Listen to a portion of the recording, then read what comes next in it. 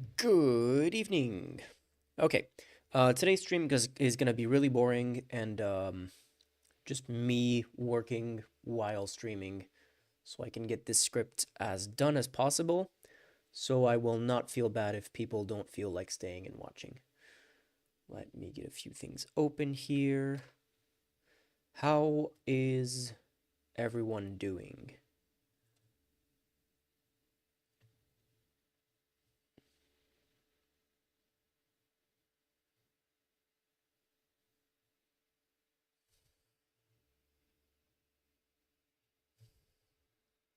Hello, UGDPY. Let me just quickly make a Instagram post about the stream.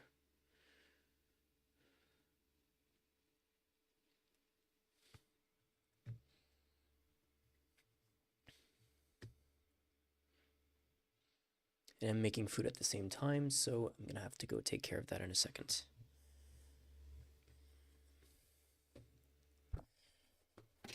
Yeah, sorry, Triant. How are you? How's everything? Wait, yeah, this, there we go. Cooking stream. Yeah.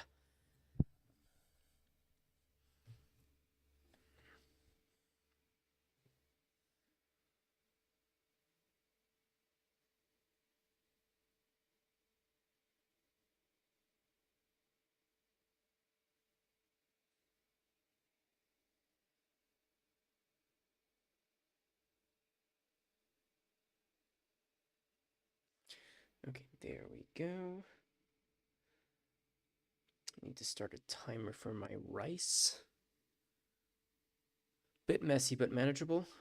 What's messy?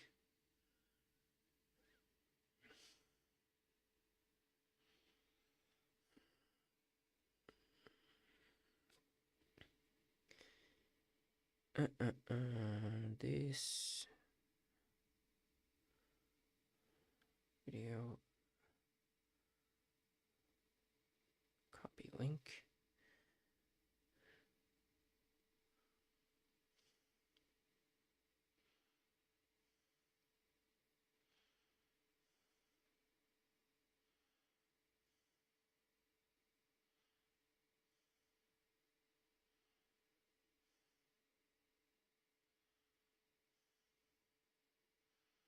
Can I just copy part of this text? Not really. Mostly a bunch of friends having a bad time and needing help. Yeah, that sucks. I can relate to that. To both sides of that, I guess. And me not being great at helping in these situations. I'm guessing you're the kind of person who's gonna offer solutions rather than just like be the listening kind.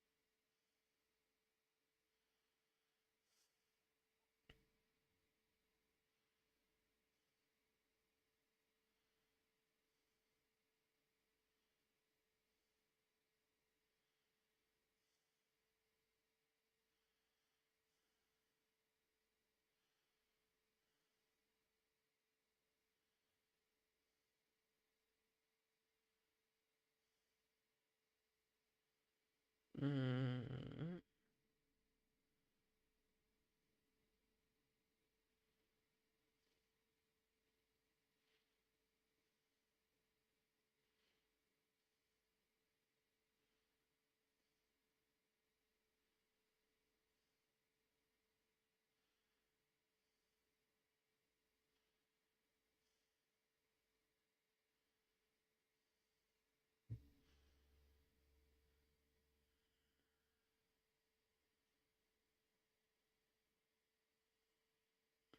boop. Mostly struggle to separate psychologist training from being a friend. Ah, yeah, I would have assumed that psychologist training helped at being the listening type in that situation. Let me take care of my rice. I'll be right back.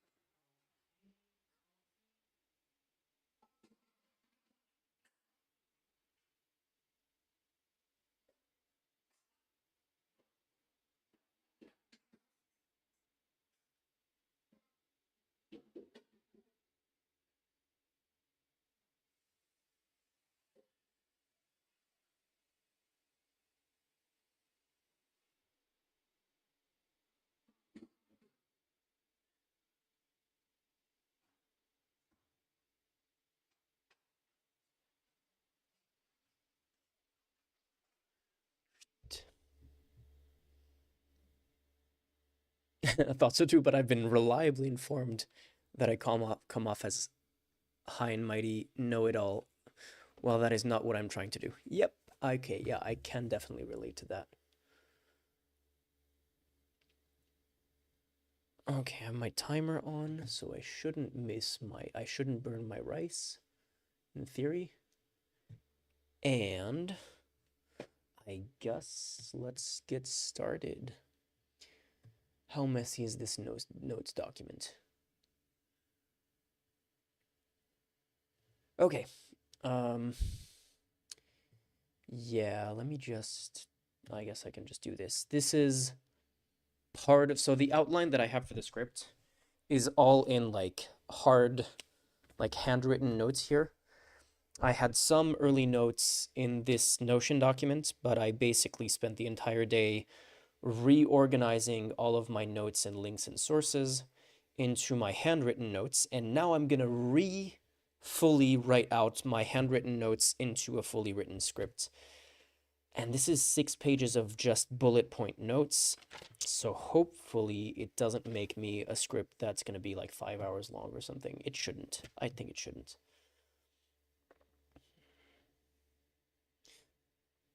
Also, I just posted a short / TikTok video / Instagram reel. Okay. Oh wait, I have a coffee on the way as well. Are your notes also a complete mess like mine? Oh yeah, like completely like there's a bunch of let me bunch of like crossed out things. Can I even wait? This like bunch of crossed out things like these little arrows like, oh, I didn't put this in the right direction at one point. I have yeah, I have like this whole section here. I'm just gonna do like point 1 and then pause and do a huge tangent and later on go back to the rest of this list. And I also have, boom, this thing that I wrote down here. And like later on, I was like, no, I'm gonna bring that up all at the very end of the script. So I have like a big arrow that takes it all the way down to here. So yeah, it's a complete mess. In theory, like the whole work that I did on it today was like go through the entire the entire thought process in my mind and do something that flows from idea to idea to idea, hitting all the bullet points that I had messily put together in my notes document, in like this notes document, plus other ideas that I had been making mental notes of over the past few days.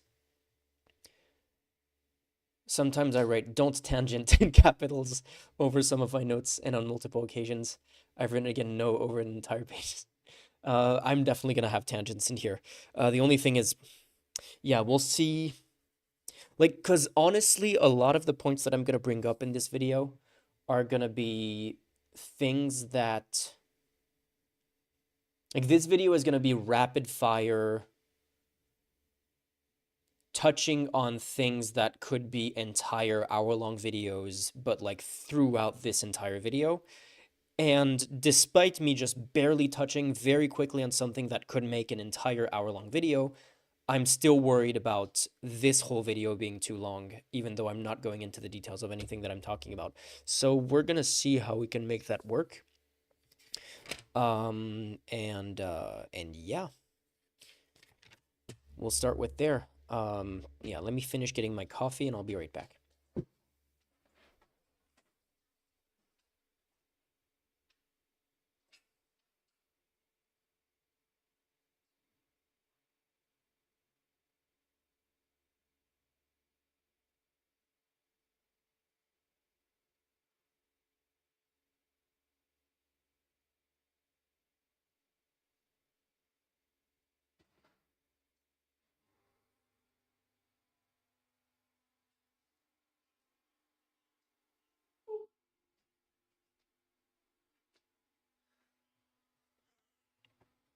Um, so, man, I'm not used to streaming, and basically, yeah, all of this is, let me just move this here and this here, and that'll give me a little bit more privacy with what tabs I have open, I guess. That should work. Okay.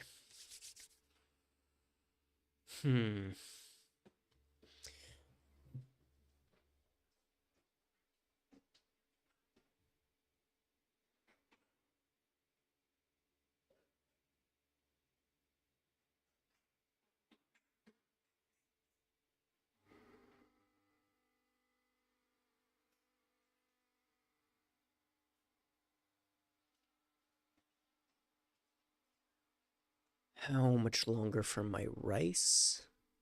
7 seconds. Okay. Now another 10-minute timer, cancel, start, and now I can start working.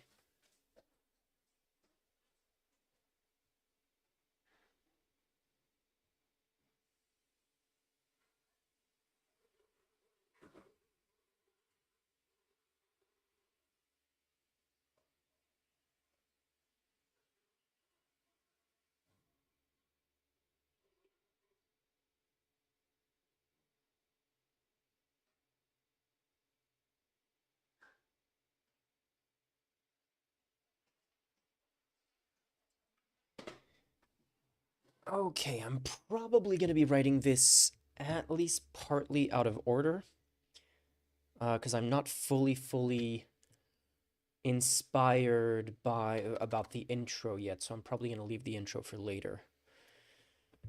So yeah, let's start with bullet points. Let me get this. Can I get this kind of out of the way? Is this still loud enough if I'm basically not going to be speaking today, but if I want to reply to something in the comments in chat, I'll just bring this in closer, but I need it out of the way so I can work on it. Okay. There. That's fine. Maybe this a little bit more this way. And let's go, I guess.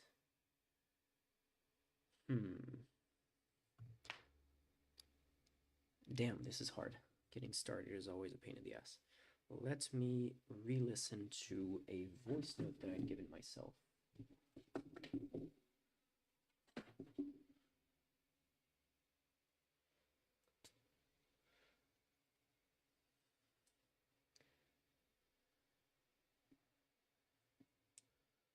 Should I maybe?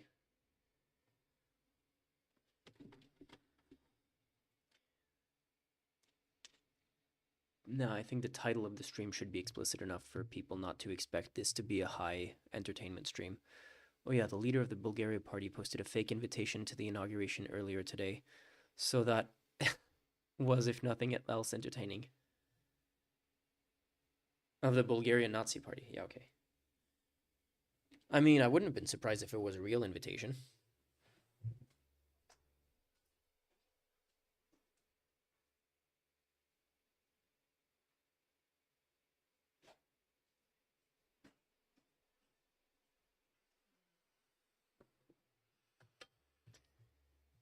Okay. Turn this down, turn this is already up, and go to my voice notes so I can roughly transcribe what I had.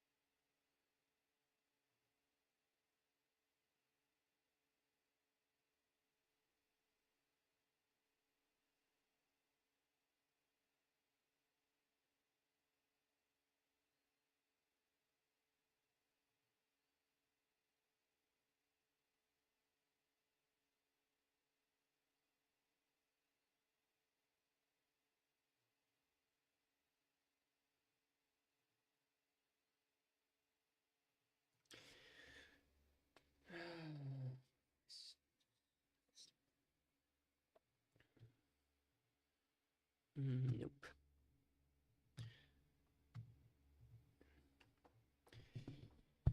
Reading the question, I feel like the videos almost should almost be about Obama and change, as well as his failure to deliver change. That's a good point. That's not at all the angle that I'm going for, though. That could have worked. That could have worked too. It could have been a big retrospective on Obama, but it's more about the parallels of basically the long history of the mostly unacknowledged history of actual active fascism in America.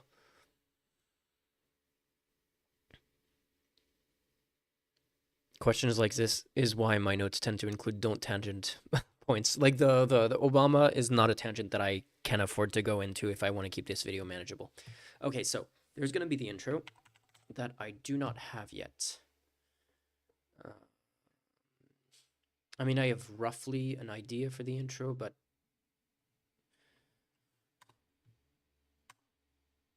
then we go into part one. How can I call this? Demystifying the Nazis. Whoops. Is that not how you spell it? Demystifying. Okay. Hey, I did correct it. Okay.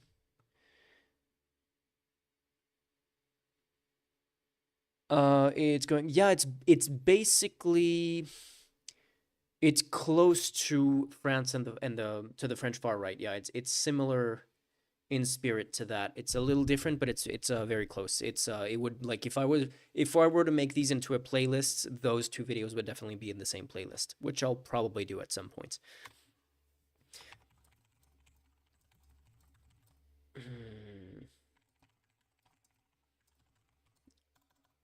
It's Hey Yako, how are you? How are you feeling? Are you doing better?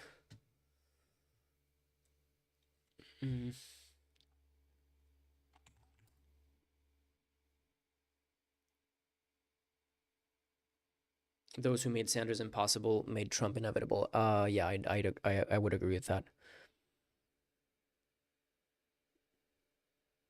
Fascist party regained some popularity. That's content, yeah, basically. Oh God. Yeah, no, it was funny because basically I wanted to go through basically the entire content of Rachel Maddow's Ultra podcast, which is 2 seasons of like really, really in-depth historical analysis of the 20s through to the 60s.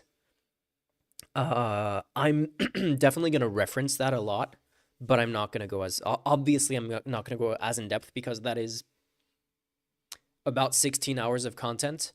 But if you're interested in the topic, like that podcast, I know that Rachel Maddow is like cringe among young political nerds because, you know, she's like this kind of very soy earnest liberal or whatever. But that podcast is an amazing piece of work. Mm.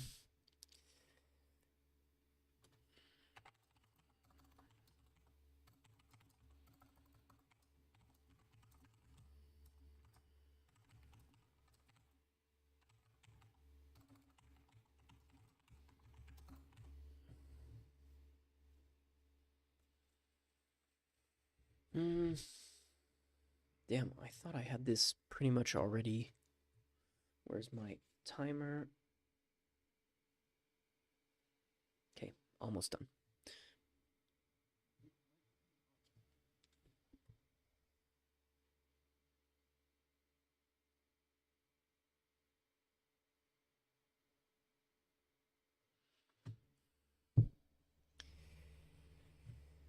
At the start of this.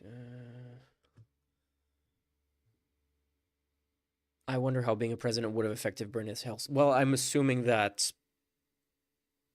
yeah, I mean, there wasn't even much of a primary this year. Considering Bernie's age, I think at this point it's pretty much a guarantee. Like, I don't even know if I doubt Trump is going to last until the end of this term. We'll see. I doubt Biden is going to last until the end of Trump's term.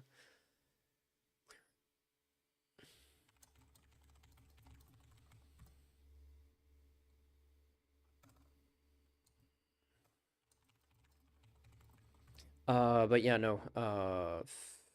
Like the thing is, I didn't even expect Biden to last until the end of his term. When he was elected, I pretty much expected it to be like, oh yeah, he takes over, and like 6 months in, he croaks, and Vice President Harris takes over. The fact that he lasted 4 years is impressive. It's a testament to the Weekend at Bernie's whole shenanigans that they did to keep him alive, basically.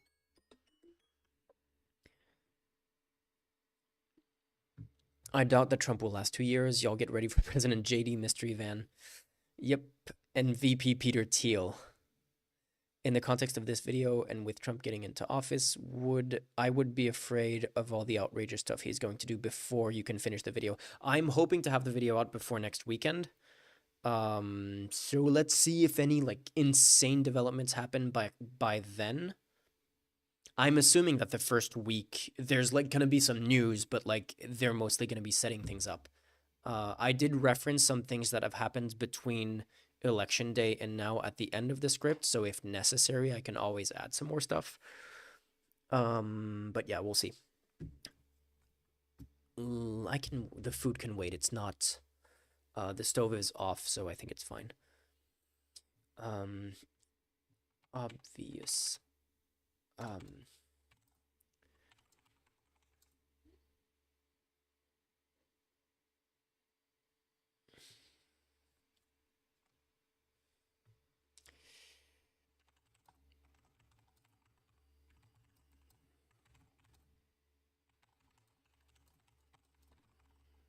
mm,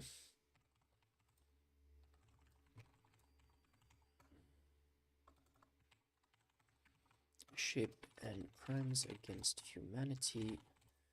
Um,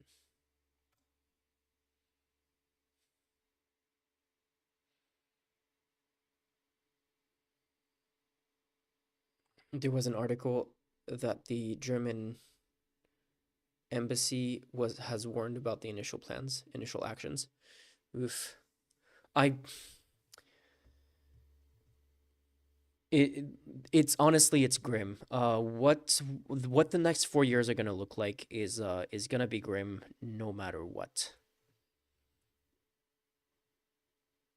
Like just how insane the last few weeks have been with what's it called? The Greenland and the Panama Canal, and I like Canada. I don't think is something that we need to take too seriously, but it does look like Trump was serious about Greenland.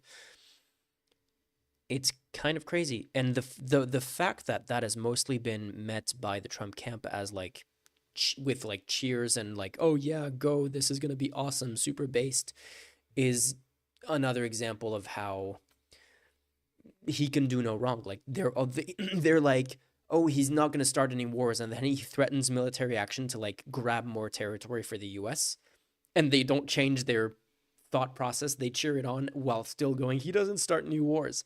Sure, buddy, but if you're threatening violence and then you take something by force, like without needing to deploy violence, that's still taking it by force. Damn, I am hungry. Okay, I'll get the food. I'll be right back.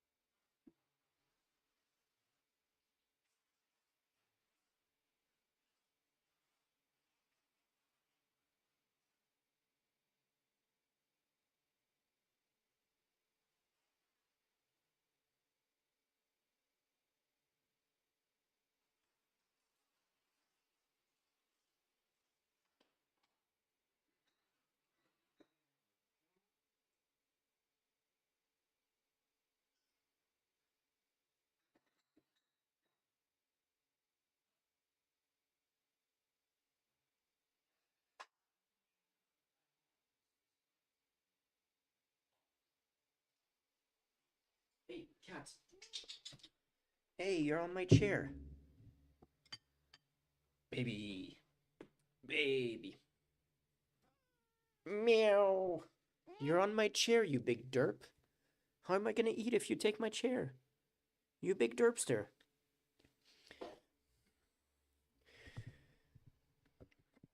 Okay, if I'm gonna eat, there's a couple of videos that I wanted to watch.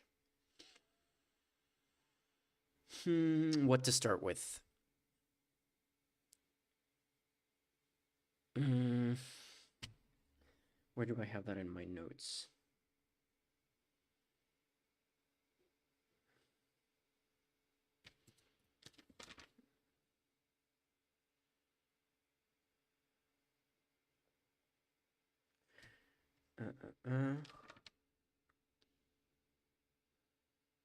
Oh yeah, the Facebook announcement for the verification stuff. Let me find that. Mark Zuckerberg.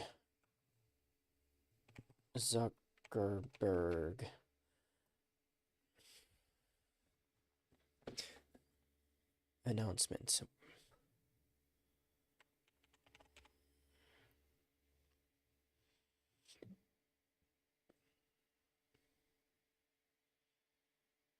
Is this the full announcement?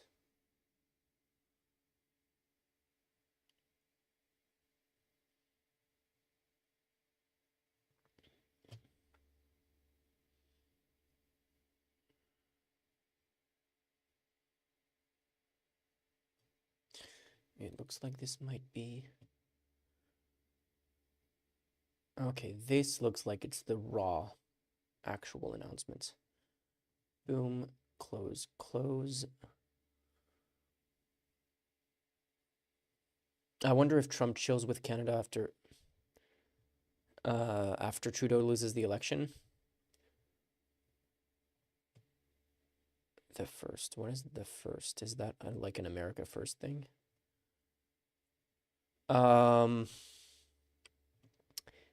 We'll see. Possibly yes. I would say yes. Yes, it's an America First thing. Okay. Jesus, Dana Loesch. Bill O'Reilly, man, he's still... What is this lineup of people?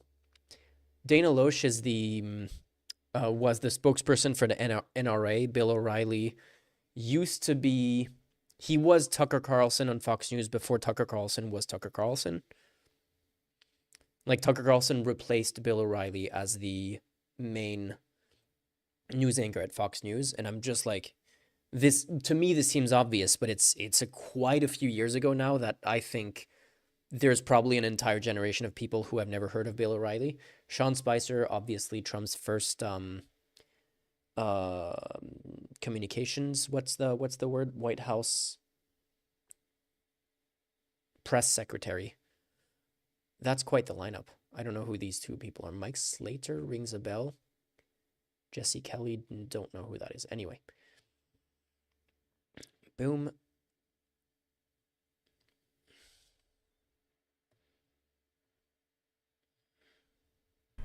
I want to talk about something important today.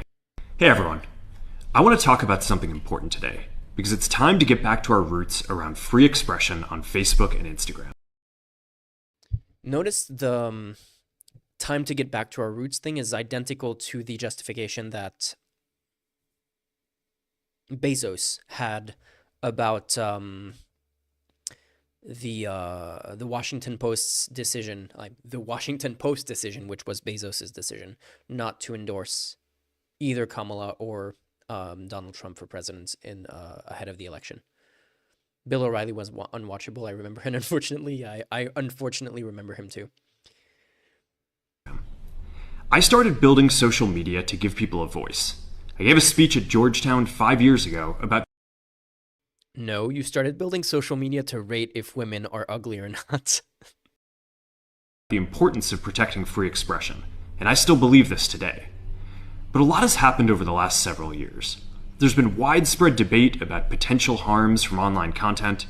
Governments and legacy media have pushed to censor more and more. A lot of this is clearly political, but there's also a lot of legitimately bad stuff out there. Drugs, terrorism, child exploitation. These are things that we take very seriously, and I want to make sure that we handle responsibly. So we built a lot of complex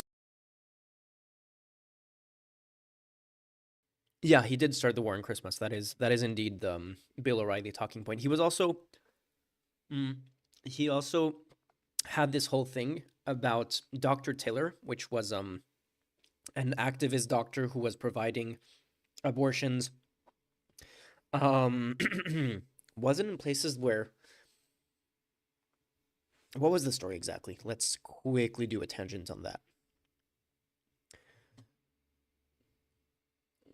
Dr. Tiller, George Tiller, and this is in German. Okay, until 2009. So definitely abortion was legal back then. Was an American physician and abortion provider in Wichita, Kansas. He gained attention as the medical doctor of Women's Health and Care Healthcare Services, which at the time was one of only 3 abortion clinics nationwide that provided late-term abortions. Okay, so it was about late-term abortions.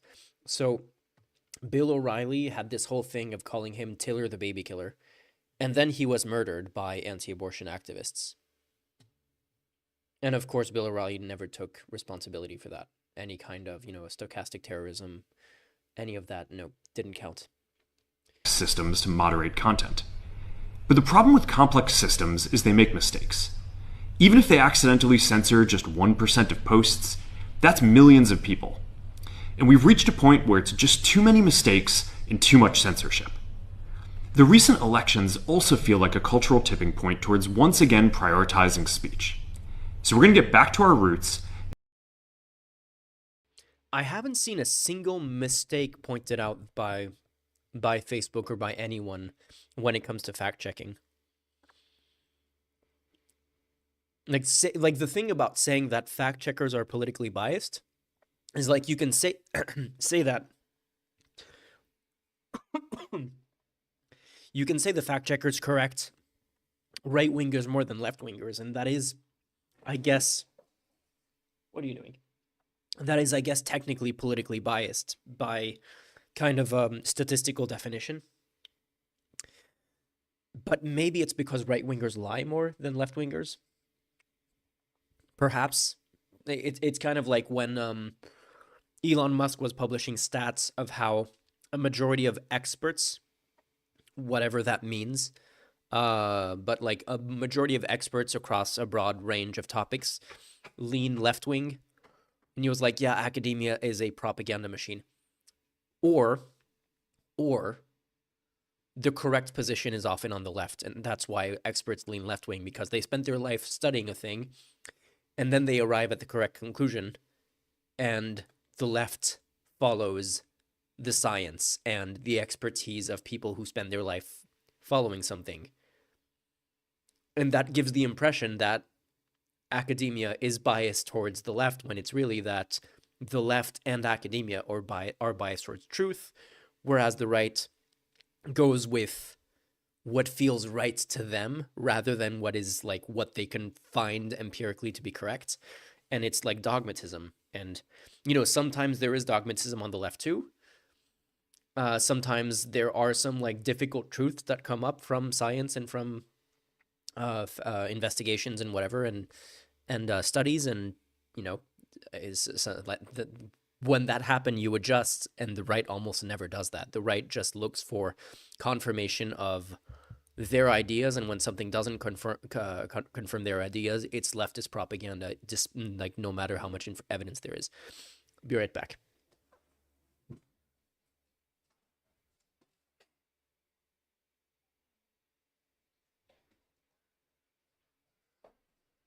Okay.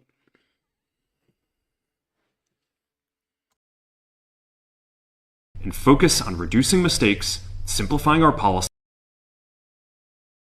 Wait, have I been? Okay, cool. No, I wasn't muted for the entire time. All good. And restoring free expression on our platforms. More specifically, here's what we're going to do. First, we're going to get rid of fact checkers and replace them with community notes similar to X, starting in the US. After Trump first got elected in 2016,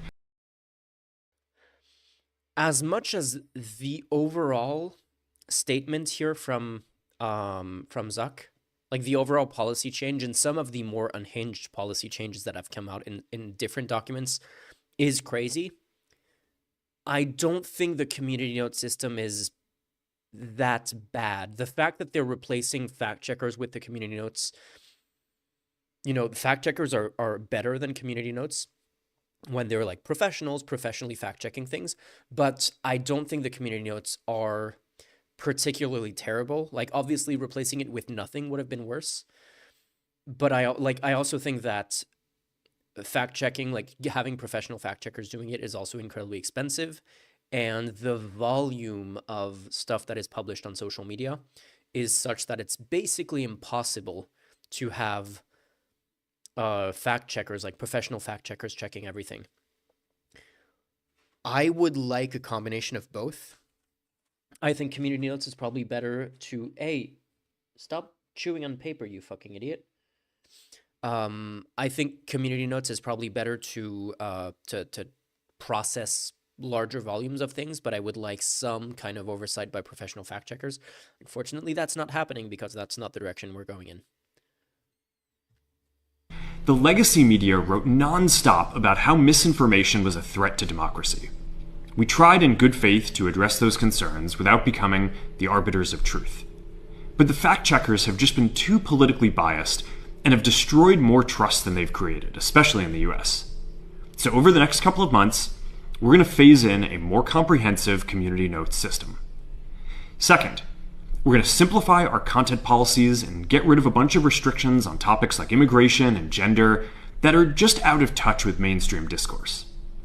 What started as a movement to be more inclusive has increasingly been used to shut down opinions and shut out people with different ideas, and it's gone too far. So I want to make sure that people can share their beliefs and experiences on our platforms. Third, we're changing how we enforce our policies to reduce the mistakes that account for the vast majority of censorship on our platforms. We used to have filters that scanned for any policy violation. Now, we're going to focus those filters on tackling illegal and high-severity violations. And for lower severity violations, we're going to rely on someone reporting an issue before we take action. The problem is that the filters make mistakes, and they take down a lot of content that they shouldn't. So by dialing them back, we're going to dramatically reduce the amount of censorship on our platforms. We're also going to tune our content filters to require much higher confidence before taking down content. The reality is that this is a trade-off. It means we're going to catch less bad stuff, but will also reduce the number of innocent people's posts and accounts that we accidentally take down. Fourth, we're bringing back civic content. For a while, the community asked to see less politics because it was making people stressed, so we stopped recommending these posts. But it feels like we're in a new era now, and we're starting to get feedback that people want to see this content again. So we're going to start phasing this back into Facebook, Instagram, and Threads. I mean, I'm not going to complain about more political content coming back because, yeah, obviously my stuff is suppressed by that. Never forget how Facebook and their lack of moderation is responsible for genocides in Asia and Africa. Yeah, no, of course. Like, the funniest thing is I didn't watch the entire thing. I will eventually, but I watched a big chunk of Zuck's conversation with Joe Rogan, and he barely talks about the initial reason why he was hauled into Congress was the insane and like completely documented and proven campaign of disinformation by Russia during the 2016 election. That was the reason, and like the Cambridge Analytica story, that's a like separate but related thing. Like all of that is the initial reason why there's been such a push for moderation and fact checking and all of that, and like social media taking their responsibility of not being weaponized for disinformation and for political manipulation of the masses. What are you doing? Okay. That barely comes up at all in any of these conversations when it should be super central, because like going back to that, like removing layers of protections for that already, like the layers of protections were incredibly weak because it's still happening. It's just slightly harder to do. But like, no, like there needs to be more fine tuning to prevent that. There needs to be an entire department at Facebook that is in charge. Like there are media companies that are able to prove, oh yeah, this video that went super viral on Instagram or whatever is actually part of a verified, like proven campaign of disinformation that goes with this account and this account and this account.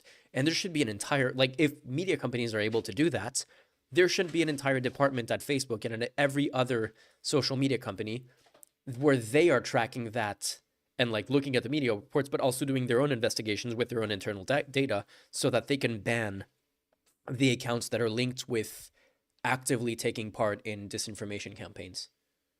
But instead, we're going literally in the opposite direction. While working to keep the communities friendly and positive. Fifth, we're going to move our trust and safety and content moderation teams out of California, and our US-based content review is going to be based in Texas. As we work to promote free expression, I think that it will help us build trust to do this work in places where there is less concern about the bias of our teams. Finally, we're going to work with President Trump to push back on governments around the world that are going after American companies and pushing to censor more. The US has the... This is hilarious. Under Elon Musk, Twitter has been complying with more authoritarian governments' requests to censor political content on Twitter. That is the crazy thing.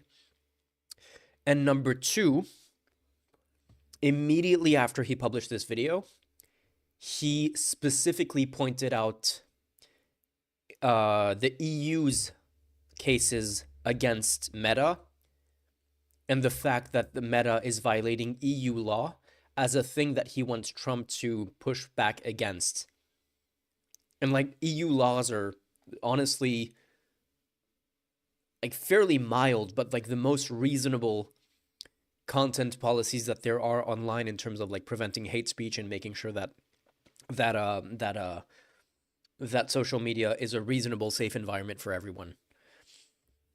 And the fact that that was basically the first thing that he pointed out as a specific going after US companies thing is like the EU's problem is ridiculous. So that they will do this first in the US, I wonder if eventually there will be essentially a great Chinese firewall between US social media and EU social media.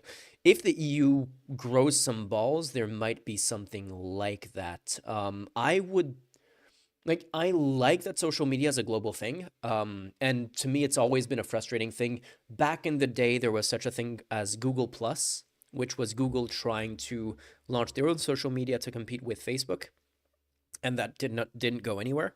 And I always found it frustrating that social media is like siloed between, like, it's kind of like, think of email.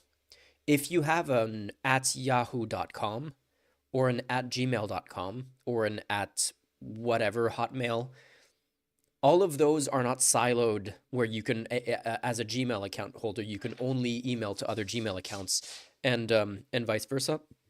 All of those are interchangeable and you can completely fully communicate. The only difference is the interface of the Gmail account is a Gmail specific interface, and the Yahoo account and the Microsoft account are specific to those. And so you have a different interface to look at your email. But when you're interacting with other email, there's like a standardized thing where they communicate perfectly with each other.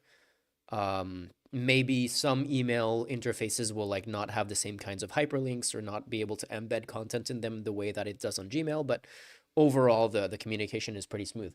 And I always thought it would be cool if social media were able to integrate like that, where on your Facebook feed you see Twitter posts and you can interact with them in a rudimentary way, but like you don't have to have a separate account on Facebook and Twitter and this and that and YouTube and all of that. You can just have one account that kind of like allows you to communicate with other things. If you want to have like an account, if you want to have multiple of those services on your same account, then you can switch back and forth to take advantage of multiple functionalities. That would have been cool. But I always thought that we should be going in a direction of like more interconnectivity between the thing. The technical terms is interoperability. And the Fediverse tries to do that. What is the Fediverse? I have no idea what that is. Yeah, no, I always thought, and this is from like 12 years, when was Google Plus announced? Back when Google Plus launched, I thought, hey, this should be a thing that like there shouldn't be a siloing where like half of your friends are on this social media and half of your friends on this other one. And so if you want to communicate with all of your friends, you have to have both. So yeah, having a separate like Great Chinese Firewall.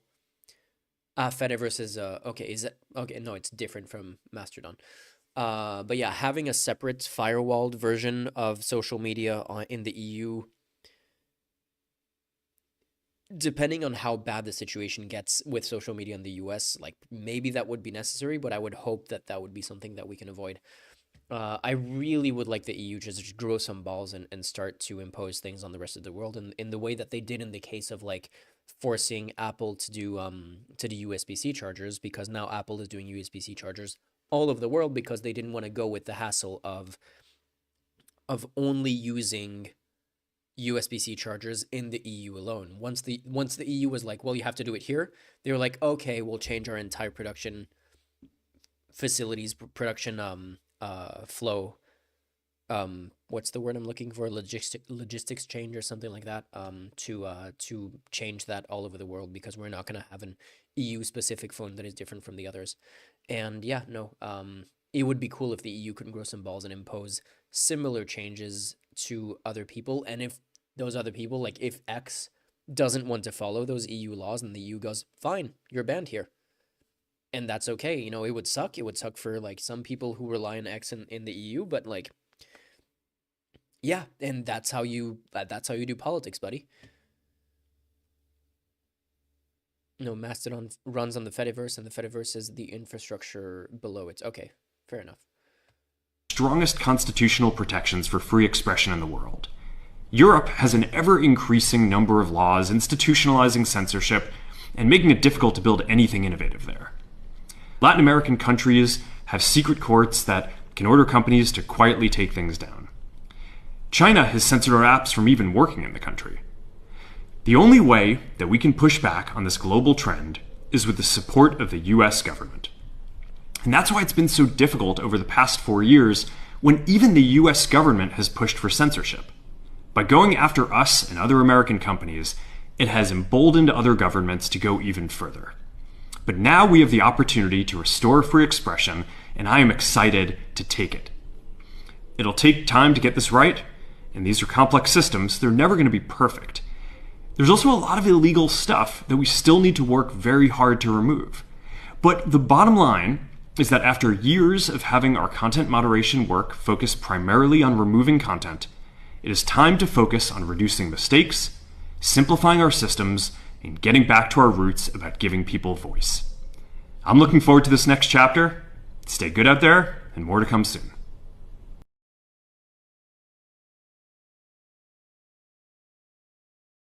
Not only did he not do that, he goes a little bit more into detail on it in the Joe Rogan podcast. But the funniest thing is that he blames the Biden administration for being like political and censorious and authoritarian. He doesn't use the word authoritarian, but when you say like, oh, they're imposing censorship on us, that is like some version of authoritarian. He never mentions the fact that Trump himself threatens Zuckerberg personally with a long prison sentence in a tweet about like, if I get reelected, let me try. It wasn't a tweet. It was a truth. Zuckerbucks.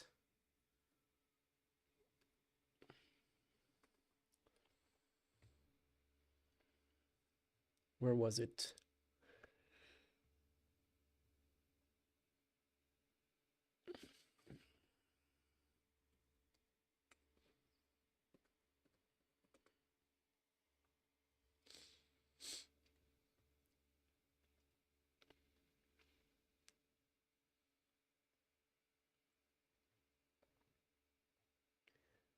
God damn it, where was that true? Was it this one? Yes, it's this one.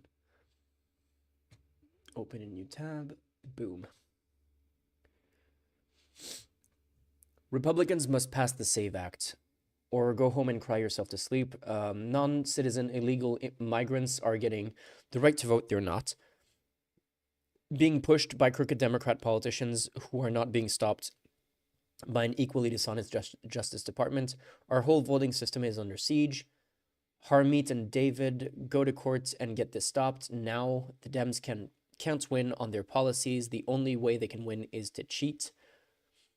They do this at every level of government, and they do it well. That's how they get an incapacitated moron like Joe Biden elected.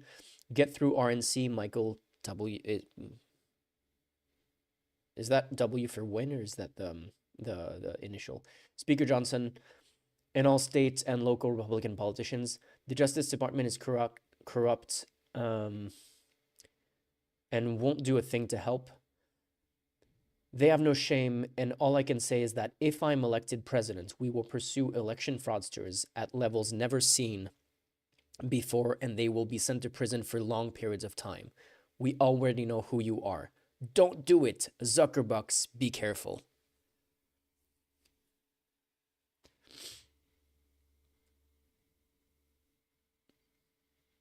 They will be sent to prison for long periods of time.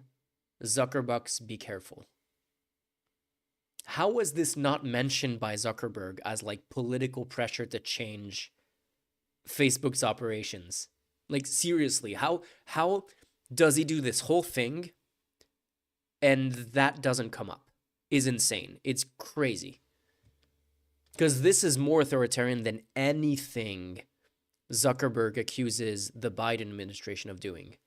And yet this never comes up. This is not mentioned anywhere in either the announcement by Facebook, by Zuckerberg, or the 3-hour Joe Rogan podcast. None of this comes up. No criticism of the Biden camp, of the Trump camp at all. That's insane. So I did hear that he supposedly mentioned that it was a tipping point, but I didn't hear that in the announcement. Did I miss it? Tipping point. Okay, yes, there is tipping point in there. Okay, let me listen to that again. Feel like a cultural tipping point towards once again. The recent elections also feel like a cultural tipping point towards once again prioritizing speech. So we're going. Yep. Okay.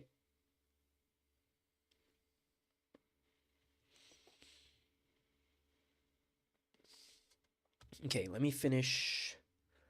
There was something else I wanted to watch that we can watch right now.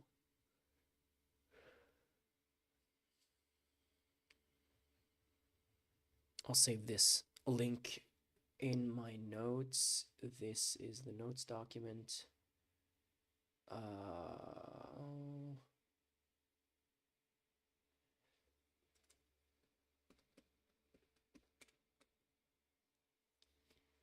Mention.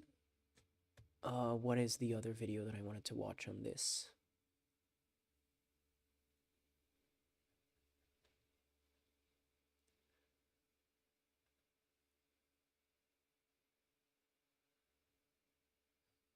I can't remember. Maybe the Sam Hyde video is also one that's relevant to the thing I'm working on. Sam Hyde, Dear Elon. What? Dear Elon, not in Hindi. Elon. Boom. Okay. So this is... We're not going to watch the whole 45 minutes, but this is what proper modern neo-Nazi propaganda looks like. Glad I caught you. Glad I got you there. Elon Musk. By the way, please don't watch this if you're not Elon Musk, okay? This is a one-off video that we're doing. This is private, personal. I put this in his email. I don't know how you got this, unless you're on the Asmongold Discord server, in which case you know my every move, okay? Me and Asmongold have been planning this for a while now. Moist Critical's involved. And yeah, I guess if you're on the Moist Critical Discord server, you would have access to this file. So kudos to you, hacker.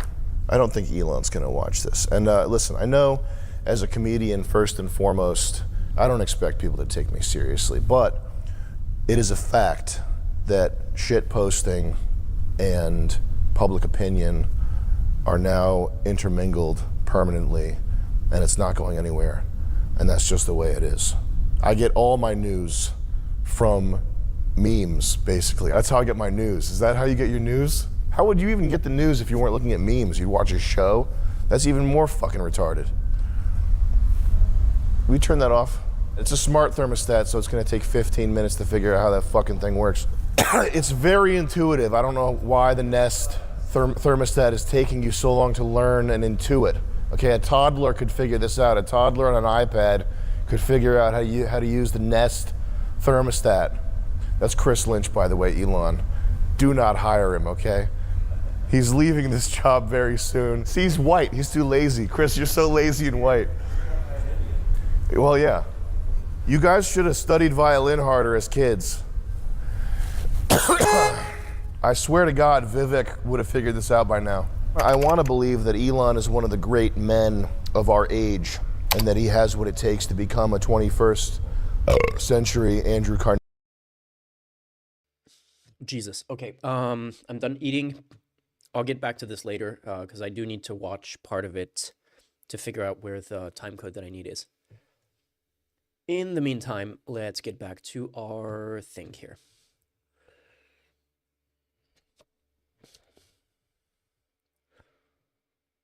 Jesus, this is all we wrote so far. Okay.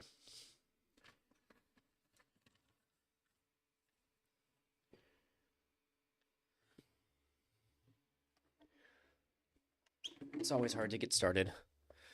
Water. I'm procrastinating.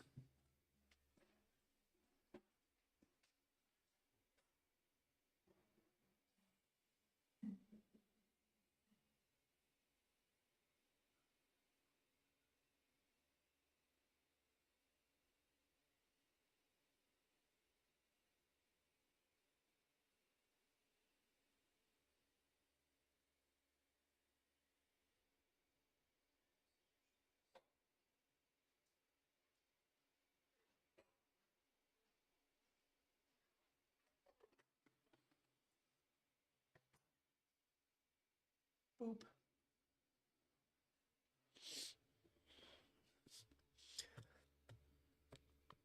There's a huge difference between... Okay, there's a huge difference between...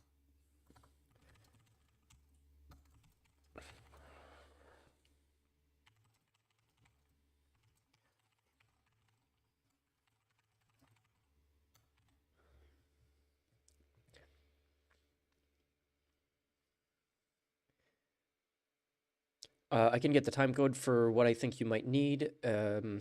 Is it where he takes the pivot into Nazism? I specifically want just the very specific part where he says Goislop is like one of the most like explicit Nazi terms that he used, and it's just gonna be a quick like cut to that word. If you could get me the time code for Goislop and the rest of it, I'll just watch the entire thing for me to like take notes on the rhetoric of it. Why is my mouse not working? Did my computer freeze? Is it just What's wrong with this page? Refresh. It's in the same video that he says Goislop in reference to Hollywood, which is like as explicit as you can get.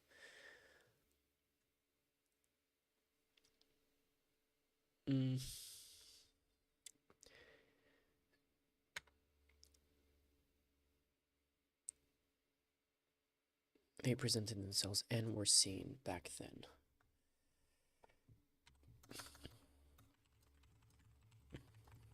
Okay, back to my voice note. I think I put some of this in an okay way. Oops, in my voice note.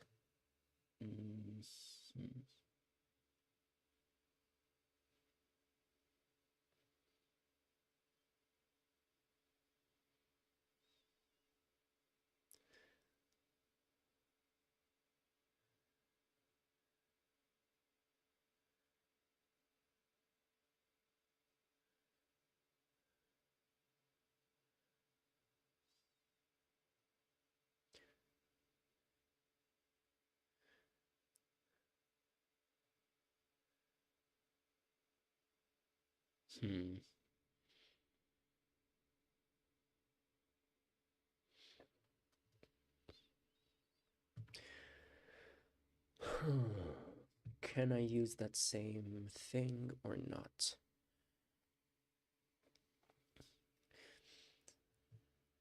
Wait, what's that?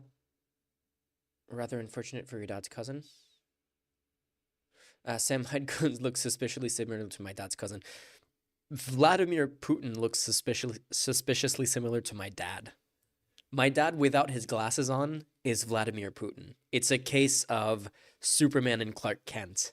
It's hilarious. It's amazing. When I see like video of Putin at a cabinet meeting, like looking at his subordinates in his like, indifferent look on his face, I'm like, that's my dad without his glasses. And to be fair, I've never seen my dad and Vladimir Putin in the same room at the same time. So I don't know for a fact if they're different people.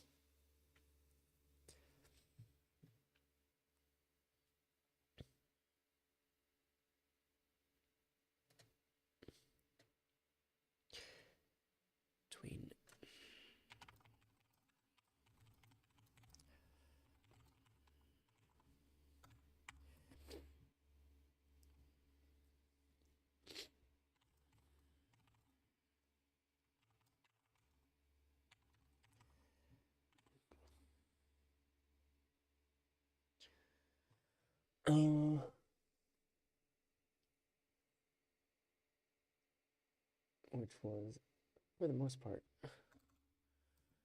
which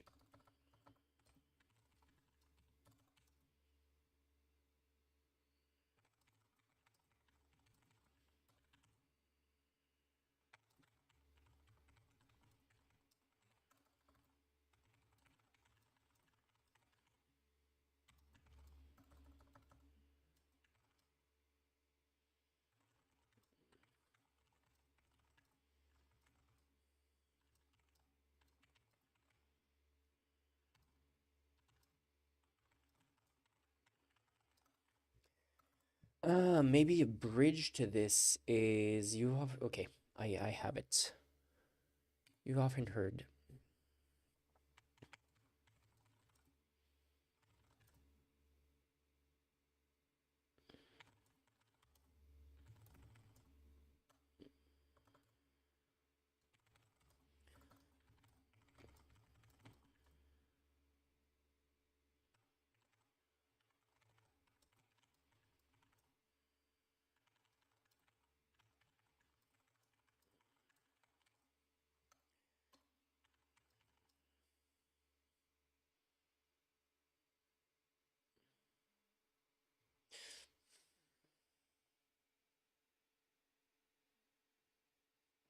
might instinctively ring true to you.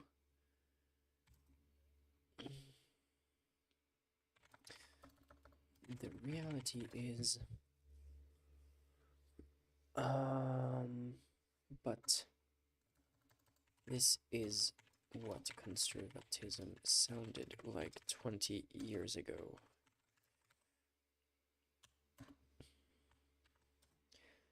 Oops.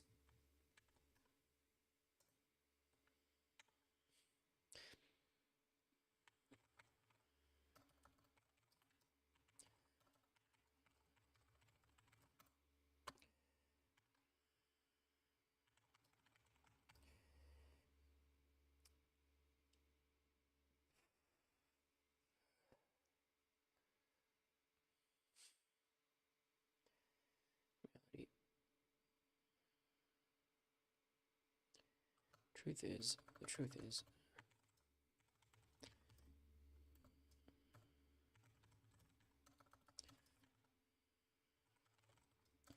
does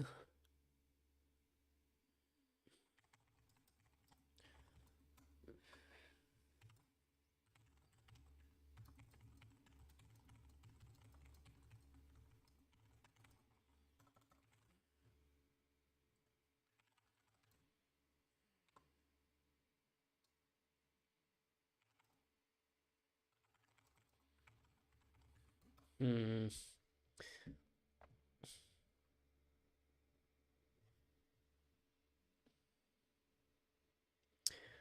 does this flow with what I had? Do you guys think this is a good idea to just like write the entire script on stream? Part of this is like me making sure that I'm working, but it might make more sense for me to do this off stream, although there will definitely be some research involved here at some points on some of the bullet points that I have written down.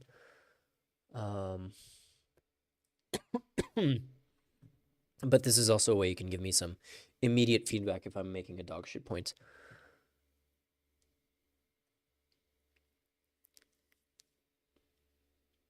I mean, I doubt that someone will manage to steal the video in time. That is true.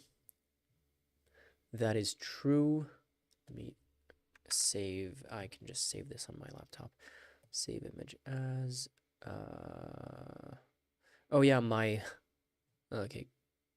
That in a minute. My grandmother died this week, which is why I'm a couple of days late on. I wanted to shoot this video before today's stream so that today I would be actually editing it, but my grandmother died this week, and my grandmother, this is the second grandmother that I have that dies in the last few months, was a huge video game nerd, which is really funny. When she was a few years ago, when like buying video games was still something that she did like in person physically at a store, she would go to her local video game store, which was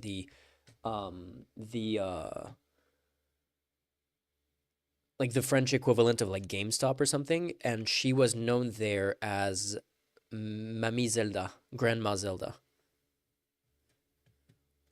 So yeah, in honor of her, I was considering getting a tattoo like this or like this, something in that vein maybe. And I'll probably do like a playthrough of Zelda 3, A Link to the Past, one of these days on stream. But anyway, yeah, so a couple of days late on finishing the script. I really, really, really need to shoot it tomorrow because Tuesday I'm traveling to France for the funeral, and then Wednesday's the funeral, and I'll have the rest of the week to try to finish editing this, which is going to be tight, but it shouldn't be one of those videos that requires extensive editing since I'm not on location in the US to shoot like extensive B-roll. It's mostly just going to be clips from videos that I've already researched and set aside, so it shouldn't be too much of a problem. Anyway,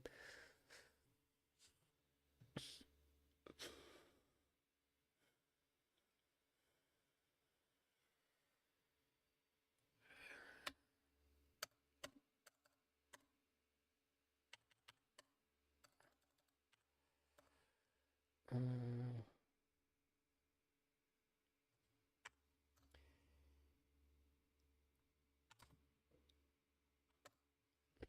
hmm.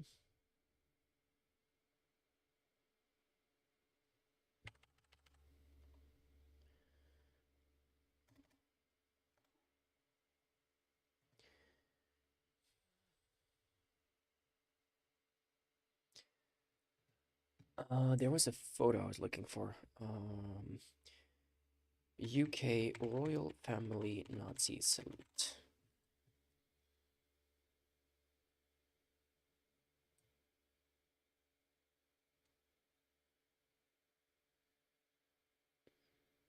God damn it.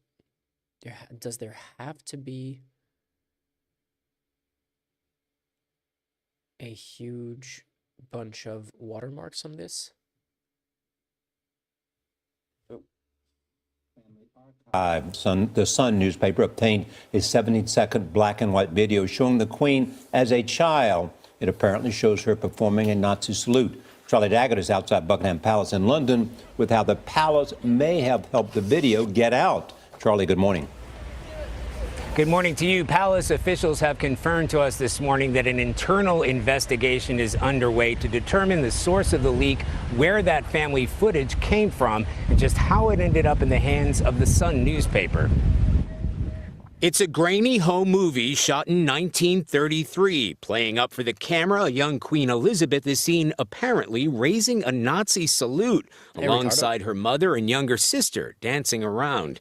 Her uncle, the future King Edward VIII, does the same. Whether an innocent gesture done in jest, the palace is said to be scrambling to figure out how the film got out, says royal correspondent Roya Nika. There's been a huge level of concern as to how the material got out.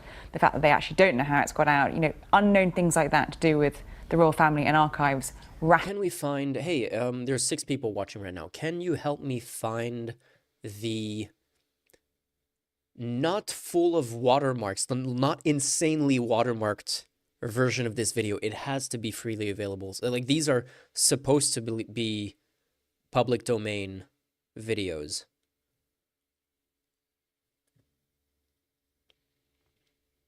What, maybe Wikimedia Commons? Not to point, but they are bad at doing the Nazi salute. Genuinely can be confused with for a wave. Yeah.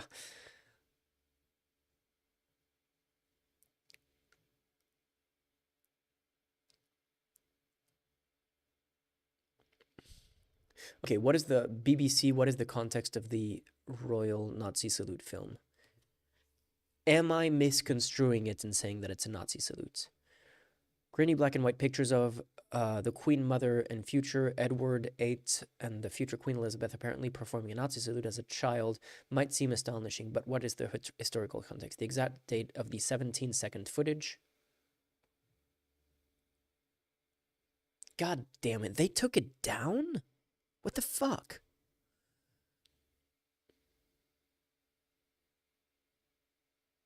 Well, considering this was obtained via leak, I think it'll be hard to find a non-watermark one. Probably, yeah, but I would have wanted the... I don't think this would have happened.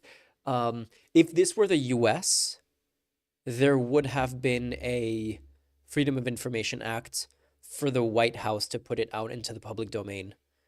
But the UK does not work that way at all, so yeah, not the same. The exact date of the 17-second footage is unclear, but it is thought to have been shot between 1933 and 1934. The Nazis had come to power in January 1933. Obviously, no criticism could have been leveled at the young Princess Elizabeth, but why would the adults have been making the gesture? It was very early days, says Julie Gottlieb, a senior lecturer in modern history at Sheffield University and the author of Guilty Women, Foreign Policy and the Appeasement in Interwar Britain. Saying certain sections of the aristocracy wanted to give the benefit of the doubt to this new regime. Exactly the point that I'm making. Gottlieb argues that the Nazis made a big effort to woo the British ruling classes. Carefully choreographed tours were arranged for British dignitaries and MPs. Aristocrats were invited to the Nuremberg rallies that were always given special treatment. Daily Mail and the Daily Mirror ran headlines supporting the British fascists of Sir Oswald Mosley. Significant parts of the British ruling elite found themselves sympathetic towards the fascist cause. Yep. Significant parts of the British elite found themselves sympathetic towards the fascist cause, explains cultural historian Christopher Cook. There have always been suspicions about Edward VIII's political leanings, not least because of his contact with Hitler.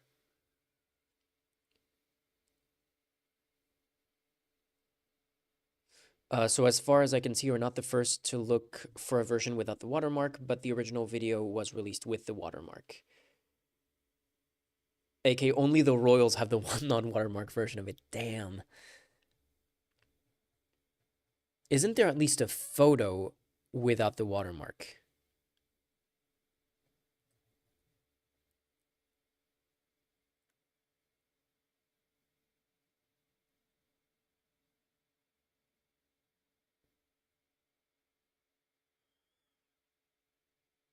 This is where I would use AI. Wait, is it this? This is where I would use AI to enhance it and remove the watermark. Because fuck the sun. There's no way they're allowed to copyright this. If I steal this and remove the watermark, there's no way they can copyright that because this is like way past into the public domain at this point. Check your Discord. Checking. Nope. Thank you very. So that's the original version with the watermark, and that's a photo without. Okay, yep. I guess I'll just use this. What's the definition on this? 360p. Oh man. Someone needs to find the original film, like the physical film reel of this, and rescan it in 4K.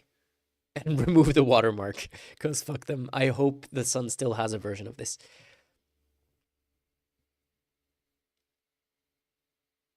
Considering this is something that the family would rather prefer keep buried, I wouldn't be shocked if there was no other way this footage. Okay, yeah, well, I guess we'll just use this version then.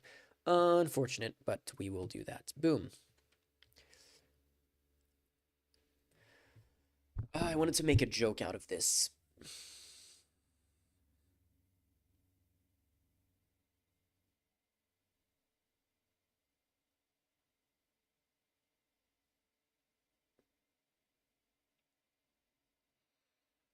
Starting a Republican revolution in the UK to acquire the original footage.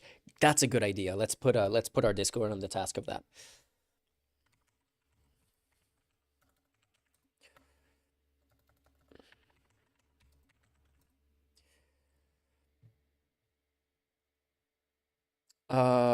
What's the Xiaohongshu thing? I do not know what you're referring to. Can you give me a TLDR so I don't have to take my eyes off this in the meantime? Fun fact, honest opinion is not labeled by UK. Fun fact, honest opinion is not liable by UK law. So you can say notably shit newspaper, The Sun posted this footage. Yes. Oh, is that the Red Book, Red Notes app? Is that Xiaohongshu?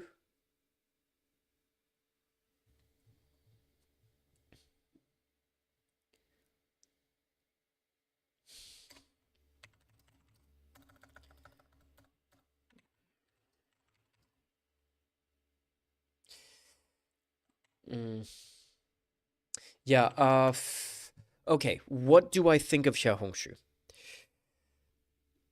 China sucks.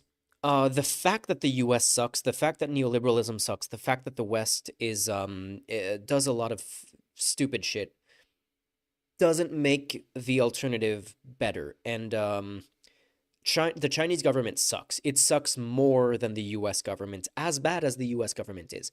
I reserve the right to change that opinion under Trump's second term. But the Chinese government is fucked up.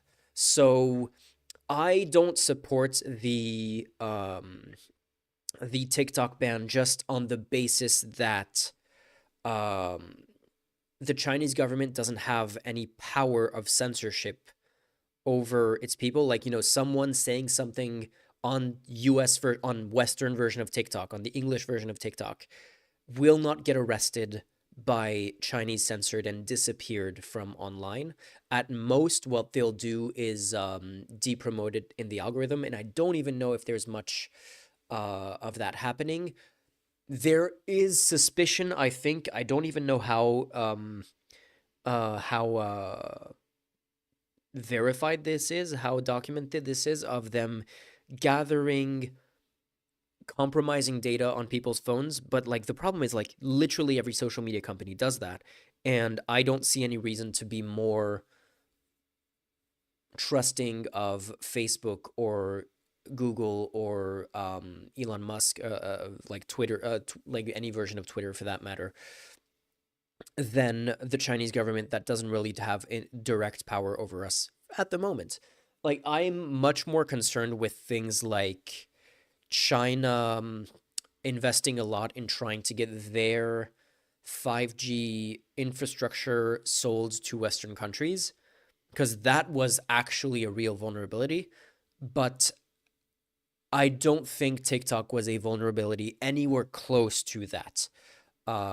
So I disagree with the TikTok ban on, because I just think it's a stupid way that is mostly, I think the TikTok ban is just mostly a combination of, they don't like that young people are talking about like criticizing Israel and sharing stuff like the Bin Laden manifesto that went viral a while ago.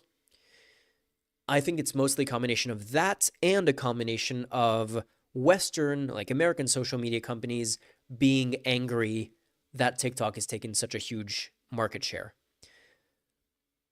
That being said, if TikTok does get banned, if it becomes a real thing that actually happens, like apparently there's going to be a 90-day reprieve under Trump, and if that does end up happening, going to another specifically Chinese social media company as a fuck you to the US is funny, but also stupid. The reality is, like, there are non-Chinese alternatives that wouldn't require every like non-Chinese user to like learn Chinese to interact with a bunch of Chinese users on the social media.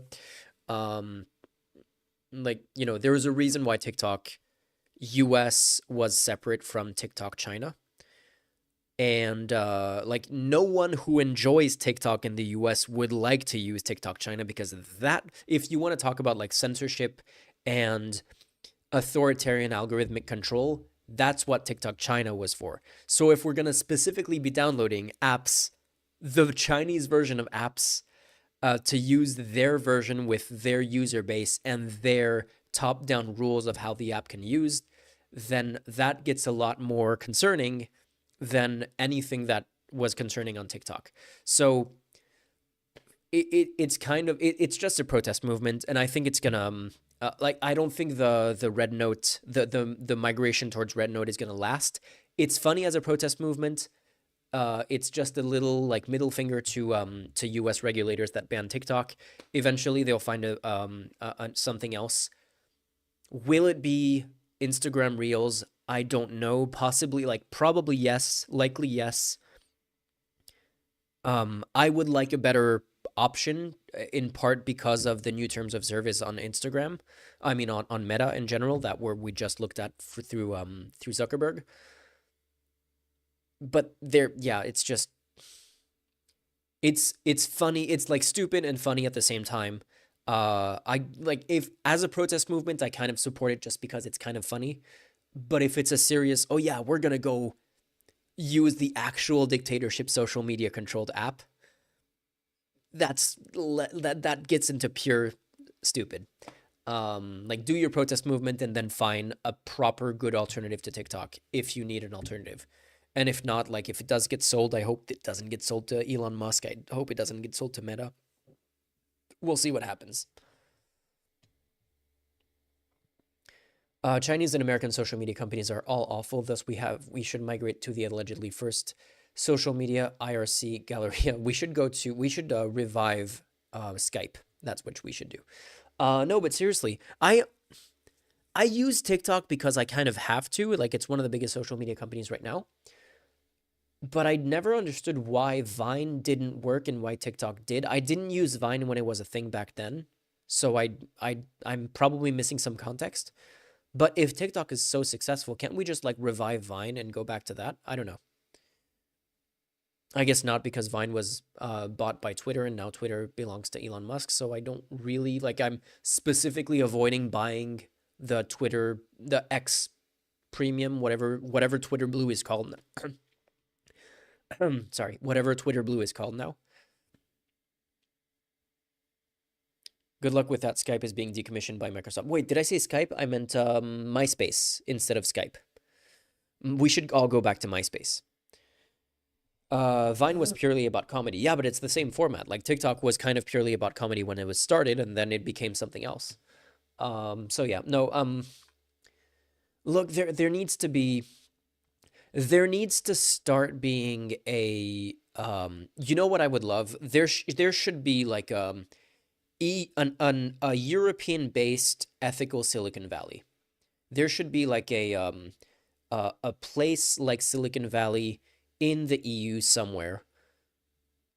Let's make it Berlin, where a bunch of tech nerds, a bunch of leftist tech nerds decide to launch their own social media companies and their own tech companies that prioritizes human rights and I don't necessarily want it to be super censorious. I do like free speech, and I do think, like, to some extent free speech does trend in the right direction as long as you are outlawing certain insanely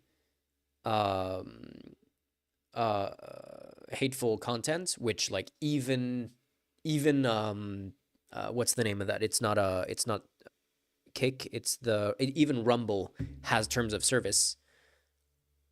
But like, yeah, let's have social media companies that aren't gateways into fascism and that are developed in the EU and that everyone can use, and that would be awesome. Let's do that. Let's launch that as a movement. Remember, Stan, I told you me and some colleagues were trying to start something like that. I'm going to tell you right now, we got Giga shut down. Giga shut down by who?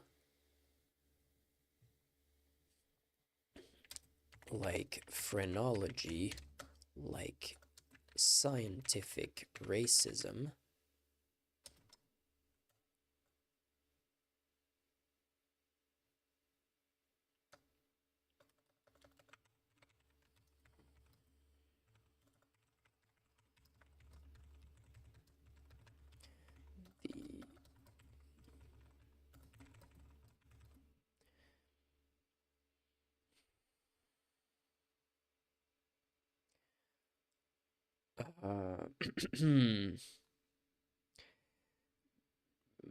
Inherent genetic differences between races.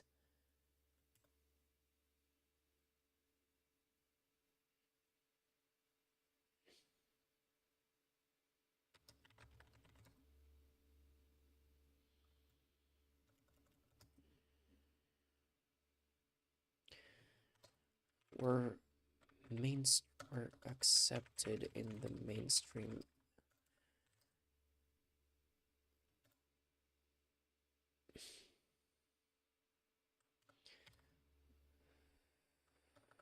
Ideas that were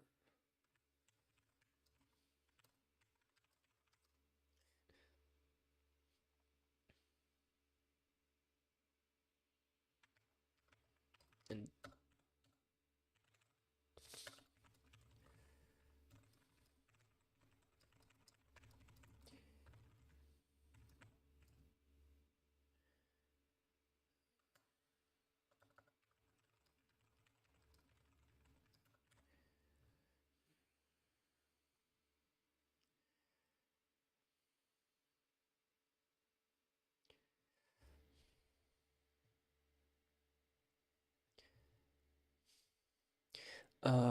by the people we requested funding from. The goal was to create a no ads EU owns search engine.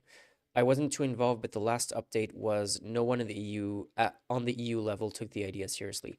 That's so fucking stupid, man. That is so frustratingly stupid that no one at the EU level would be interested in that.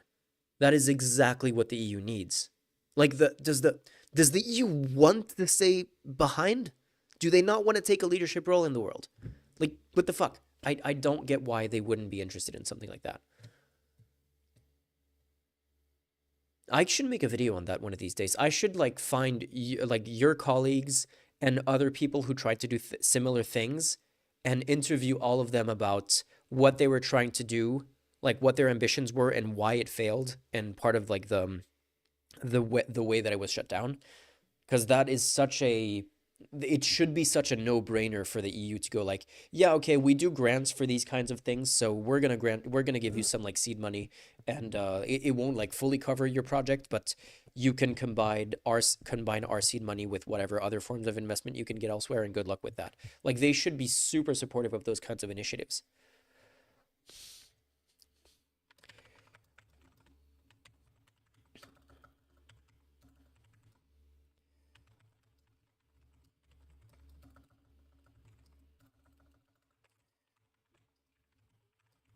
Here's an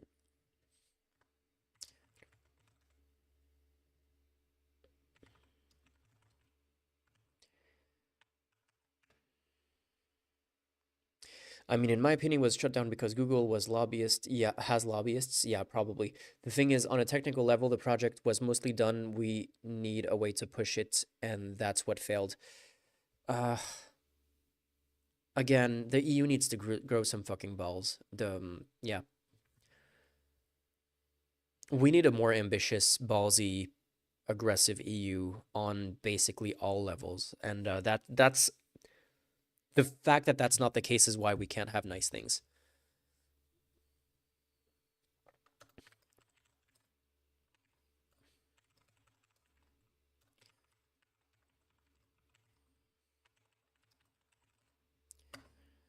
Did I save the video here? Boom. Mention.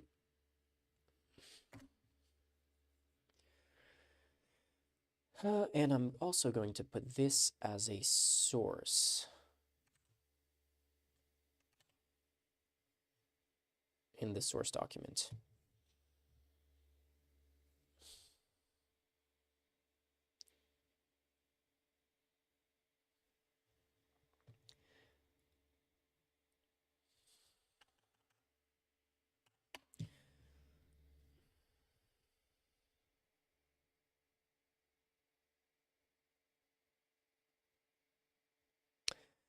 Did I get across the ideas that I wanted to get across? I think so for this part. Man, we're already an hour and a half into this stream, and I have only written 5 paragraphs. But at least we got started, which is the hardest part. Okay. In 1925...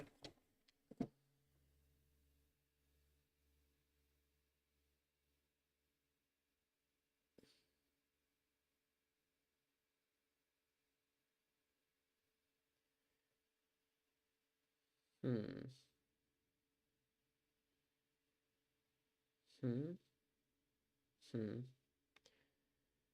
Heh. Hey, everyone, if you haven't already, go like my latest post, short / Instagram Reels / TikTok video, and share.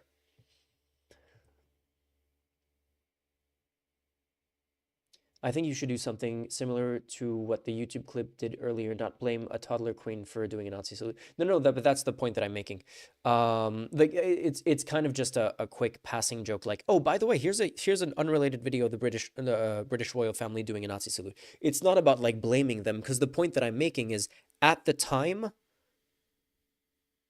like, people didn't have a crystal ball that the Nazis were going to become like the most infamous regime of like dictatorship and war crimes and genocide in the history of humanity. Like, that's the thing, is that at the time they were perceived as just a, you know, slightly more radical version of what conservatives were at the time. And people didn't see them as that big of a deal, which is why even the British royal family was like, oh yeah, you know, ha ha ha. you know, I can't even do the Nazi salute on stream, which I wouldn't want to do anyway. But, you know, I'm not trying to make this like, oh, look, the British royal family and Queen Elizabeth too, as a child, were like evil Nazi supporters.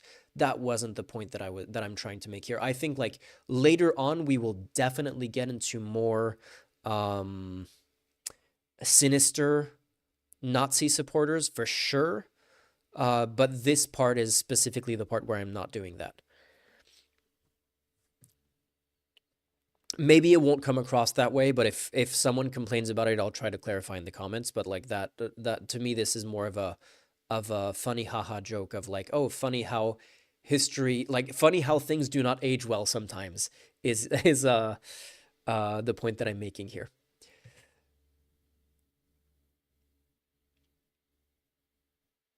Of course, it depends on the context. Just make sure you don't get clipped out of context.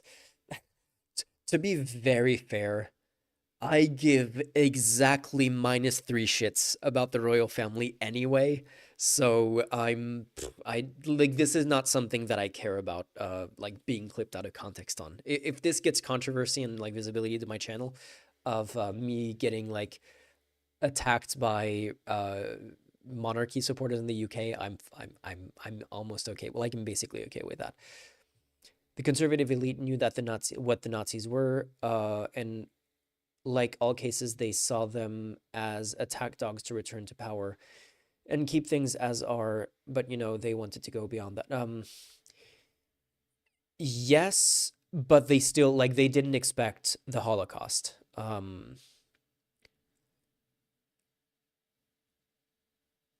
It was just like again, it was these are more radical versions of what we are, but they didn't expect, like, the thing is, like, what the Nazis became, what the Nazis actually did in power and during World War II and the Holocaust and all of that, and everything that has come out about the Nazi regime in the, like, you know, basically the most studied period of history in all of humanity, set the fascist movement, and I use fascism broadly, like the far-right movement, back by decades. And they're only making, like, this is basically the thesis of my video, is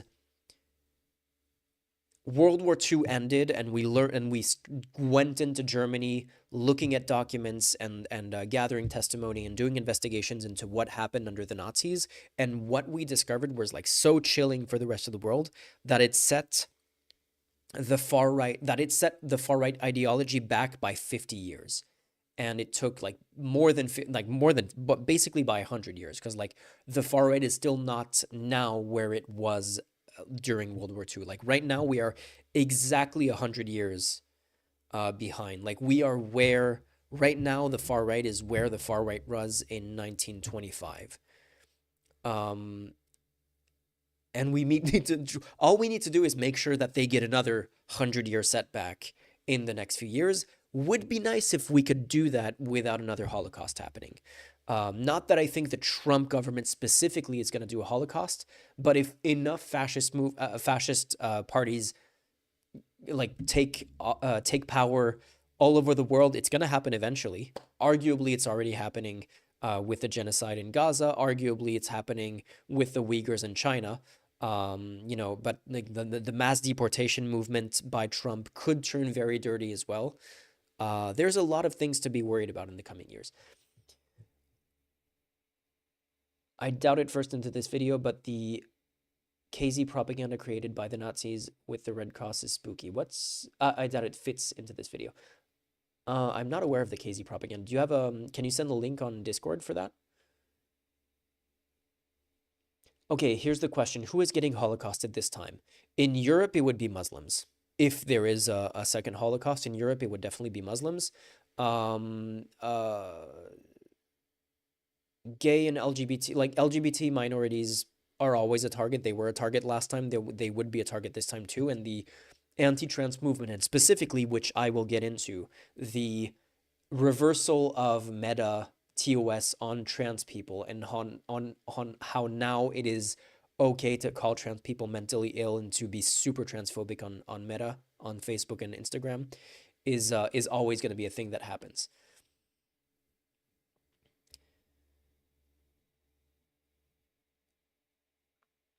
where the far right was in 1925, except in 1925, the 1930s and the 40s hasn't happened yet. Exactly, that's what I mean. That's what I mean. The 30s and 40s haven't happened yet. That's why I'm saying that we are now where we were in 1925. We just need to make sure that the 30s and 40s don't happen this time the way they did last time. Is the point that I'm trying to make here. Maybe I'll like explicitly say that as a conclusion to the video. 25. Is it the Ku Klux? It's Ku Klux Klan, right? I never remember where the L is. KKK, just making sure. Ku Klux Klan. What a fucking tongue twister. Oh wait, that's in German.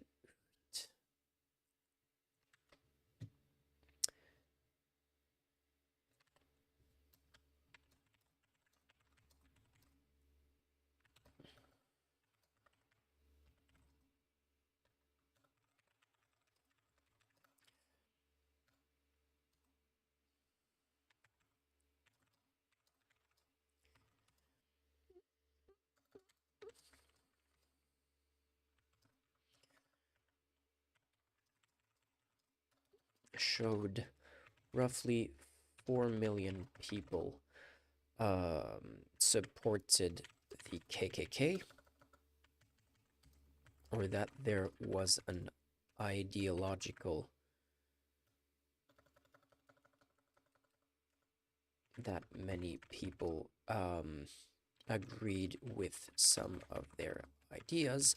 I mean, about 3.5%. Keyboard of the US population at the time were card-carrying registered members of the KKK.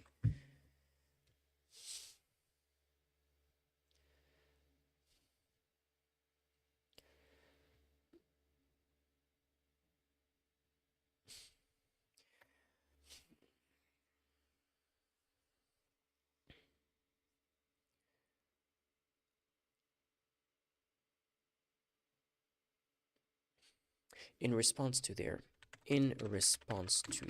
popularity,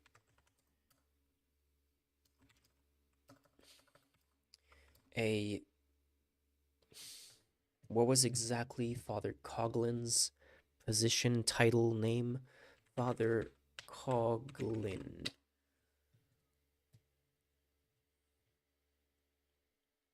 Canadian American Catholic priest.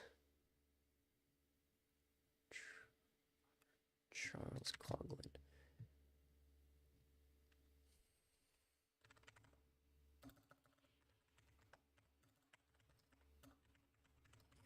Name of Father Charles Coughlin.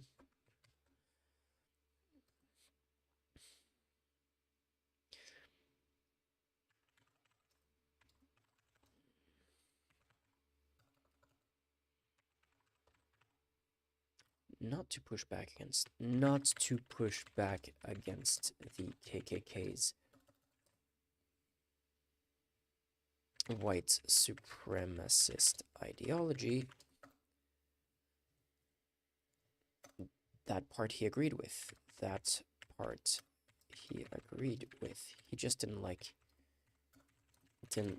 their anti-Catholic and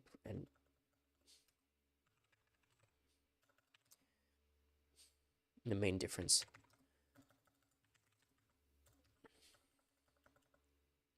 Is this the best way that I want to word this?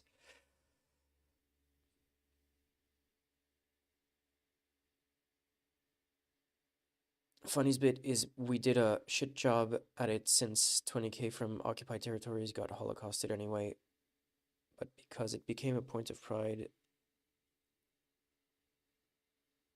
not following that.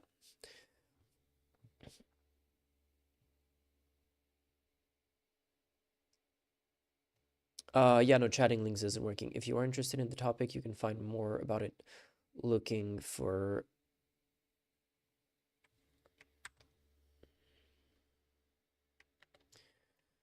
Red Cross.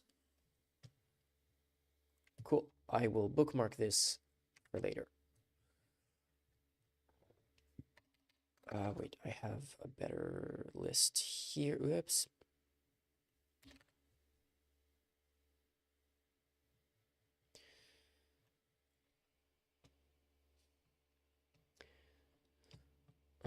In response to their popularity, a Catholic priest by the name of Father Conklin.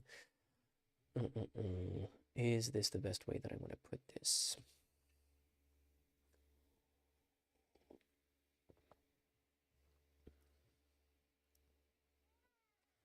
Baby. You want to meow?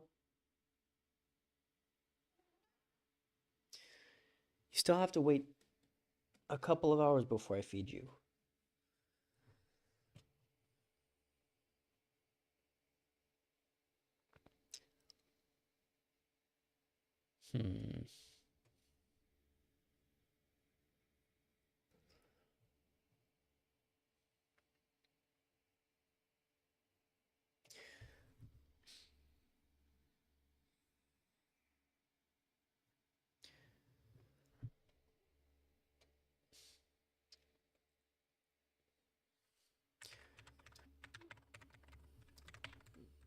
Became the largest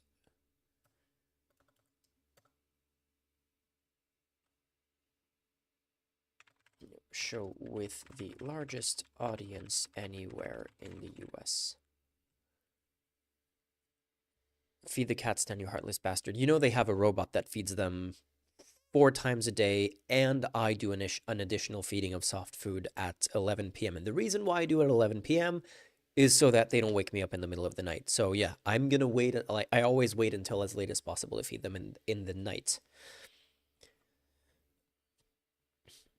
And the largest audience anywhere in the U.S. And he was rabidly, and his message was rabidly. Was also. He was also anti-communist.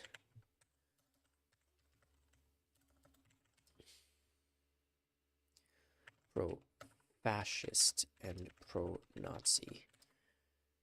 Coughlin wrote Mussolini fan mail and recirculated, translated versions of Nazi speeches.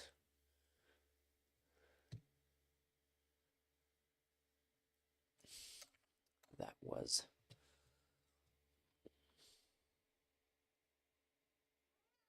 meow. I don't know if you guys could hear her meowing or if it's just me like awkwardly meowing into the microphone right now. If I'm not mistaken, there was a movement in the Jewish community in the 1920s to assimilate, be normal in Germany. Yeah, there were 2 organizations. There were 2 Jewish pro-Nazi organizations in Germany that lasted exactly until the Nazis took over, and then they stopped existing somehow. Sorry for the laughter, like glib laughter, dark humor here, but yeah. I guess it's a case of the leopards ate their faces.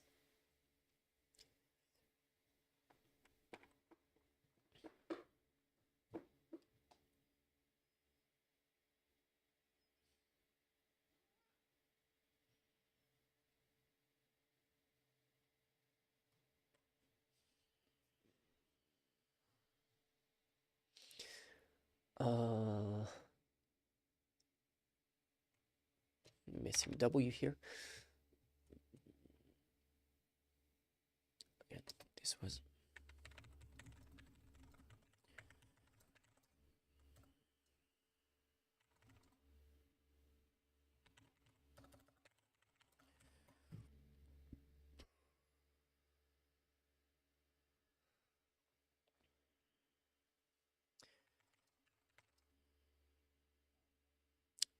Like gays for Trump and Latinos for Trump. Exactly like gays and Latinos for Trump. Although in the case of Trump, I suspect he values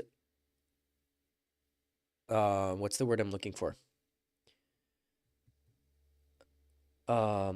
Shit.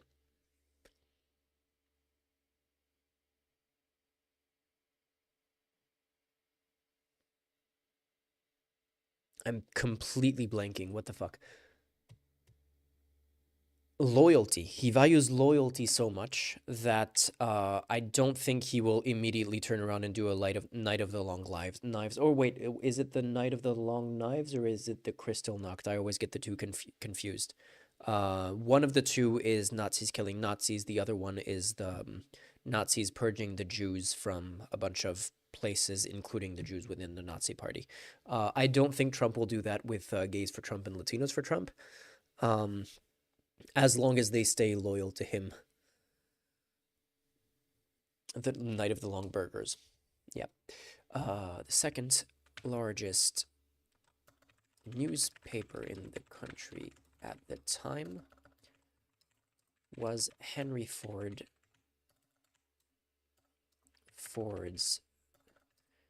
Dearborn. Is that how you spell it? Independent. Oh wait, he also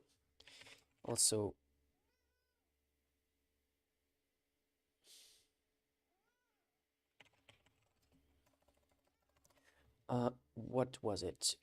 It was something called the Christian Front.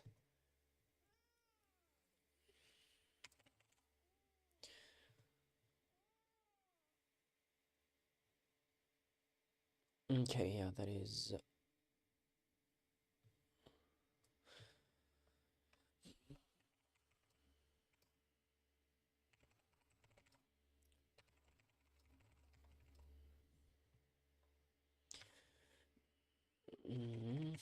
called the Christian Front, which was involved in violent plots against the against U.S. democracy.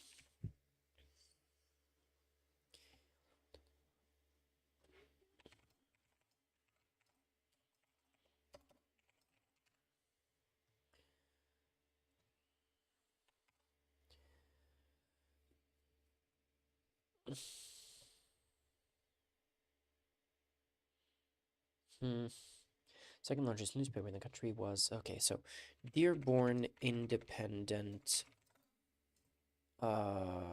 anti-Semitic publication. There was an insane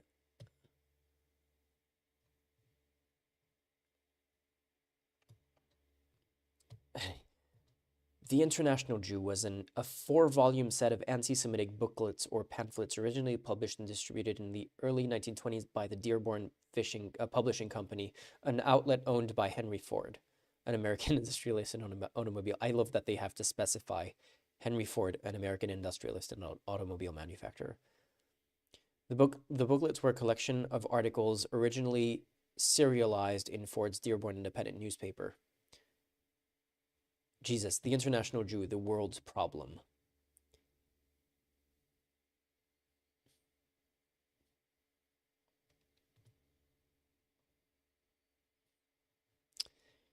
Yeesh. This was like normal politics at the time, and we're slowly getting back to this.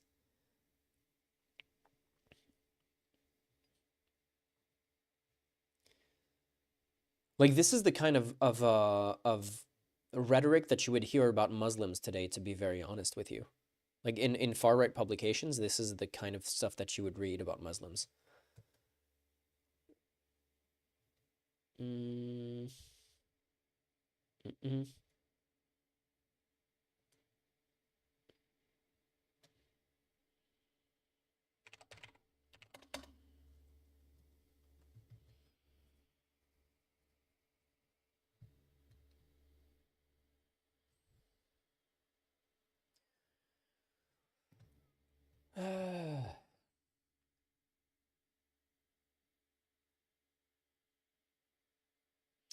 Knives purging the Nazis, Crystal attack on Jewish people and sites. Okay, fair enough.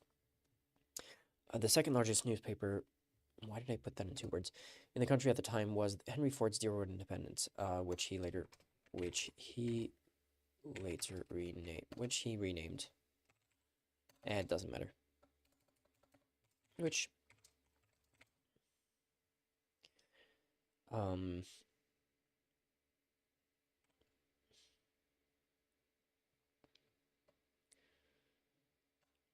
he was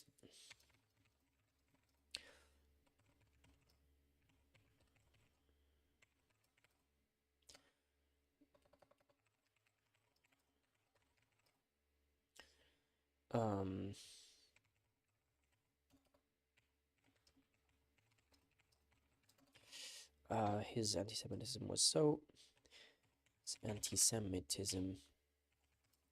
so legendary.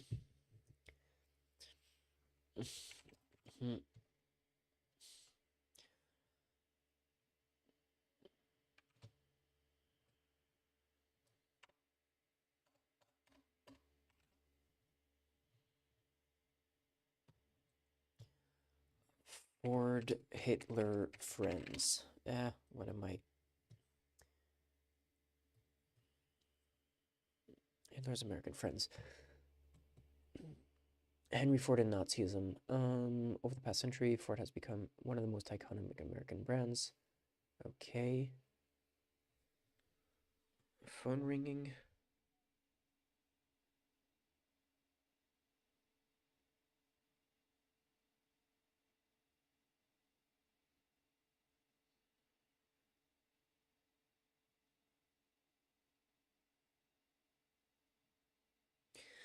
Breaking. Trump declares enough is enough, plans to end all federal funding of sanctuary cities that protect illegal immigrants over American citizens. There you go. Breaking news.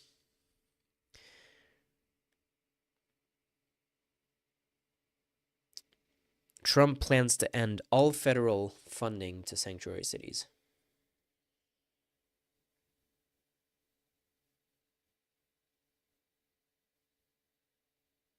I don't know if this is true. I don't even think this is the official. Yeah, it's just one of those Vivek Ramaswamy news. Like there's a bunch of these stupid Trump news. Yep. Bunch of these stupid Trump news, JD Vance news, Elon Musk news, whatever. So I'm not sure if this is confirmed or if it's just like I love it when they do like breaking and then whatever follows the breaking like has nothing, like just is made up stuff. This might be made up. I don't have the time to look into it right now. But yeah, no, that tracks with what we know of the Trump admin coming in, you know.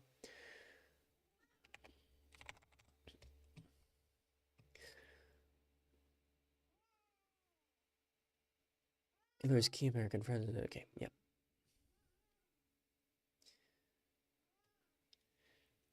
Baby, are you also upset? Are you upset about the sanctuary cities announcement? Yes, poor sanctuary cities. It's a big problem, US immigration policy, isn't it? Meow meow. Meow meow meow. Can you wait another half an hour and I feed you? Is that an acceptable time frame? Half an hour, and then I feed you. Promise. Okay? Meow. Oh, Jesus, cats. If they don't calm down, I'll feed them in 5 minutes.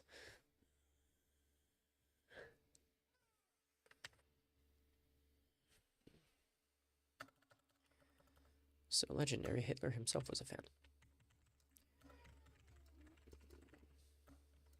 He even had a portrait of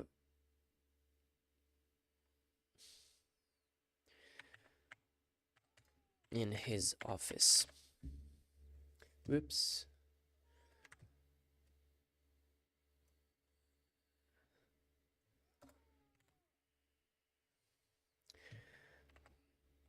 portrait. Nope. Hitler portrait Ford. Rethinking the Ford-Nazi connection. What is this?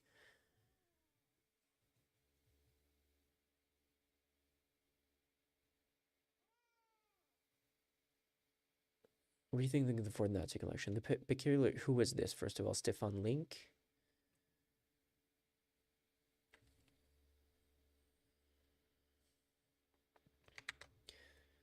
Harvard University. Okay.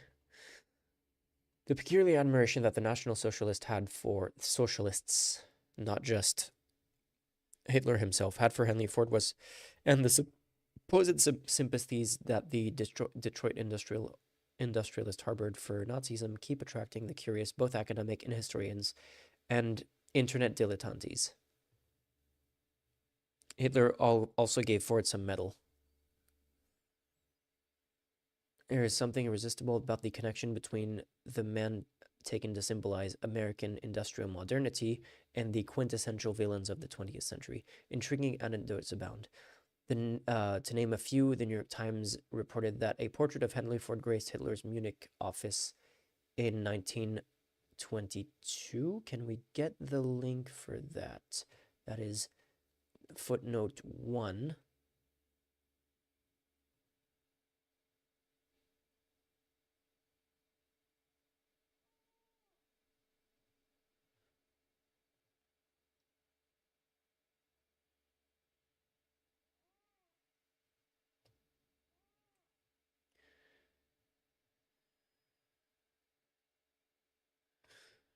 Yeah, this is what Jeff W. is saying. Ford to receive the Grand Cross.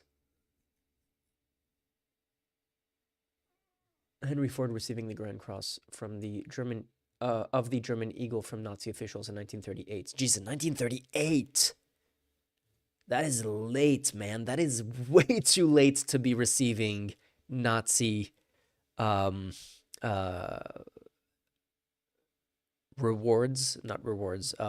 decorations.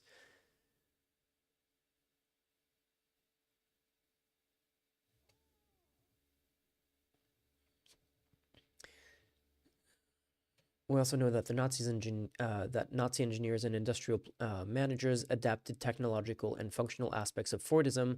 Flow production had considerable appeal after 1936, when the four-year plan sparked renewed interest in industrial rationalization. The Volkswagen plant invoked Ford's Rouge factory as a model, and the German Labor Front hired Ford engineers to staff it. Finally, the Nazi-appointed manager of the airplane builder Junkers, Heinrich Koppenberg, was a vocal disciple of Ford production techniques. Historians have proposed different understandings of the Ford-Nazi connection. Some have ordered the muckraking indictments of the American industrialist as a Nazi sympathizer and war profiteer. Well, I mean, he was. For others, the connection exhibited Nazi reactionary modernism, that paradoxical fusion of technological zeal and anti-modern romanticism supposedly characteristic of Nazism. Others have suggested a structural nexus between Fordism and fascism. I mean, the industrial techniques, maybe not, but like Fordism, like Ford's philosophy, definitely yes. In this vein, Fordism is essentially understood as a device of capitalist control over the industrial workforce. In Germany, Fordism only became dominant under Nazism. But despite these interpretations, the Ford-Nazi connection still leaves us with considerable uneasiness. It fits only awkwardly into the master narratives of historiography, still dominated by national conceptual frameworks.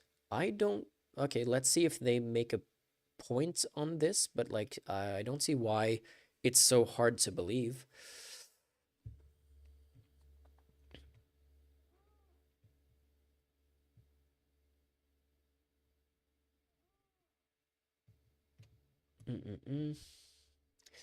In the American case, the status of Henry Ford as a herald of the Roaring Twenties makes it difficult to integrate his anti-Semitism as an and indelicate political leanings into a unified appreciation of his historical role, which in turn creates the cliche of the man as an enigma.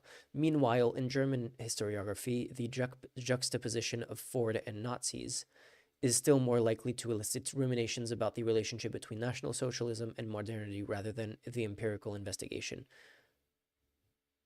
Is this going to agree with me that because the title kind of to me suggests that they're trying to like make it an okay like they're trying to like remove the like demystify this and remove the negative aspect of it. I hope that's not where he's going, but it doesn't sound like that's where he's going.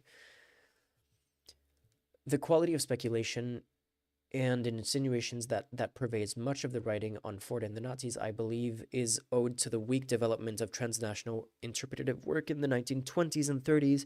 To be sure, there are ambitious attempts to embed the specific Nazi reception of Ford and Fordism within the longitudinal context of the German Fordist century. Yet the Ford-Nazi connection looks different once we withdraw this national lens and observe the remarkable global character that Ford's ideas and practices enjoyed during the 1920s and 30s. Nazis were hardly the only one excited about Henry Ford during the interwar years, and Ford had fans among illiberal modernizers across the globe. Okay. This was partly due to his notoriety as a major organ of anti-Semitic conspiracy theories, yes, but it also stemmed from the fact that Ford's industrial philosophy seemed to offer a productivist strategy of transcending liberal capitalism from the right. The purpose of this essay then is to provide some contextualizing evidence for the familiar stories of the Ford-Nazi connection and to embed them into contemporaneous and transnational context. To do so, it is first necessary to clean up some misunderstandings of Ford's place within the American corporate arena in the interwar years. Far from typifying American capitalist modernity, Ford and his company represented producerist. What is it? What's the difference between producerist and productivist? A producerist critique of liberal American capitalism. Next, I want to situate the Weimar Nazi reception of Ford's anti-Semitica. Okay, this is like very much an academic paper that is not trying. I mean, it's not the worst academic paper that I've seen in terms of like being accessible, but like anti-Semitism. Why just not say anti-Semitism instead of like anti-Semitica? Within a broader global reshaping of the anti-Semitic discourse after World War I then offer some context for the 1938 episode of Hitler awarding Ford a medal. After briefly touching on the Nazi Volkswagen project, the essay ends by pointing out that the affinity between fascism and Fordism does not look quite as compelling once we acknowledge the simultaneous Soviet adaptation of Fordism.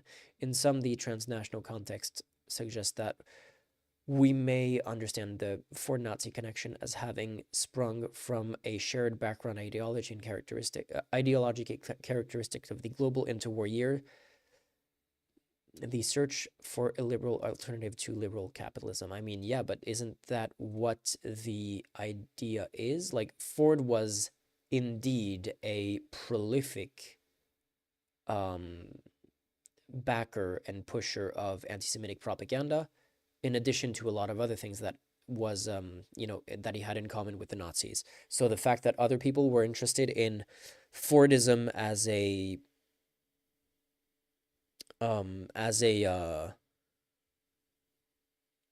production process, as a workflow to produce, to like industrialize your production of goods, like that is like a lot of Fordist ideas are still used today, although we've modernized a lot of it in the following years. But like the Fordist productivism and industrialism is still something that is relevant, that you learn about in business school today. So yeah. the fact that everyone would be interested in that without necessarily being interested in his anti-Semitism doesn't mean that there wasn't an ideological overlap between him and the Nazis when there very clearly was. To understand the appeal that Ford exerted on the global right in the interwar years, Nazis included, we must first dispel a few prevalent myths about Henry Ford and company. Following Antonio Gramsci's classic equation of Americanism and Fordism, historians too often have taken Ford as the archetype of the American industrial capitalism, industrial American capitalism for this period. But in turn, Ford Motor Company serves poorly as an emblem of the new era in the 1920s. Okay, I'm just going to save this for later because I have another video related to this that I wanted to keep. Like, didn't want to go too deep into the Ford topic because I have another idea for that. That will definitely come up in the future.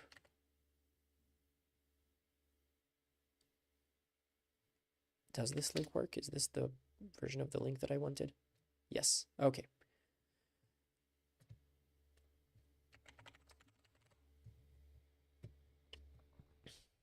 Where were we?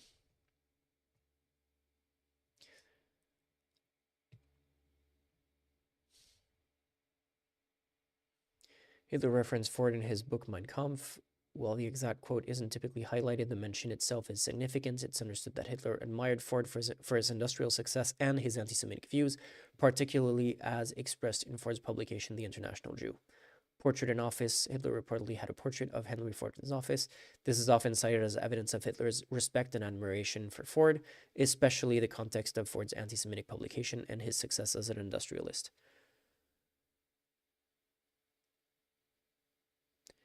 I recall watching a video essay from the channel Knowing Better discussing all of this. I will keep that in mind and watch it one of these days.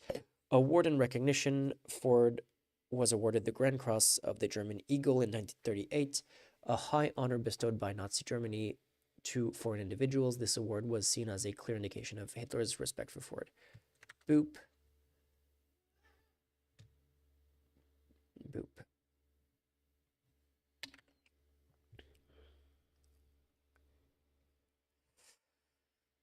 Was a fan.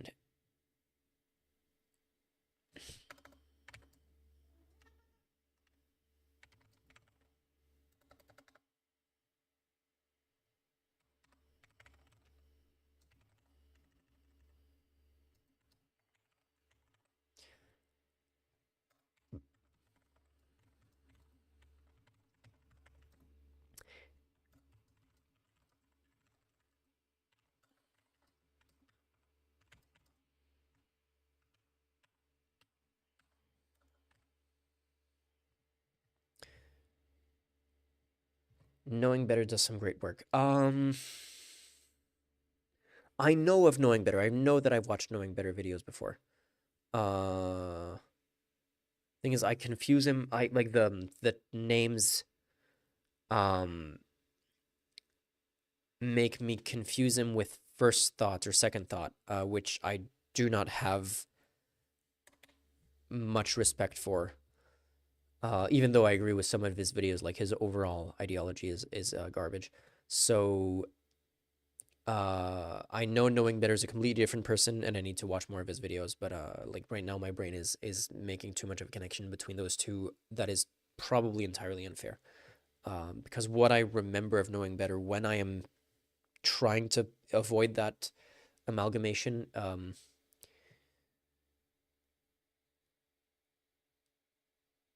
oh no, Knowing Better doesn't. Watch what Bad Empanada says about his Christopher Columbus video. If Bad Empanada criticizing Knowing Better, then I know that Knowing Better is probably a good source of things.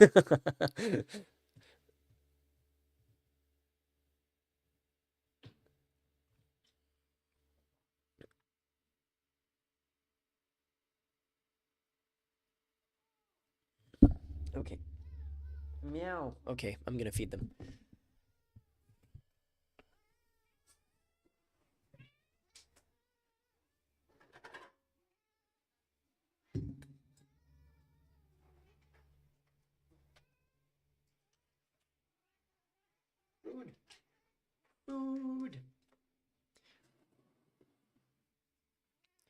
Meow.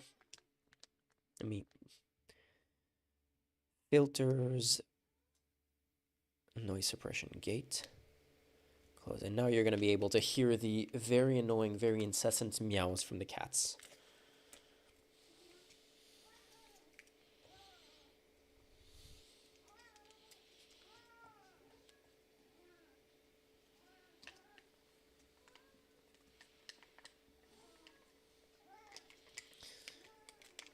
I thought the criticism was fair, actually. I will watch. I know that Bad Empanada is basically insane.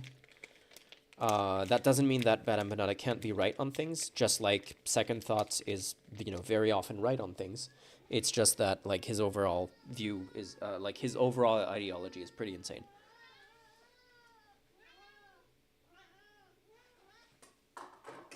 There you go.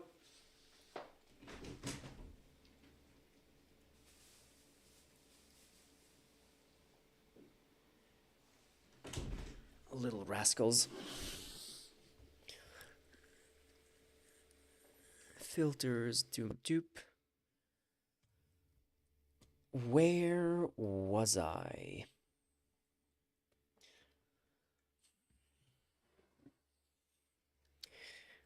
Boom. Okay.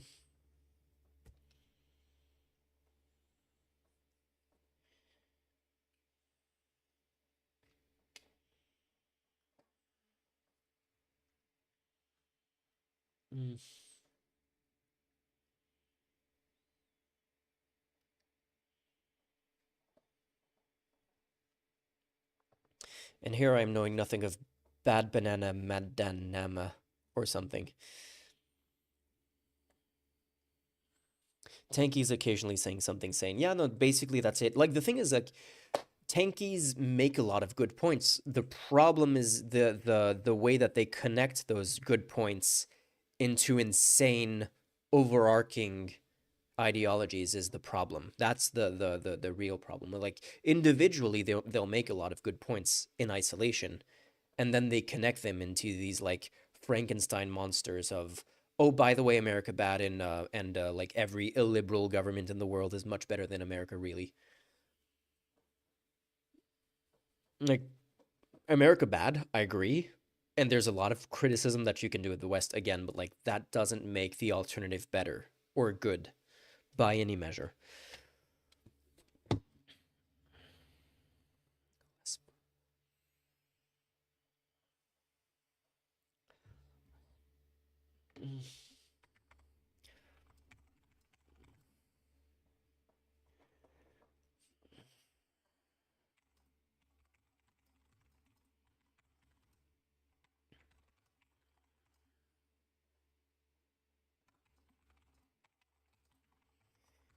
Dudley Pelly.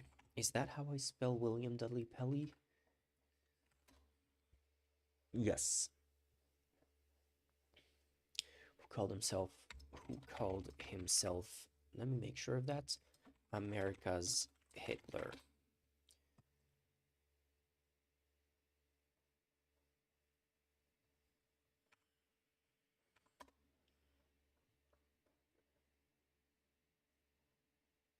Book.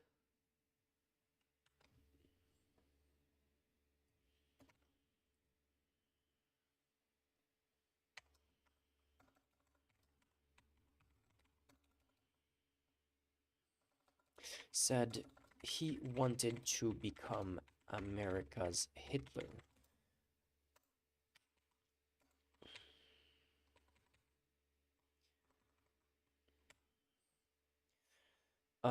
Pelly also had his own private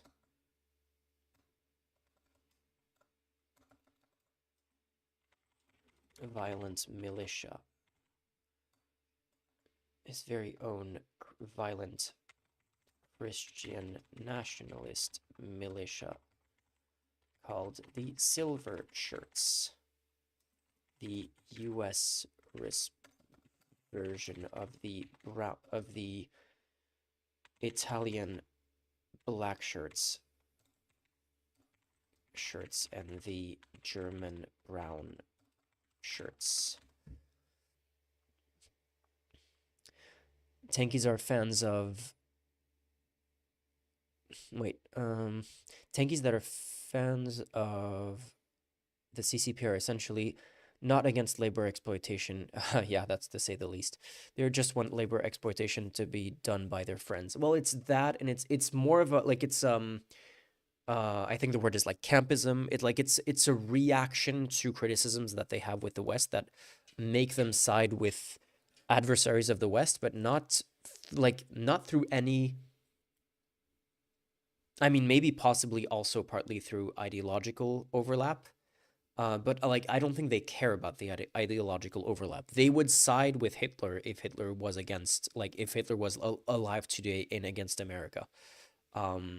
Like if someone was like the reincarnation of Hitler today, which you can argue, like some people Putin isn't too far from that. Like Putin is as far from the USSR as you can imagine. Not like for like that's not me defending the USSR, because the USSR was also dog shit, but like Putin is not the inheritor of the USSR, and the Russian Federation today is not in any way like the communist utopia that not in the USSR wasn't either, but like the Russian Federation today is not in any way the communist utopia that Tankies want it to be, and yet they still side with Russia, an even more fascist country than the US ever was or hopefully will be, just because America bad. It's completely insane. Why is it always shirts? Why not the spotted pink pants or for a change? Yeah, you know the joke that was used in Deadpool as well, like the pirate Blackbeard or whatever the pirate was. Every time they see a ship on the horizon that they're going to have a fight with, he calls his assistant and he goes, "Bring me my red shirts," and he puts us in red shirt, and like they board the ship, they fight, they kill everyone on board, they plunder, and then the next time and they see another ship and he's, "Bring me my red shirt," and he puts on his red shirt. And one day someone asked them, "Why do you always wear a red shirt?" "Is so they won't see me bleed." And all of a sudden the guy at the top of the mast goes, "Sir, 5 Royal Navy vessels are approaching. There's no way we can make it out. Bring me my brown pants."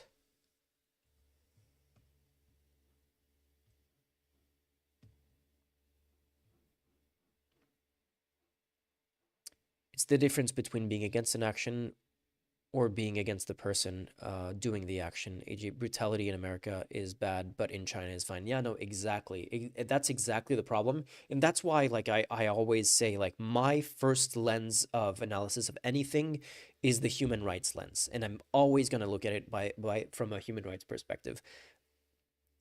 If people that I agree with are doing something that is fucked up from a human rights perspective, I will criticize that no matter who it is. Like when the Democrats do stuff that is fucked up in their support of Israel, I criticize that, even though otherwise I'm mostly, like, at least as a choice between Democrats and Republicans, I will almost always side with the Democrats as the parties are lined up today. Like, it's not a partisan approach to the Democrats. It's just like the Republicans are almost always basically always worse on every issue, and the Republicans are worse on Israel-Palestine as well. But yeah, if the Republicans were better on Israel-Palestine and the Democrats were the way they are today, I would say on this issue, the Republicans are better. Yeah, like, for example, far-right government of Italy currently, Meloni's Brothers of Italy, they have one of the best European takes on Israel and Palestine today, which is surprising because almost every other far-right party in Europe fully backs Israel, and Meloni is incredibly critical of Israel. And of course, Israel paints that as like fascist anti-Semitism, which could be right. I don't know if in this case it's fueled by anti-Semitism or if they just happen to be, right twice a day like a broken clock. But that is one case where credit is due. Like, I disagree with Meloni on basically everything, but on Israel-Palestine, she's right. and I'll give her credit for that. Like, she's one of the harshest critics of Israel of any mainstream European politician. Me out here trying to figure out which of the two broken clocks is correct. I say twice a day. A broken clock is right twice a day. Meloni might only be right once a year. So she's not at broken clock levels at this point.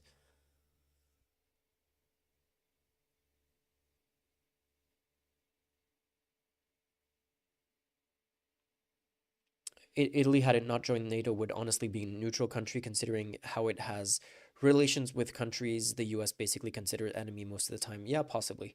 I'm not super familiar. I know that Italy had a complicated position on the Ukraine war. I think they were super anti-Russia as well in that case. But I haven't looked at it in a while, so I might be misremembering. I know that there was definitely some maybe Meloni out there being a broken calendar. That's a better take, yeah. I know that there was definitely some disagreement among far right, like NATO countries that are currently ruled by far right governments, like, you know, Hungary and Poland and Italy. Like, Poland is super anti-Russia. Hungary is super pro-Russia. I think Italy sided against Russia, but it wasn't as strongly as Poland. But I could be misremembering that. Anyway.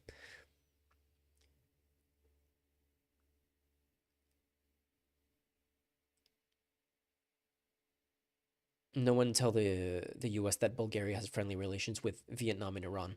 Yeah.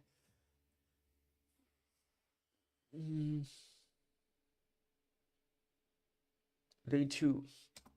They too.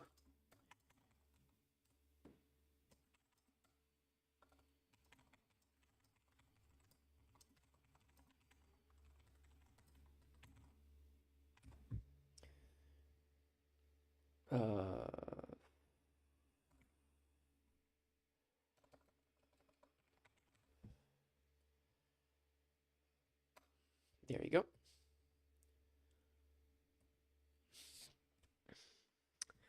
Okay, so we did basically all of this page.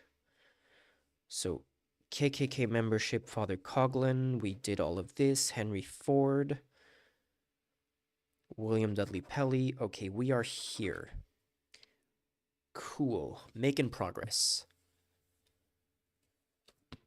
We are actually making progress. Okay, this is looking good. We can delete most of this down to this.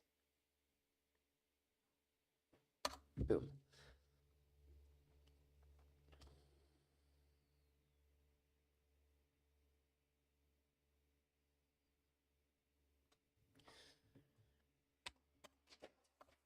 Hey, Jesus.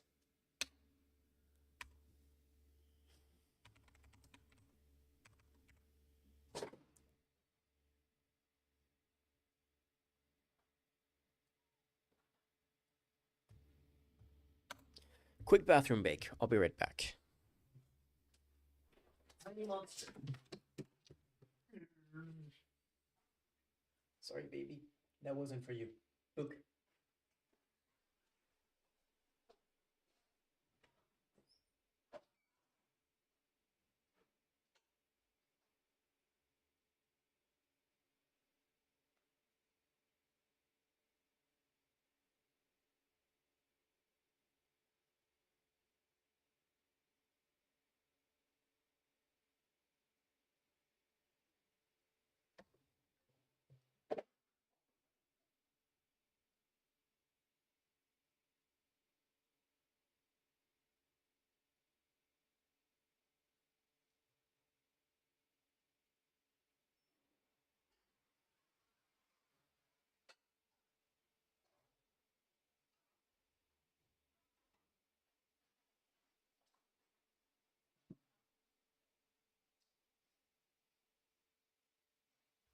And let's make another coffee.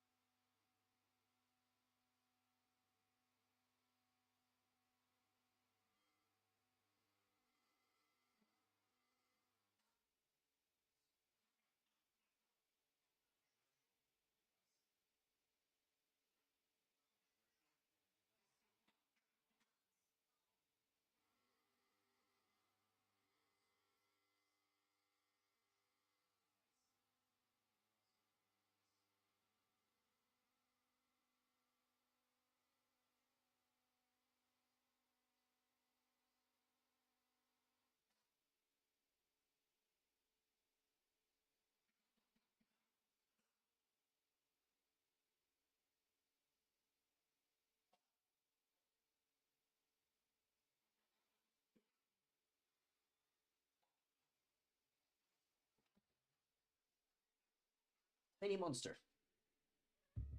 Meow. I love you.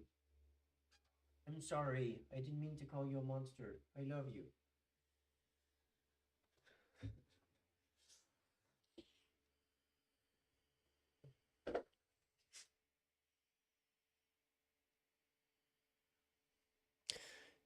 Like 8 months after the war in Ukraine started.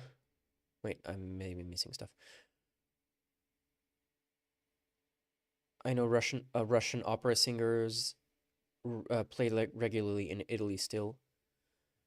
Heck, Milan Stage Day, noted Russian nationalistic opera Boris Duhanov.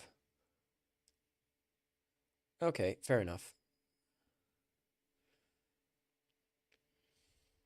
Ricardo, I don't know if you saw this on Discord, but I have a section.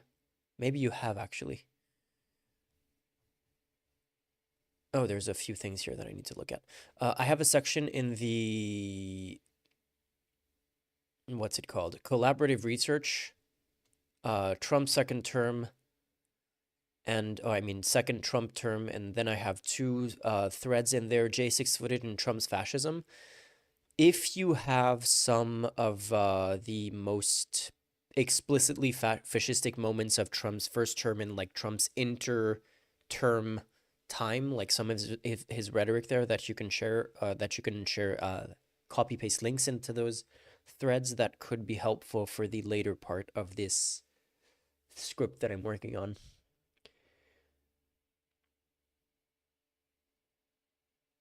Maybe it would fit to create a Photoshop of the Kellogg's chicken mascot doing the eugenic skull measurements. Yeah, Kellogg is another one. What's the thing about Kellogg?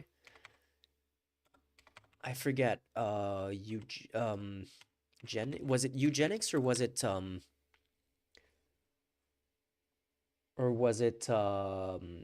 phrenology, or was it both?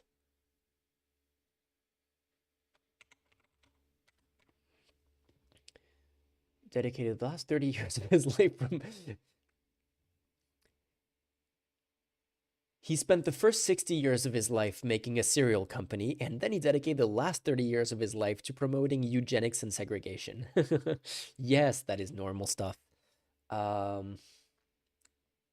okay, that tracks actually. Let's mention it. Check Discord already, Stan. Boom. Did you already put it there? Washington Post. Trump nearly took over the DC police force, city leaders. Is this recent? Or is it a J6 thing?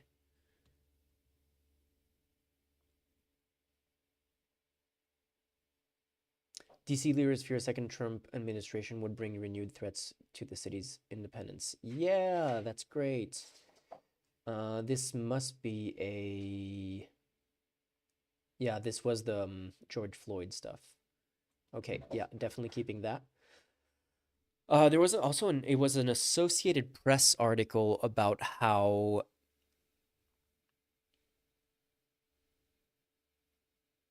yeah, I've already posted it there. Trump team is questioning civil servant at National Security Council about commitments to his agenda. They're like asking staffers at the National Security Council who they voted for, and the ones who didn't vote for Trump are getting like, you know, mysteriously terminated from their roles. Pure coincidence, of course.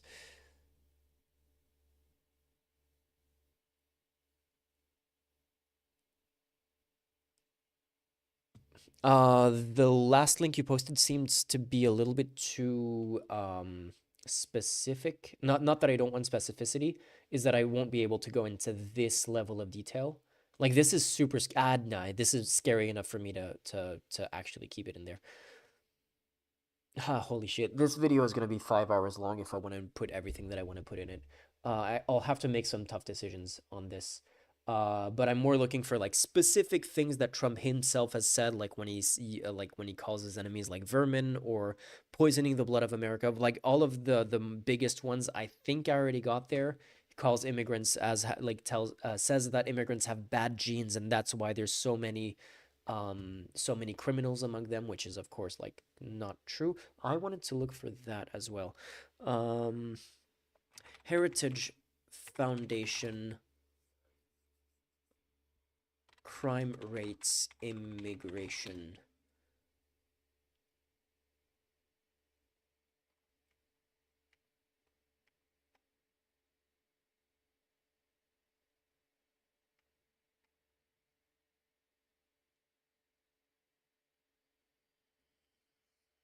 I thought they'd found the opposite.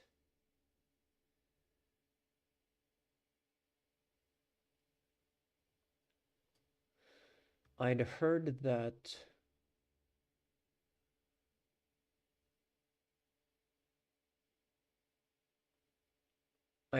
the Heritage Foundation had actually found that indeed illegal immigrants do not commit more crime than the native born population. I know that we've looked at another source last time that found that,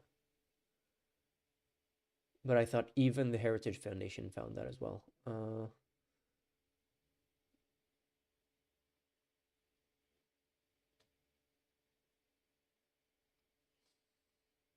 Department of Justice report revealed that 64% of federal arrests in 2018 involved non-citizens, despite them comprising only 7% of the population at the time.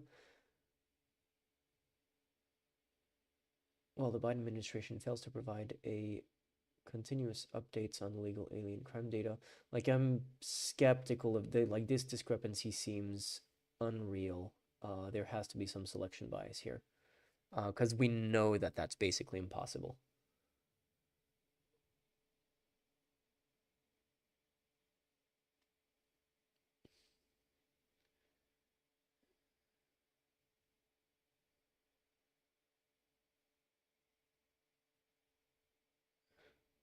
Percent of all federal arrests by citizenship. Yeah, but what kinds of federal arrests? Does this mean that most arrests are not done by federal agents? Probably. Because that's kind of the whole point of federal agents, is that they deal with crime that is not dealt with by local and state police.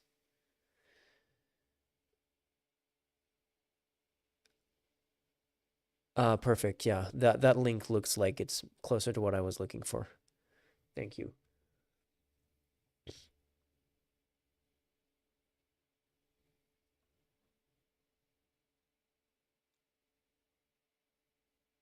Are we connecting US corporations founders with fascism or racism? There's a link between IBM punch cards and the Holocaust. That's an interesting point, but no, I think we're basically done with the like, this is just illustrating how commonplace Nazism or Nazi friendly ideologies were. Fuck you. At the time. The Kellogg's thing is funny enough to mention. I don't even think the Kellogg's thing fits.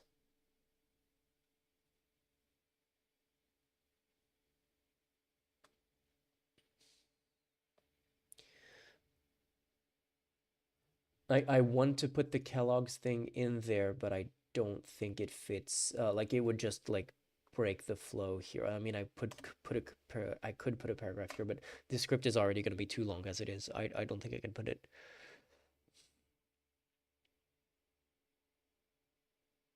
I wanted to make sure I included one idea here that I would otherwise forget, so I need to add a note for myself. Jeff W. posted something empty. What was the thing that I wanted to make sure to include in the intro? Oh, yeah. Keyboard. Boop, boop. Unacknowledged history of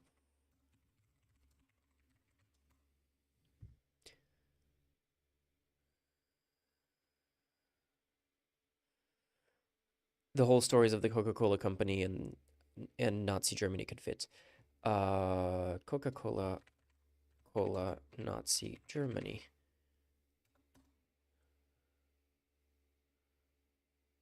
How Fanta was created for Nazi Germany.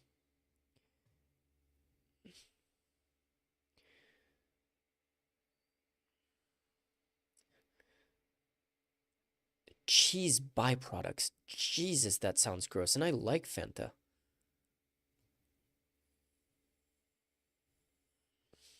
Okay, I wanted to add what is happening here. Please don't crash.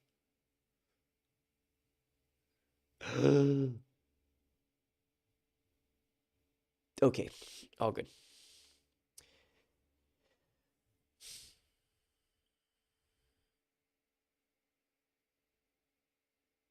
Yeah, I'll definitely be mentioning Charlotte's so the thing is, part of what I'm trying to do here, although I'm probably not going to be very successful at that, but part of what I'm trying to do in this script is reach some some people who are like on the edge of the MAGA movement. Like they just have one toe dipped in the MAGA movement and they can be brought back. Those are the kinds of people that I'm hoping to reach with this video, maybe. And the people who are like in the middle and undecided are really the people who I hope to like fully shift over to the okay, we can't be okay with Trump being president crowd. And the problem with the wonderful people on both sides is that there's so much relativizing about that statement that I would have to do a deep dive into that event alone in order to justify why the wonderful people on both sides is as bad as it sounds, because they've been able to like completely absolve Trump of that statement by claiming that he meant, yeah, but there were non-Nazis on that side, therefore it's okay. Which is bullshit. Like he was clearly like he did say I don't mean the Nazis, but like I'm sorry, but when you're marching next to Nazis, you are not that ideologically far from them.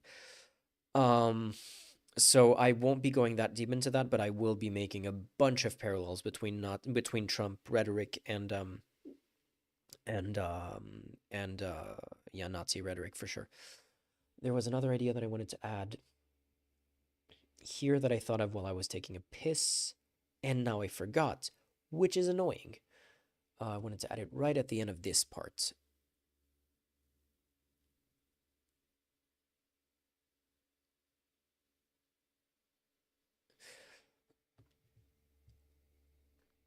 Some found them concerning,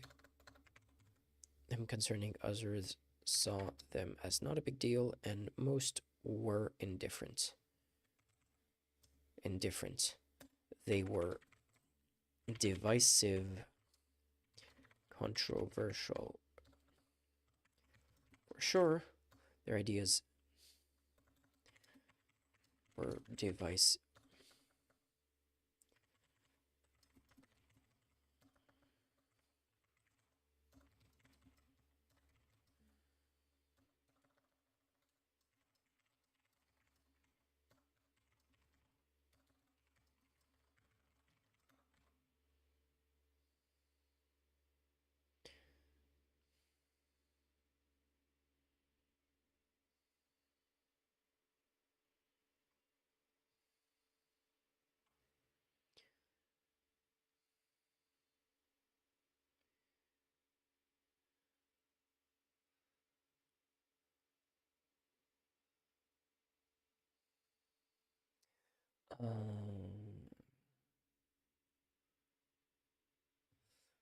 There's another idea here. Man, I'm gonna be working until really, really late on this, especially if I've only done 1 out of 6 pages so far. Thankfully, a lot of the later pages I think will flow a lot faster. Like this early stuff is making some connections that are kind of hard to wrap my mind around, and once we get to the more recent stuff, it's going to flow super quickly, hopefully, I think. But right now I'm struggling. There's a huge difference between the image that we have today of the Nazis and how they were seen back then.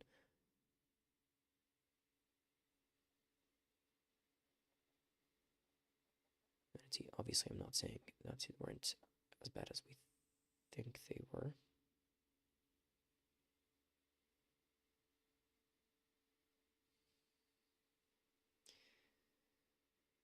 Maybe this would make the punchline of the UK British royal family a little bit faster, a little bit funnier. To be clear, I'm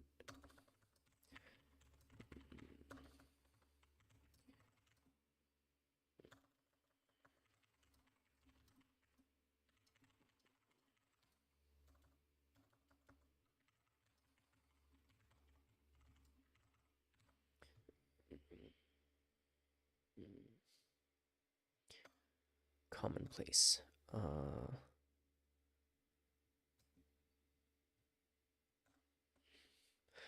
also found a Brookings Institute article you might like. Okay, let's see.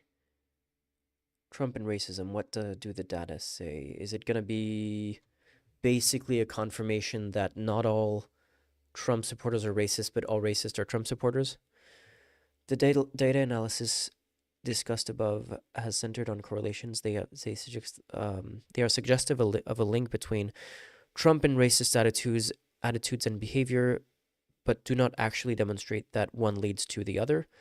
However, there is also casual evidence to point to. In experiments, being exposed to Trump's rhetoric actually increases expressions of prejudice. In a 2017 survey, researchers randomly exposed some respondents to racist comments by the president, such as when Mexico sends its people, they're not sending their best. They're sending the people that have lots of problems. They're bringing drugs, trying blah, blah, blah. Yeah, no, of course, it's not surprising. Yeah, so basically this is one of those, not all Trump supporters are racist, but all racists are Trump supporters, basically.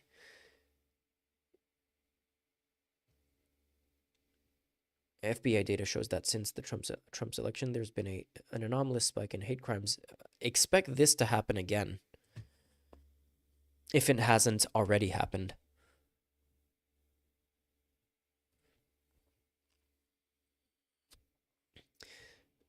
Anyway, where was I with the script?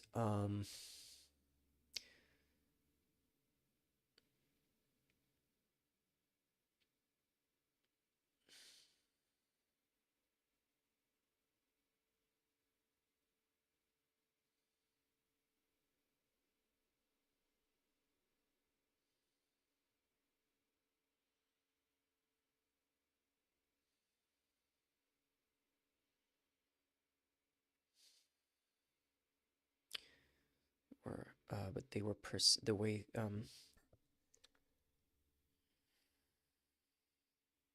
oh yeah, that was the idea that I wanted to make sure to highlight early in the video to come back to it later. Okay. But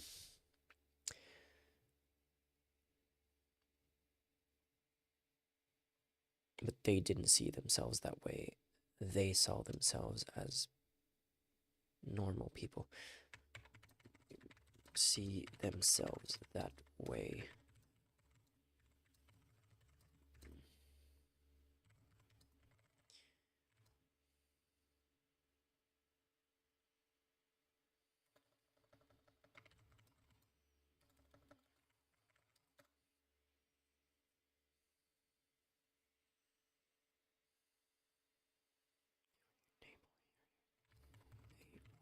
Your neighbor.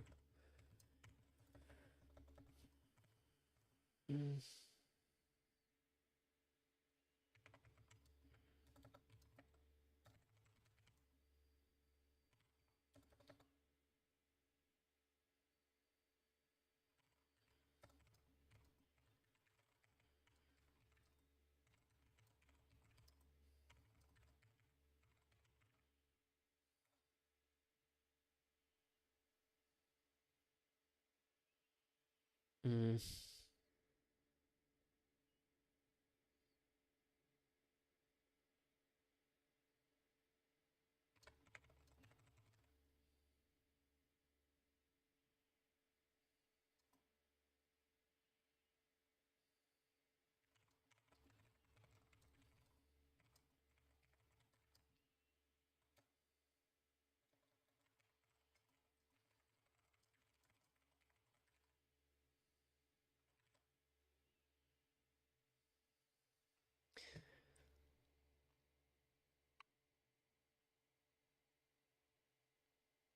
Yeah, no, and my notes have the Supreme Court cases of last summer, for sure.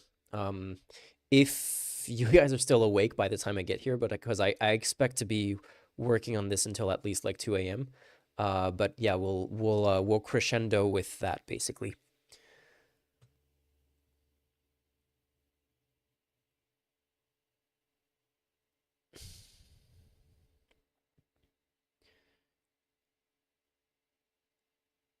Comparing it maybe with the law that gave Hitler his power. I will see if we could make that connection in a way that flows. Probably like there's a version of this video that would just run both storylines in parallel and like continuously do the connections between the two, but I haven't been able to make that work in my head. So I'm kind of going chronologically.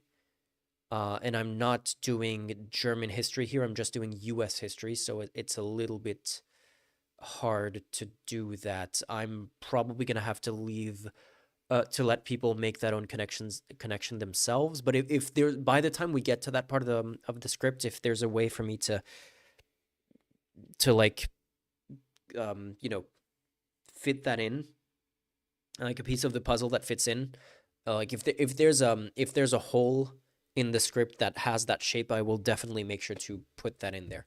But I'm not sure it's gonna fit. It might be a bit too clunky to fit in a way that makes sense in my brain, at least. We'll see by the time we get there. Pro-Nazi politicians.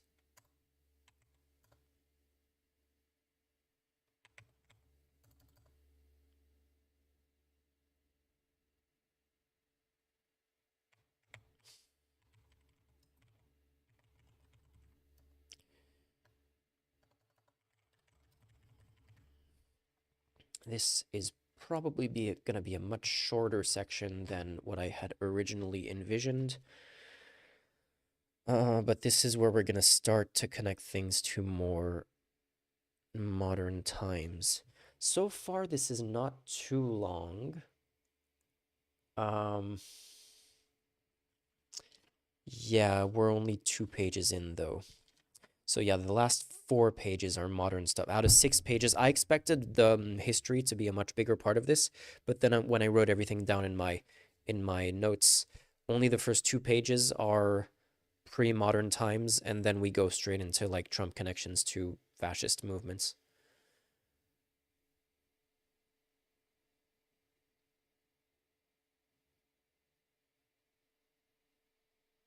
I have a deployment at 6 a.m., so I will be here all night. Well, hopefully I will not be here until 6 a.m. because I also have things to do in the morning. Okay. There is another parallel to Hitler's rise to power that I will definitely explicitly make though. That one I did write in my notes, so we'll get there. Okay.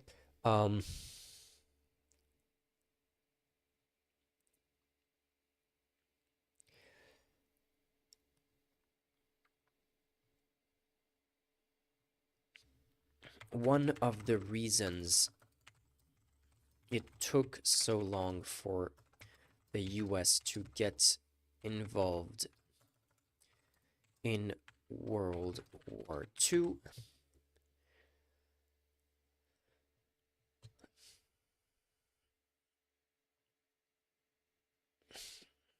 was an intense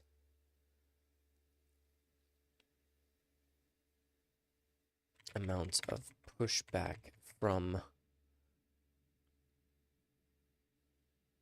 elected officials in the US.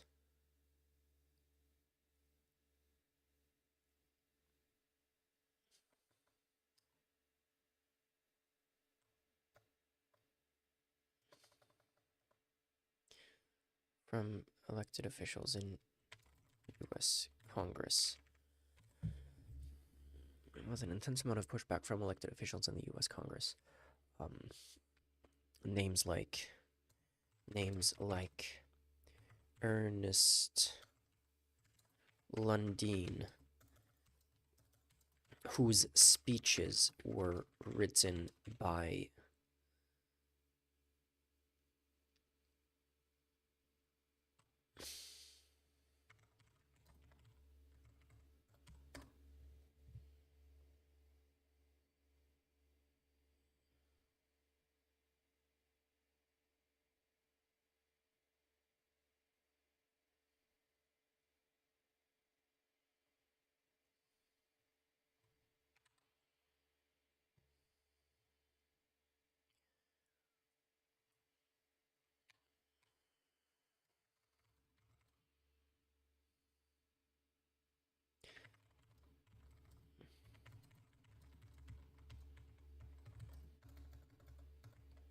I don't need to point that out. It's going to be on the left of the screen anyway.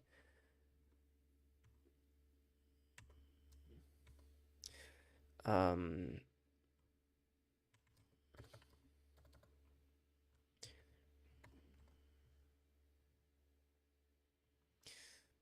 mm, uh,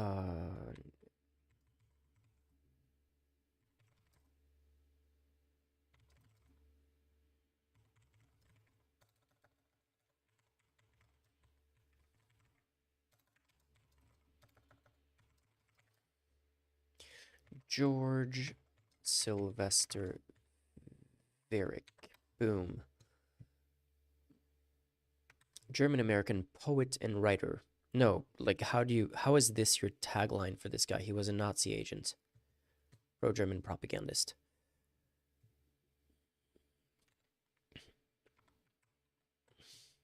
Nazi agent in the United States by the name of George Sylvester Varick. Varick also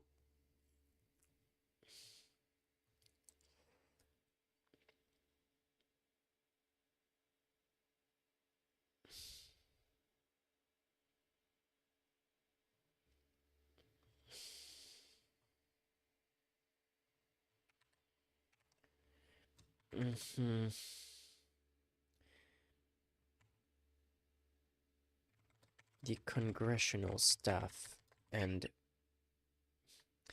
U.S. taxpayer funded resources of. Was Hamfish a senator or a congressman or a representative? Representative. And Burton Wheeler. Obituary, perfect. Ah, not Sheeler, Wheeler. Nah, shit, I got the wrong. Burton Wheeler, Burton K. Wheeler. He was a Democrat?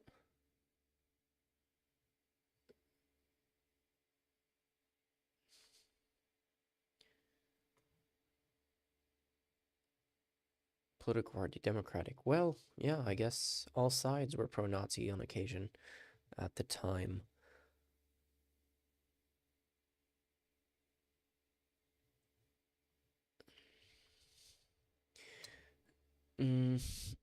Obituary.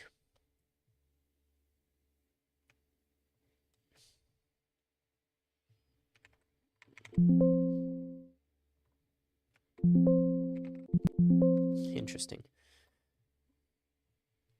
Okay. Boom. Okay.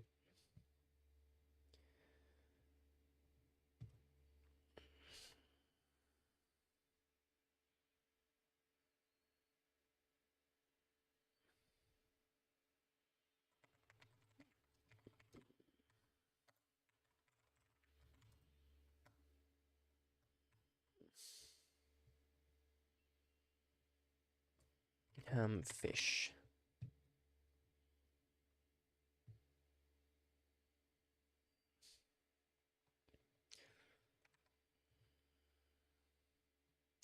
Oh yeah, I had the wrong guy. Member of the House of Representatives, New York's 26th District.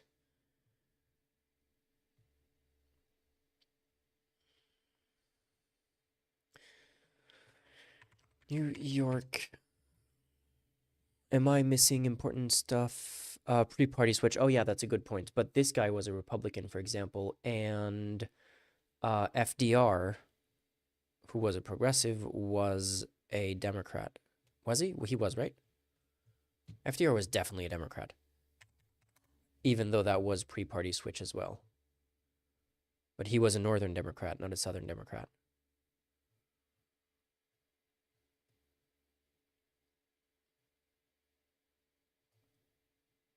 He was a Yankee. He was a New Yorker.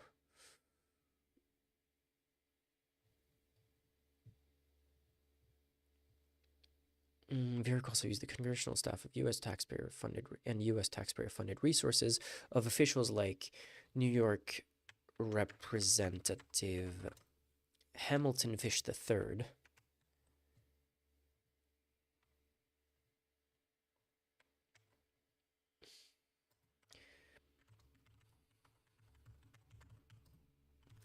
and Montana Senate.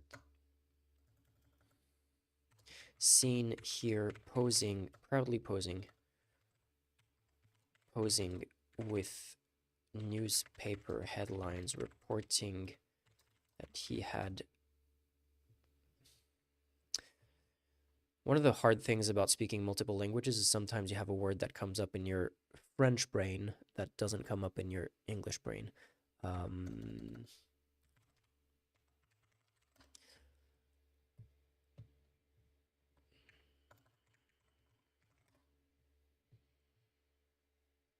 Concealed would be what I was looking for. And concealed evidence from a federal investigation into Nazi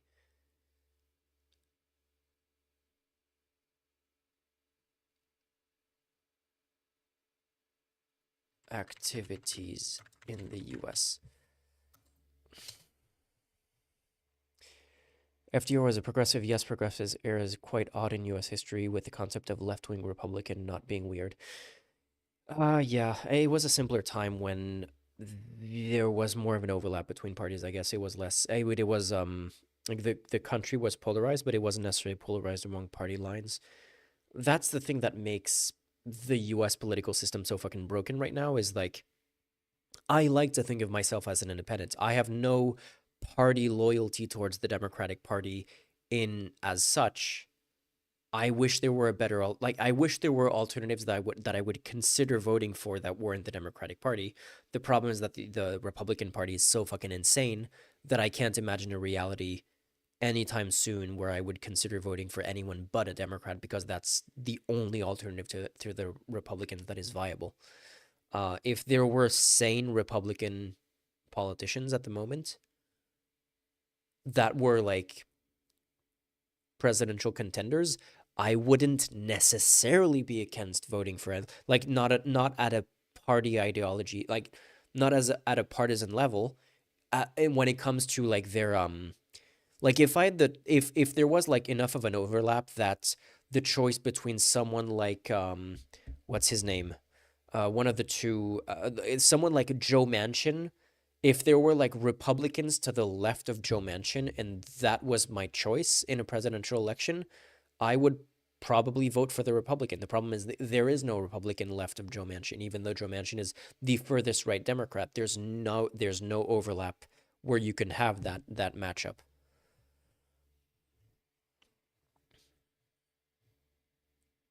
Proudly posing with a newspaper. With a newspaper reporting he had concealed evidence from an investigation into Nazi activities in the US.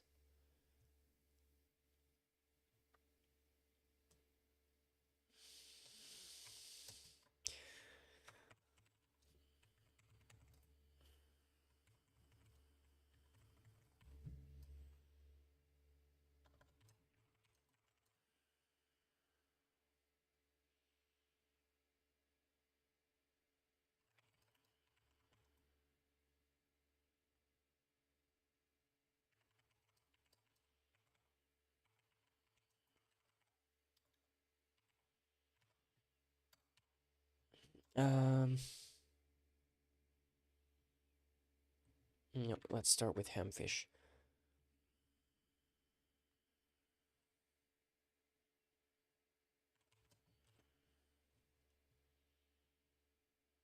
Fuck, this sentence is not working. Vera could also use congressional staff had also circulated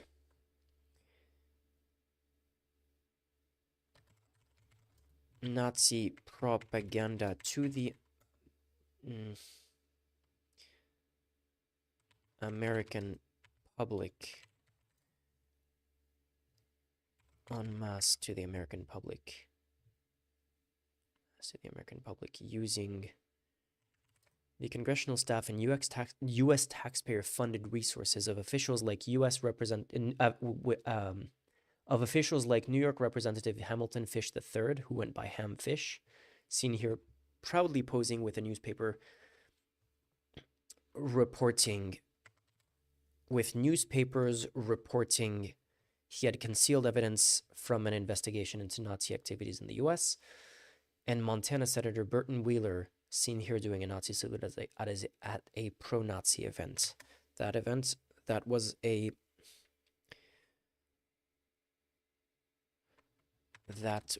an event held by the America First Committee.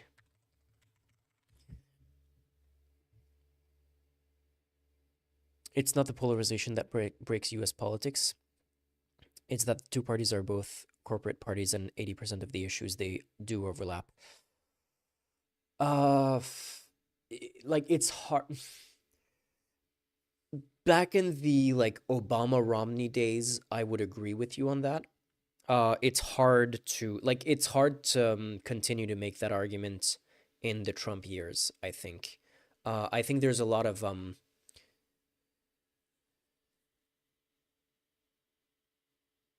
according to ChatGPT, Hitler's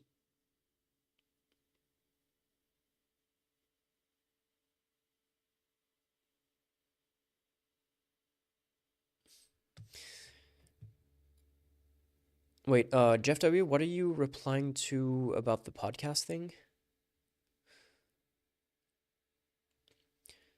Oh, the podcast about the Biohal Putsch trial would be interesting. I have no idea who Hitler's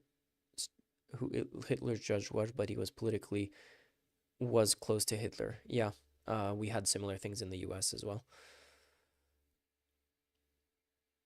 That was an event held by the America First Committee, a political action committee. Was it a political action committee? America First Committee.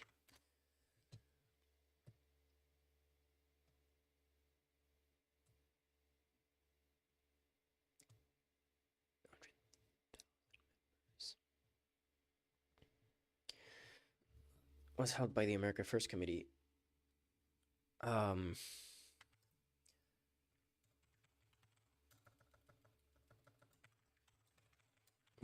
800,000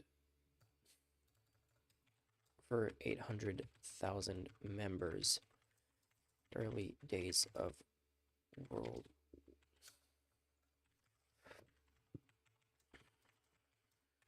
of keeping the US out of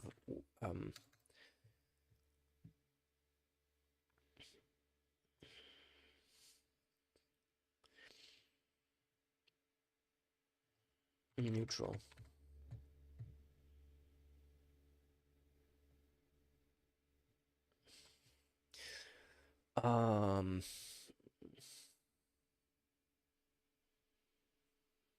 Many viewed it.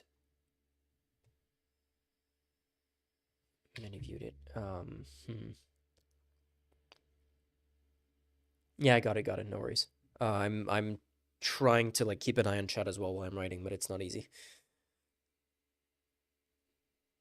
Pressure group with over 800,000 members in the early days of World War II, with the sole goal of keeping the U.S. neutral. Some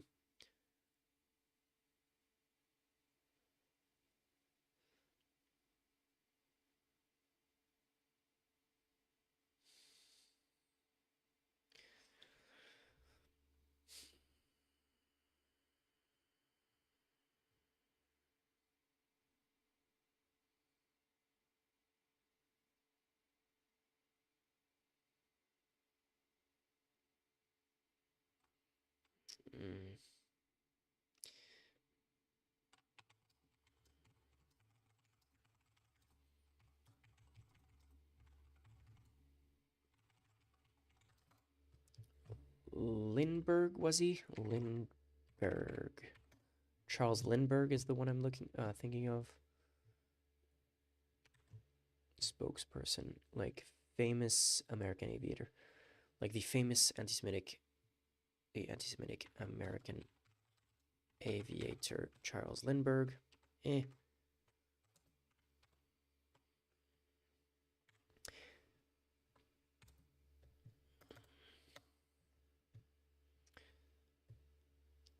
What's the name of the there's it's Laura something. Ingalls pilot. Boom.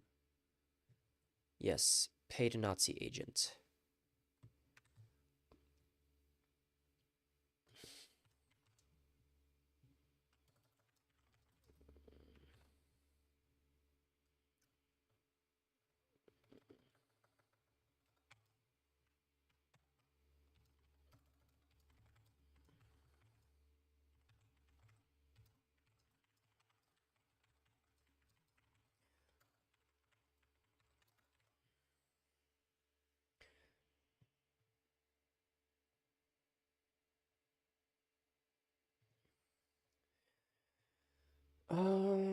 Okay.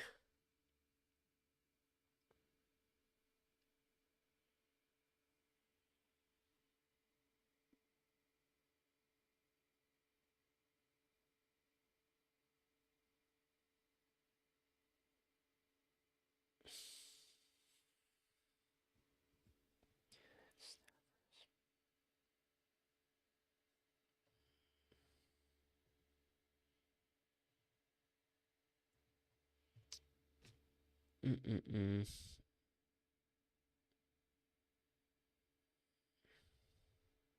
I wonder which rich person with media influence in Hitler's rise was what Elon Musk is to Trump today.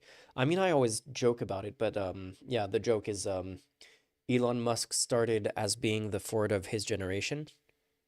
Brilliant car manufacturer who revolutionized the automobile industry, and then he became the Ford of his generation, and like racist, pro-Nazi media owner who pushed Nazi voices and like that. I'm not wording it the way that I would like, but like, as eloquently I would like. But yeah, that's the parallel. That is actually kind of funny and very true. I wouldn't say that Elon Musk is anti-Semitic necessarily. Like he calls himself pro-Semitic. I think you can be anti-Semitic in ways that like when you're like oh, like there was that famous post. I mean, not famous. I like the one that I really highlighted by this political commentator called fuck. He wrote a book about wokeness.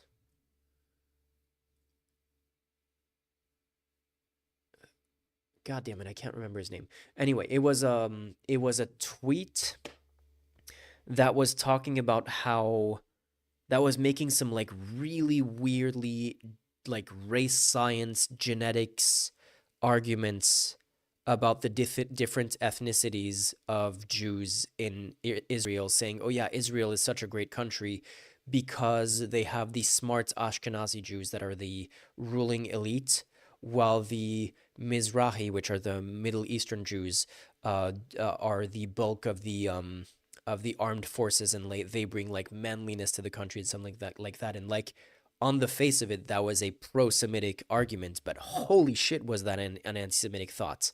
Like holy shit, that was Nazi level, you know, phrenology and race science bullshit. It was insane. I can't remember what the name of the guy is, but I know exactly what he looks like.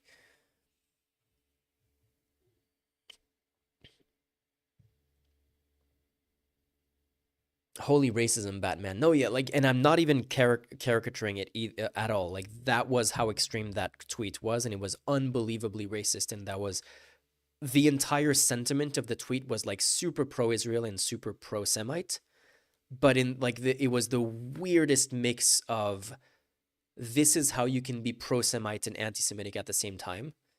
And fuck, I can't remember the name of the guy. I know that he has been a guest on Destiny's stream multiple times, and Destiny calls him his favorite conservative, which is wild. I mean, not too surprising considering what like Destiny's other positions are, but yeah.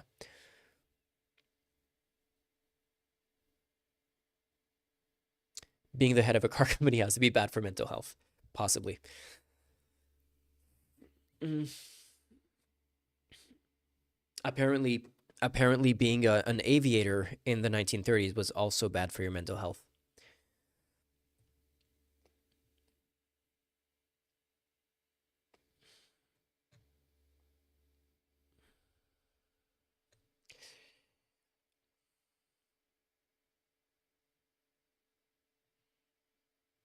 So the Great Sedition Trial.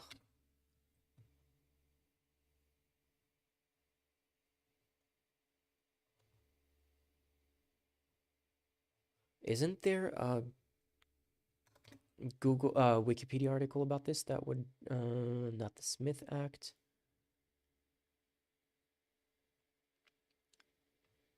Wait, I saw a Wikipedia link to the sedition trial earlier.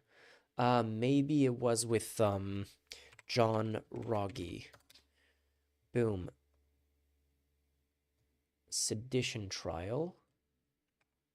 Great Sedition Trial. Boom. Okay, it was Smith Act, I guess. God damn it. Washington, 1994. 28 prominent individuals, mostly members of Congress, were indicted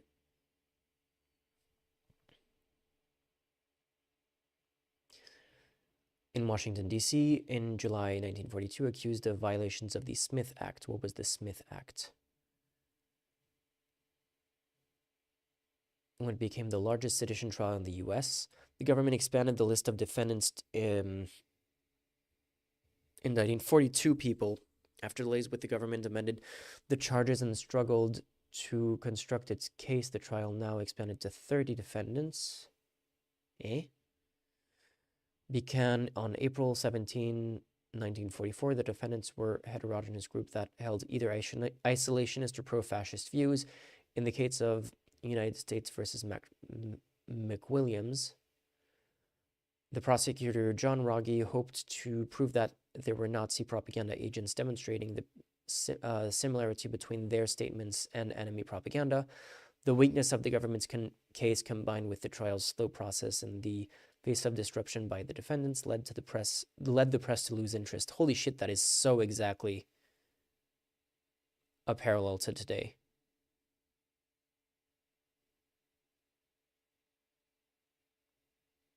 This is literally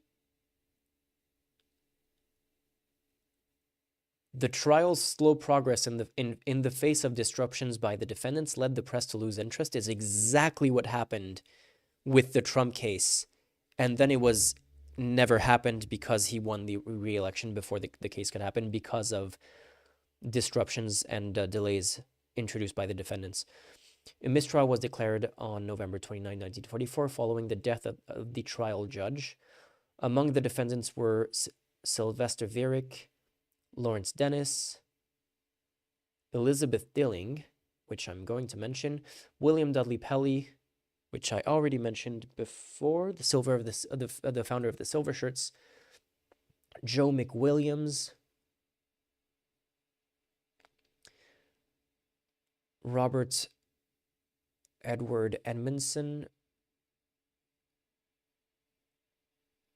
James True,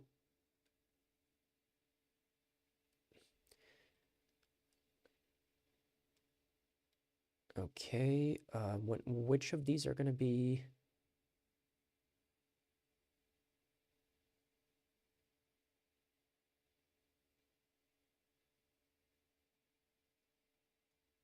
Okay, only Rogge wanted to retry the case to stop the spread of racial and religious intolerance. The Supreme Court's decision since the 1942 indictments made convictions appear even more unlikely.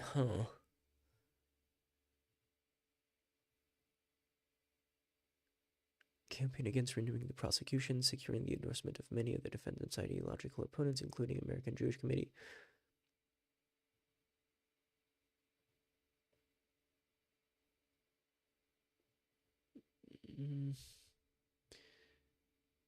Tom Clark, Bill's replacement as Attorney General in the Truman administration, vacillated about the case. In October 1946. He fired Rogge in a public dispute about publicizing DOJ information about right-wing activities. With the end of World War II, attention turned from the defendants' ideologies of the Axis powers to the threat of communism, and in December 1946, the government had the charges dismissed. Okay, yeah, that's what I had heard elsewhere in the Maddow podcast.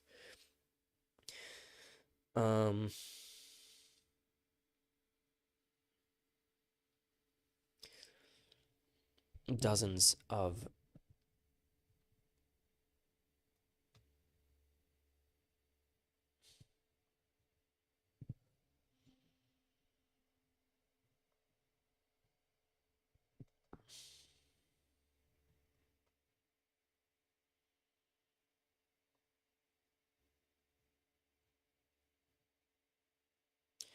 Wasn't there also a plot to overthrow 1940 election? The Plot of Against America. It's a novel by Alternative History UK. That's not the one I'm looking for. Was it the business plot? No, wait, it wasn't the business plot.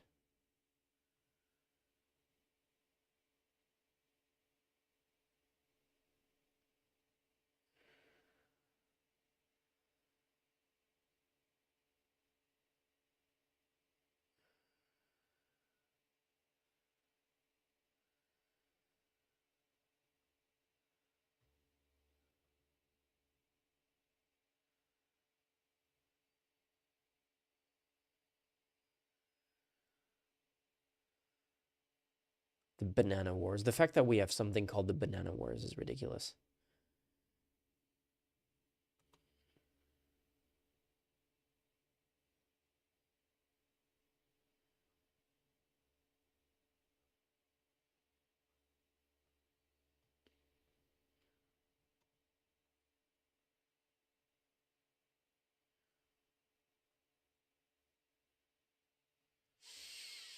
$1940. Is that the only one?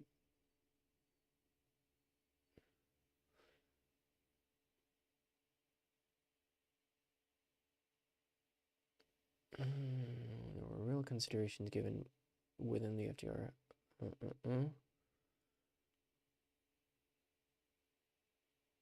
Okay.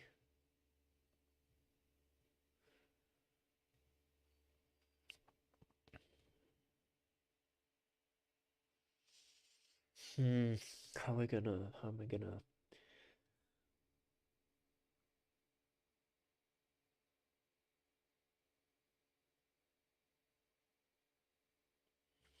reporting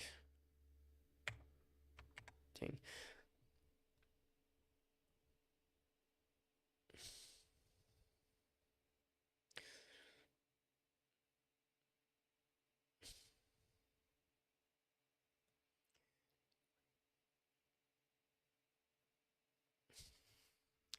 In 1940,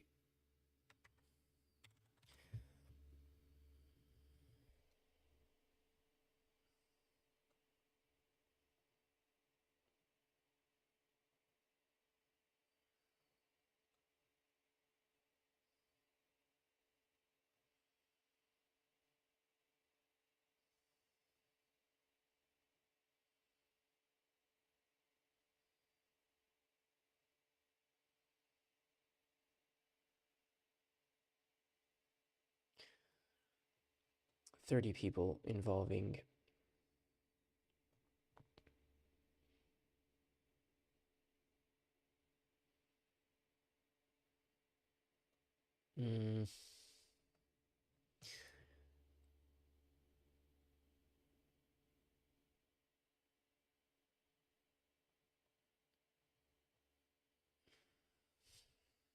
indictment.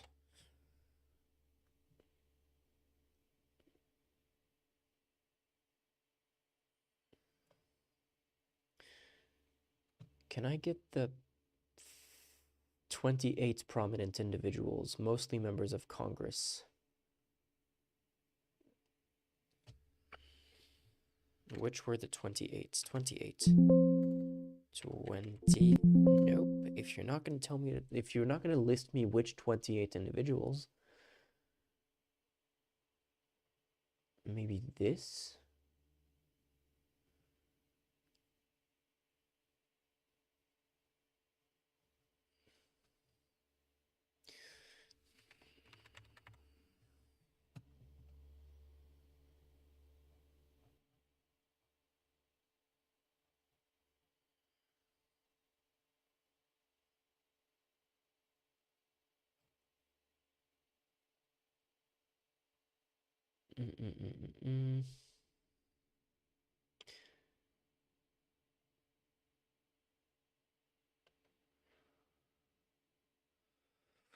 What was her name? Elizabeth Dilling.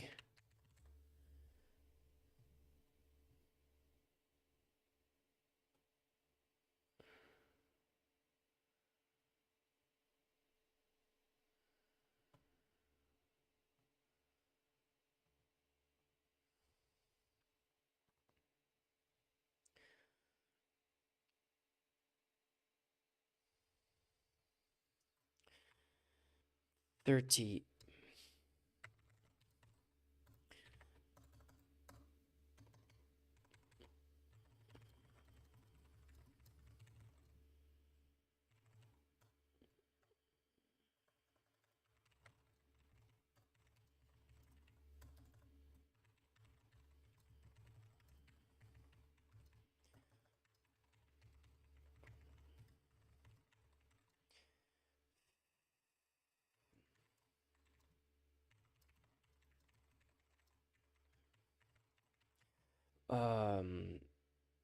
For circulating Nazi propaganda, the U.S.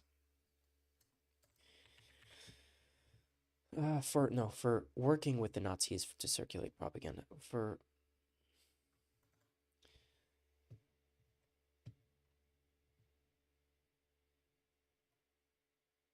what was called in 1944 in what was called then known as the Great Sedition Trial. 30 people, including some of the names mentioned earlier, like America's Hitler, William Dudley Pell, were indicted for allegedly working with the Nazis to circulate propaganda in the US.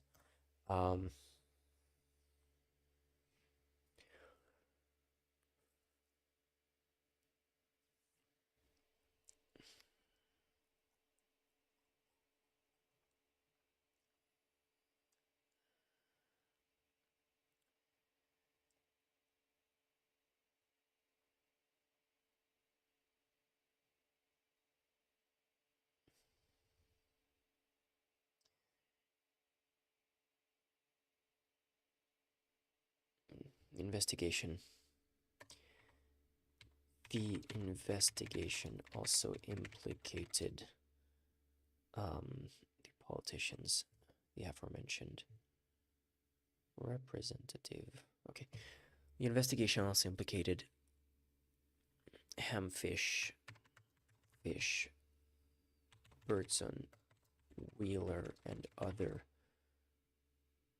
elected officials.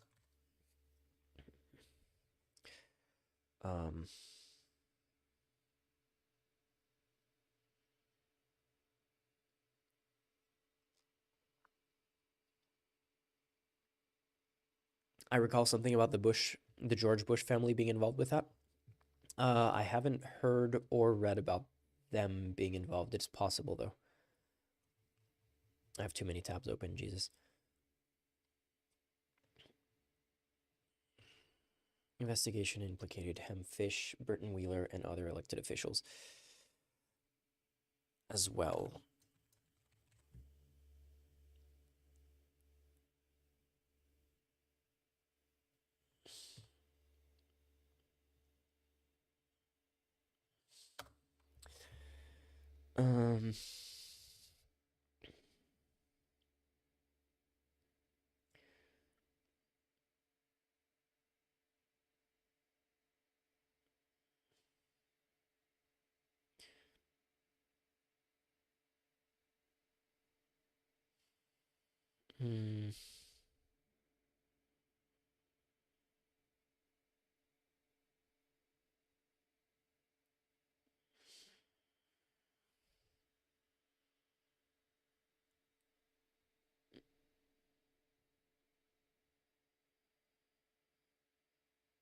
I love how when I unmuted Stan perfectly, paused perfectly, still making me think I paused the stream on my end.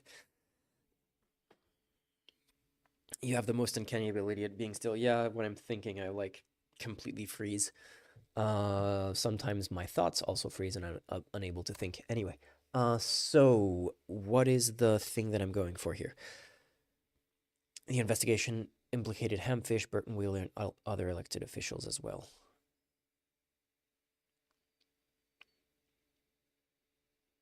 As well as other elected officials.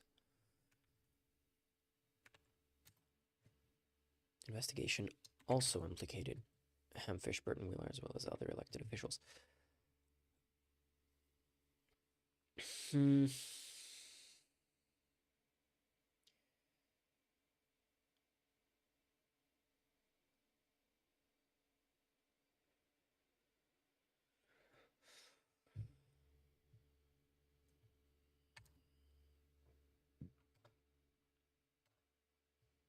Also implicated.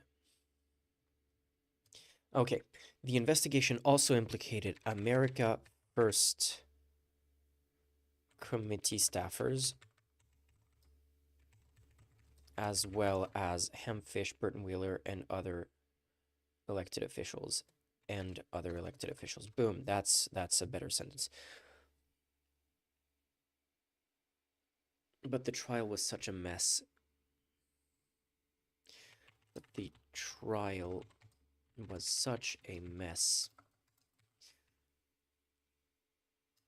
Moved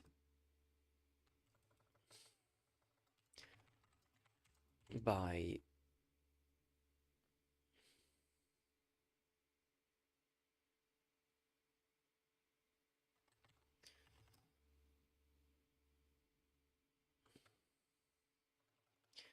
defendants slowing it down as much with defend.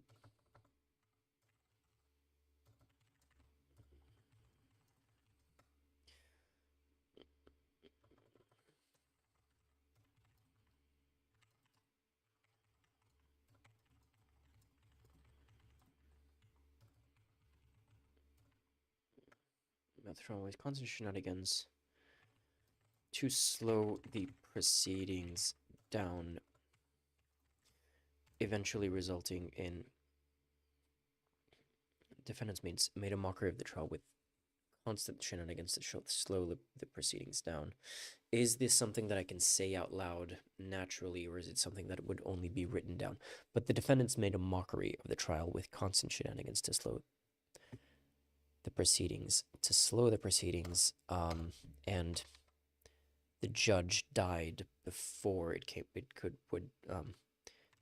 judge died before the case could come to an end. By the time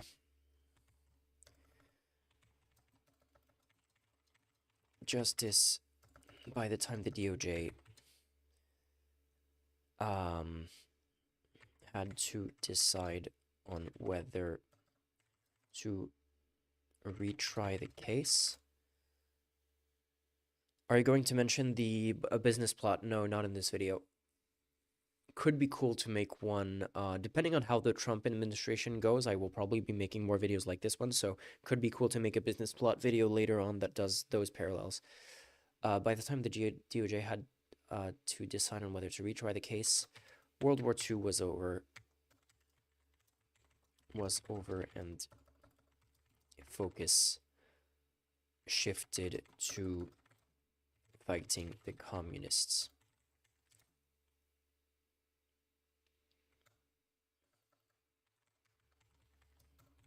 They decided to drop it.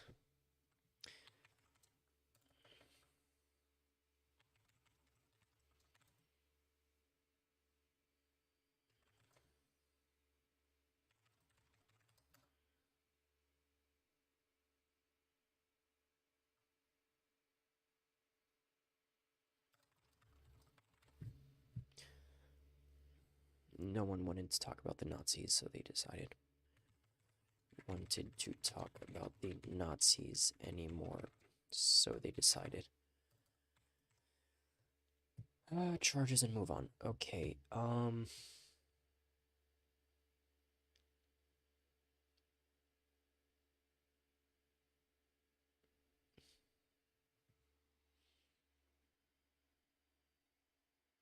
so where are we in my notes? Man, that is not a lot of progress. Oops.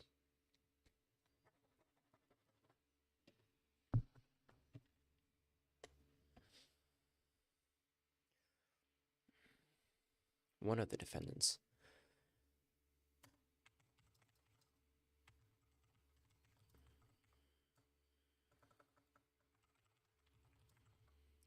Elizabeth Dilling. Many of the defendants.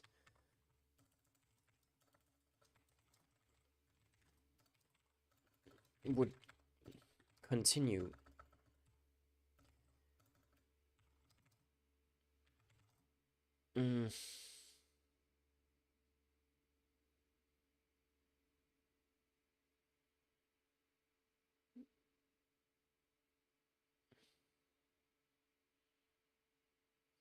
Mm.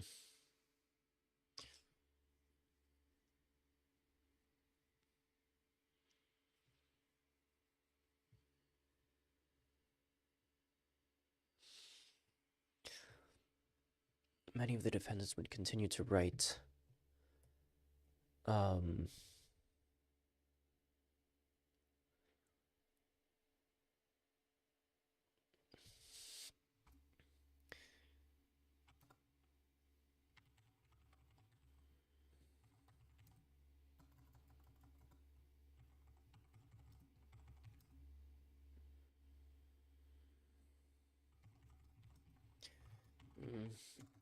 including Elizabeth Dilling,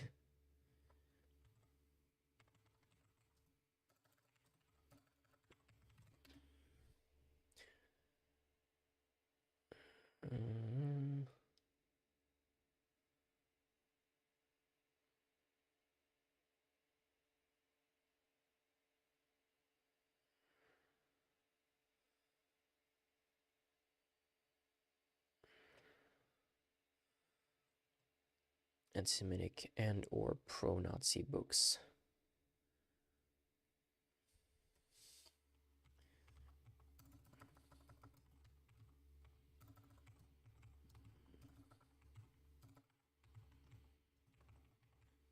Including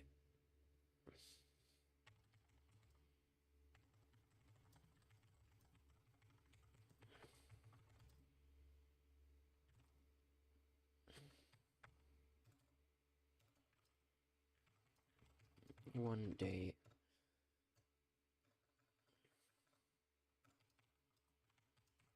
promoted by Glenn Beck, the founder of The Blaze.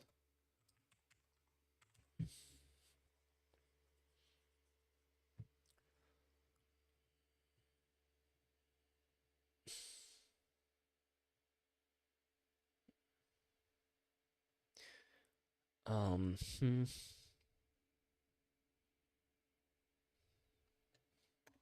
Okay, I'm gonna skip this part. It doesn't really fit in the flow. Also,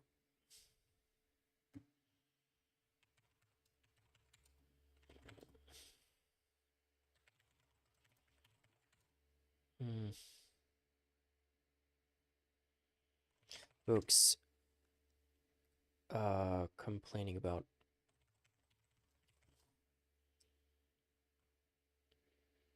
I'm going to sleep. Good night and good luck. Thank you. Good night. Fish also continued to publish anti-Semitic.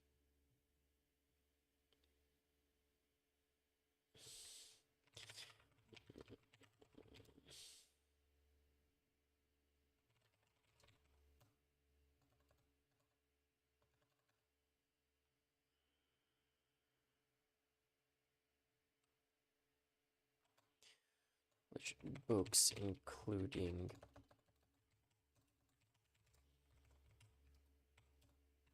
amounts of anti-Semitism,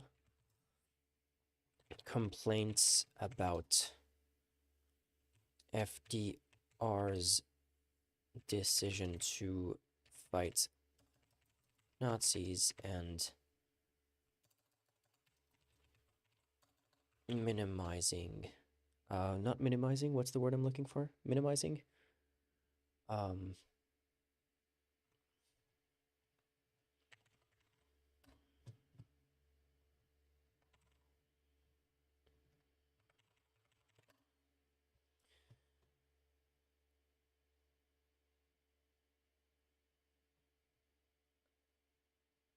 No, I mean, like dismissing.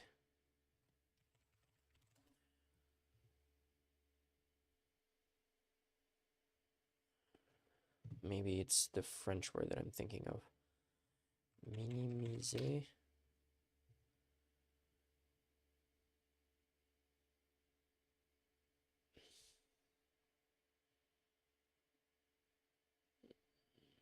Ah, playing down, okay.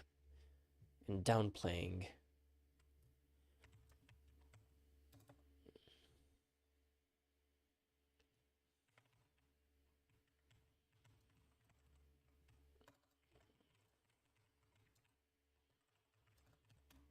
he would go on.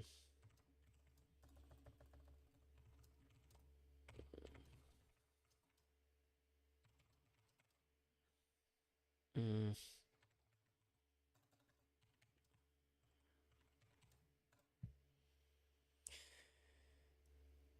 He went on to become a huge fan of Ronald Reagan. By the time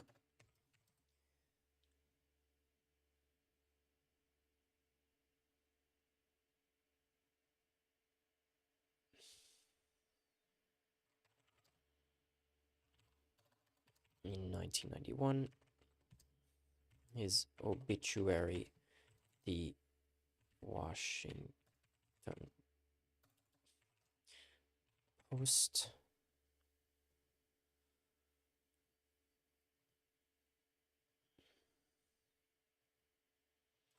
made no mention of his entanglements with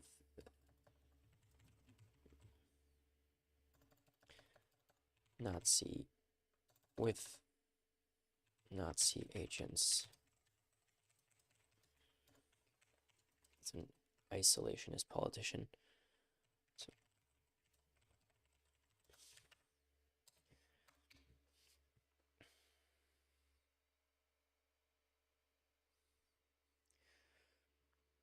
Nazi infiltration in the US had become a thing of legend.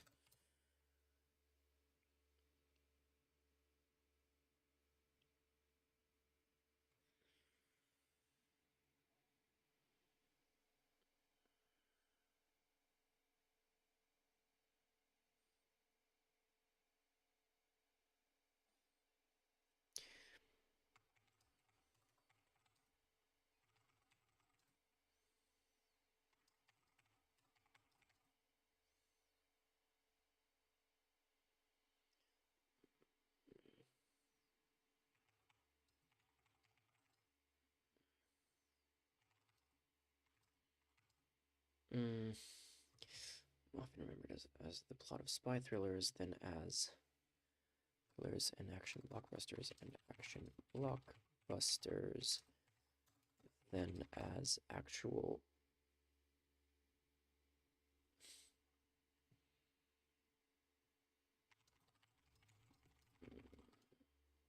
the highest level of politics.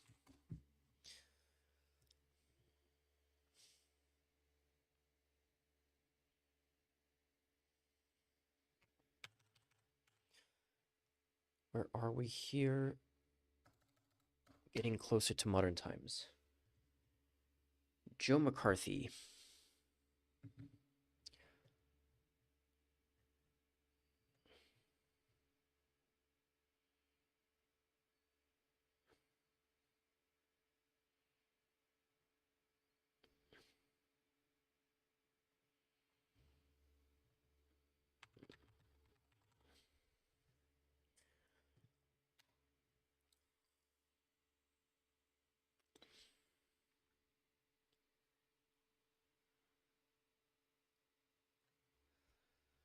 Probably this is where I'll put an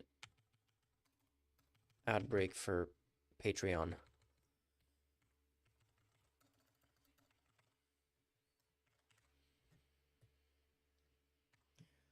Um,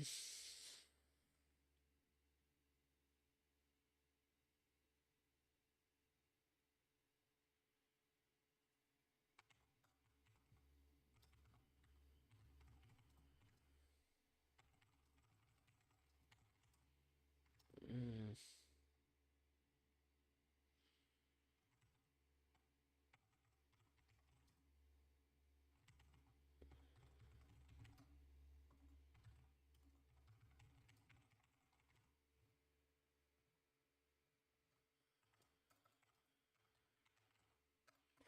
which years was he in Congress?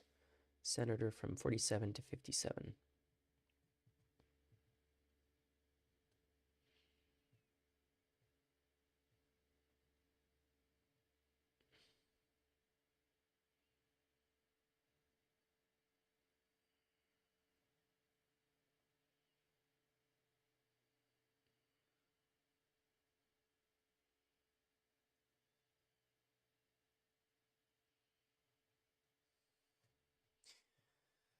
anti-communist, as an overzealous anti-communist politician, smearing his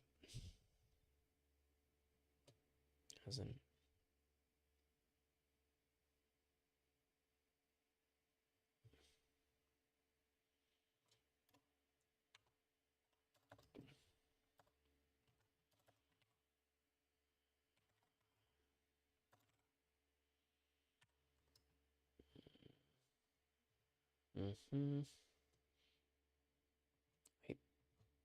abrasive, overzealous anti-communist politician.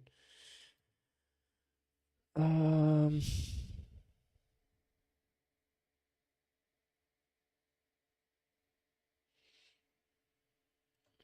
for his dirty politics. Known for his dirty politics.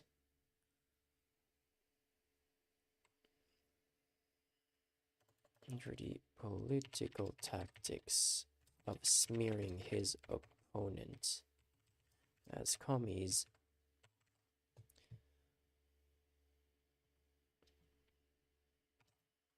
to discredit them.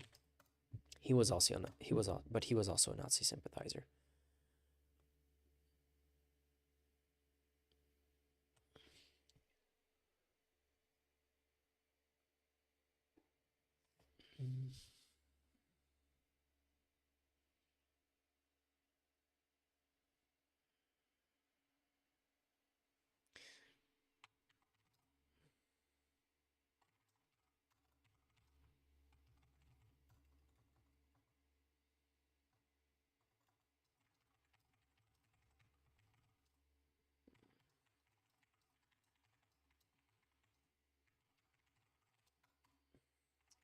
First time he made headlines as a newly elected senator was to made a big show of trying to discredit the Nuremberg. Is that how you spell Nuremberg? Nuremberg. Yes. Trials. Painting the Nazi defendants as innocent, persecuted victims of a biased court.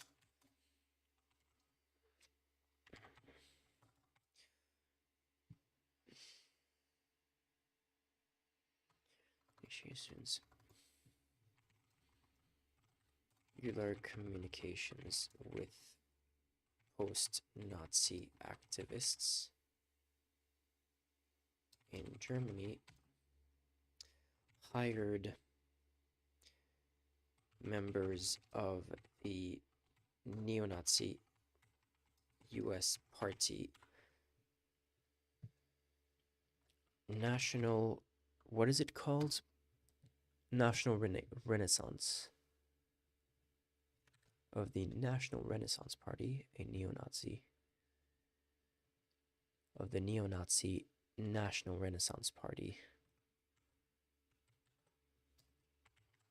On his staff. And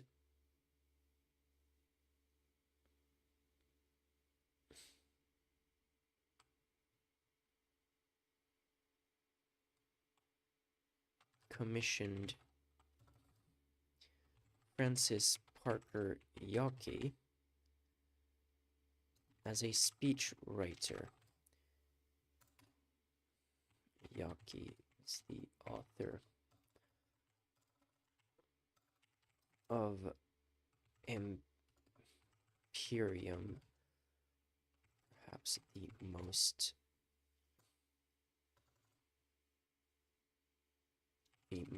influential book among neo-Nazis.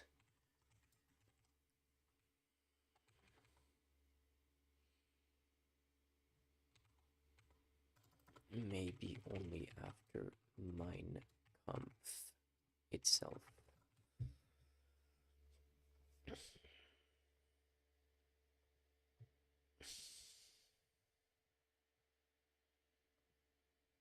The National Renaissance Party, again.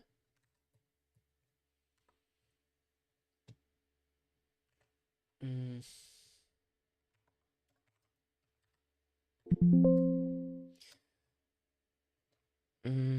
What is it called? Patriots for McCarthy.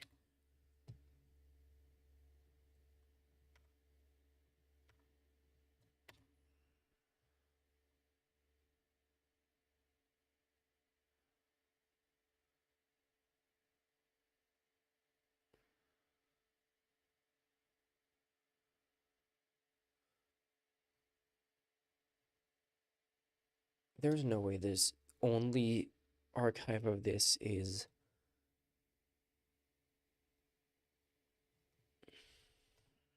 the Rachel Maddow podcast. National Renaissance Party.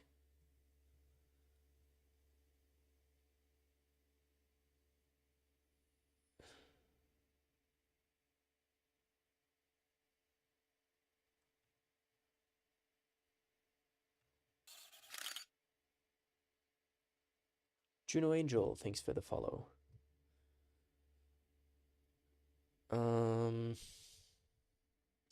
FBI.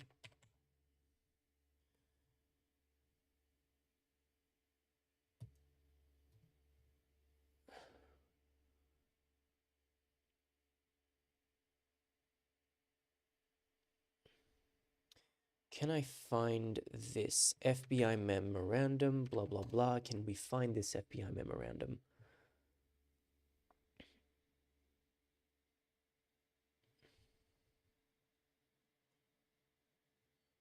I think this will have to be enough as a source. Boom.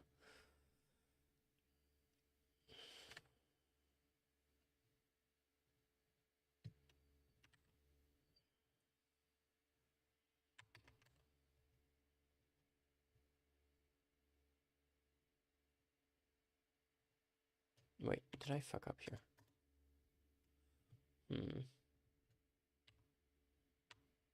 Okay, I did fuck up. Ah, shit. Formatting error. Okay, there we go.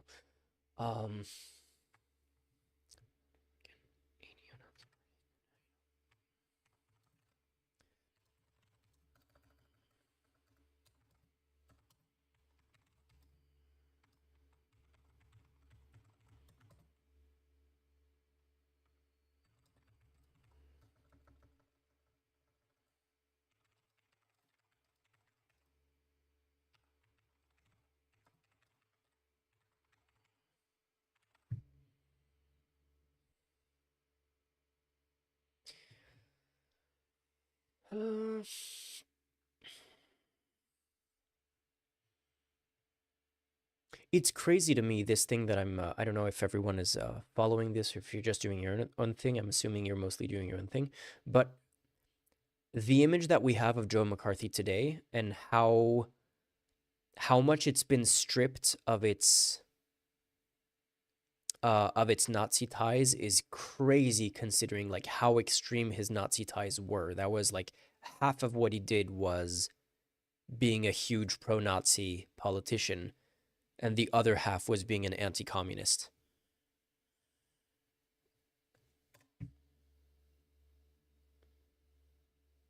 I'm maybe even gonna write that in.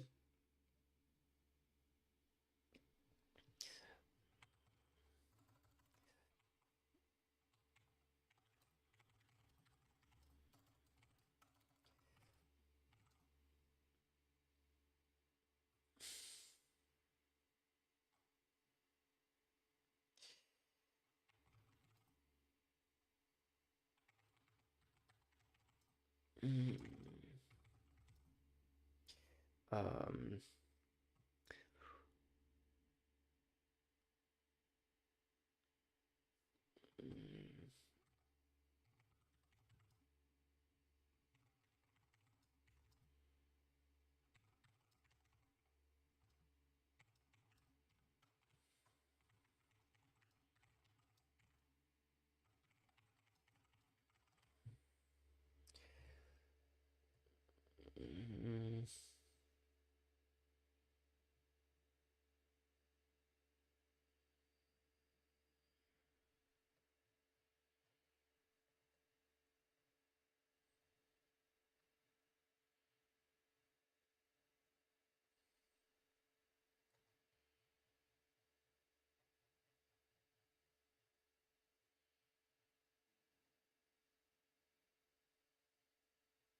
So this we can move up to the Elizabeth Dilling thing.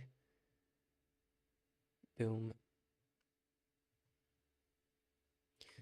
This we did. This we did.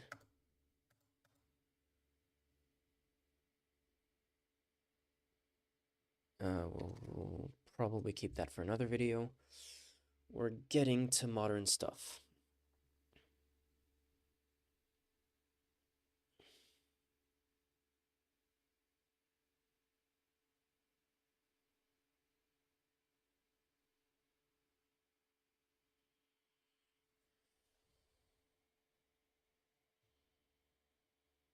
Mm.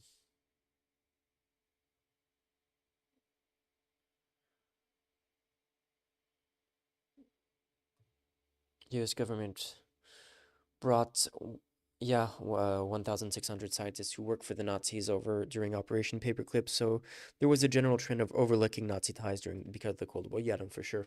Yeah, that is very true as well. But you would think that it was a matter of like, oh yeah, they have all of these scientists who we don't agree with their ideology, but we're gonna use their know-how. And it's crazy. Like I didn't realize how deep it went in U.S. elected officials. Like this is really the kind of thing that gives credence to how Tankies conflates, like willingly conflates the Nazis and the U.S. empire, whatever you want to call it, like the modern U.S. empire and U.S. hegemony.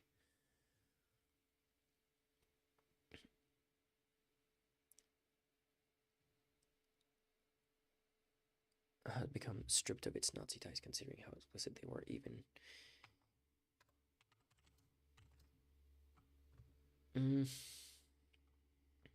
McCarthy obituary. Joe McCarthy obituary.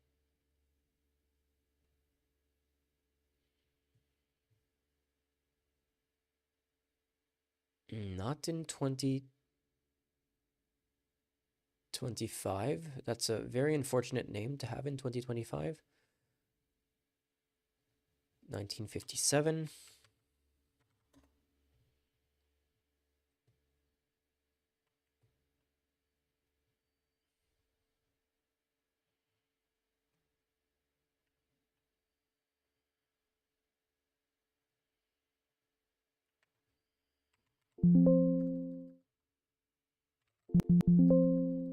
New York Times doesn't mention the Nazis. I heard.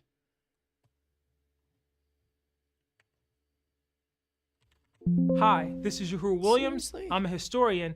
And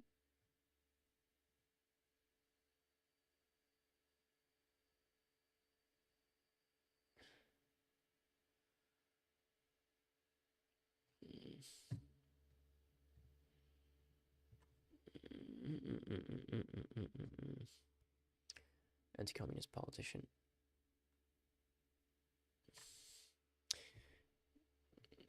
That's an abrasive.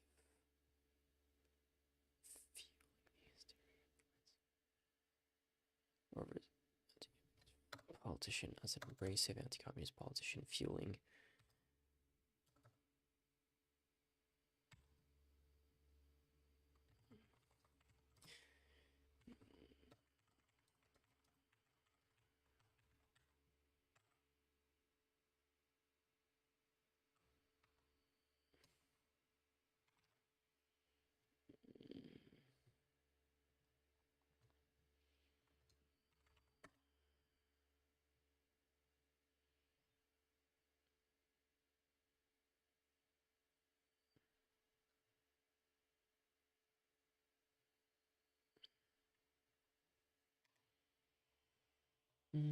Wait, what was that? Joseph McCarthy?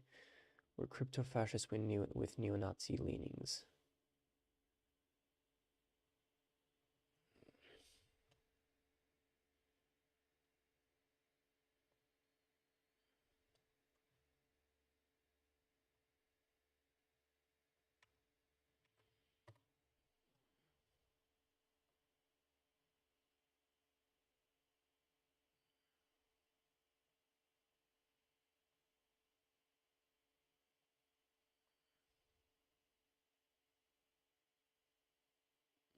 Mm.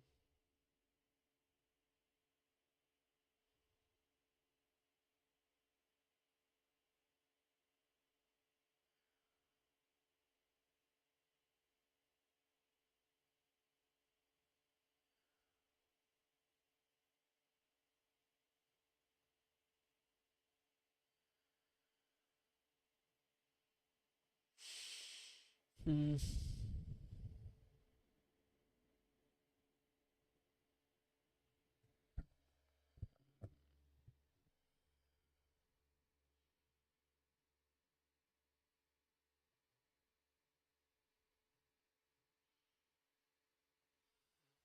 Hmm.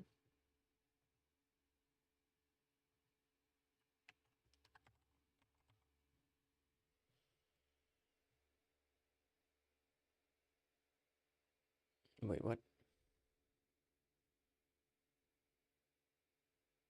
There were vague dark hints about his support among Wisconsin's German American farmers who had rallied around him when he defended Nazi war criminals earlier in his Senate career, which helped to feed the notion that McCarthy and his supporters were crypto-fascists with neo-Nazi leanings, but presumably that same Wisconsin voter base, which sent McCarthy to the Senate, also voted for his predecessor, Robert La Follette, and then for his successor, Proxmire, hardly radical right-wingers.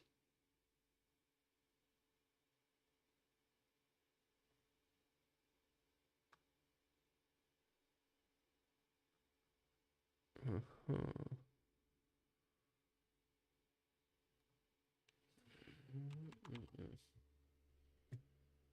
Hmm?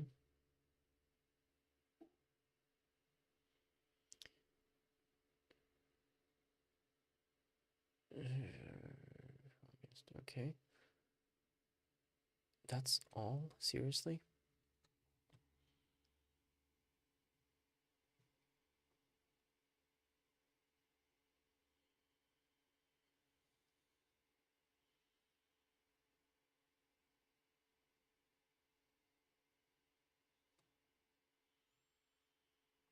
Okay, well, moving on.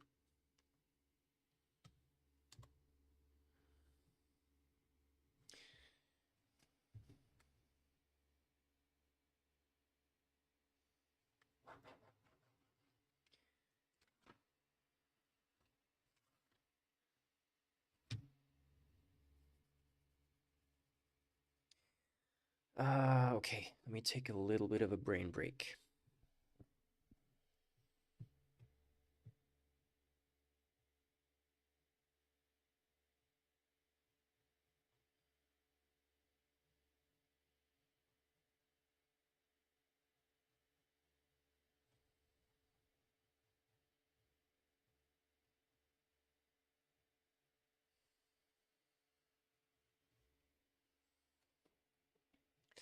On McCarthy's staff.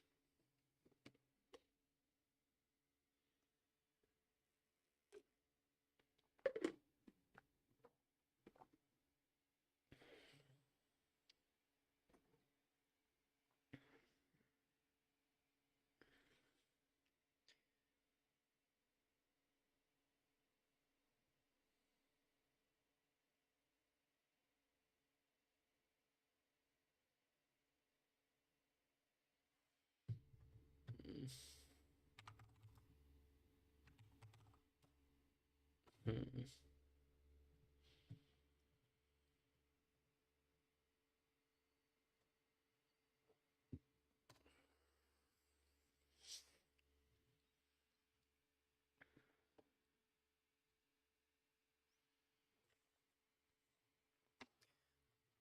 Wait, Roy Cohn.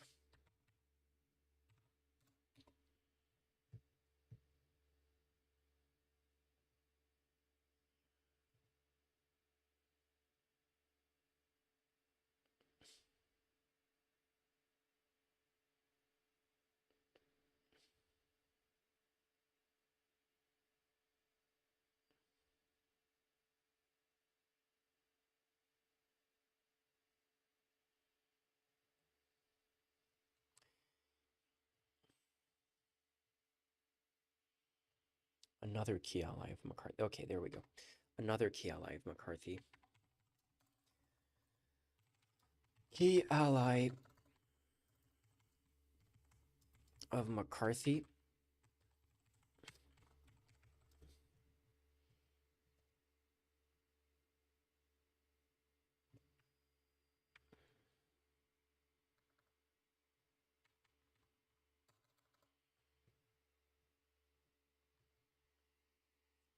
Him, Jin.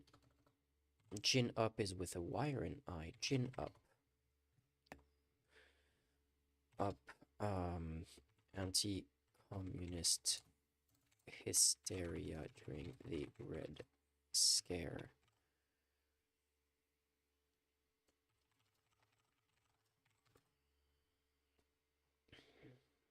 In his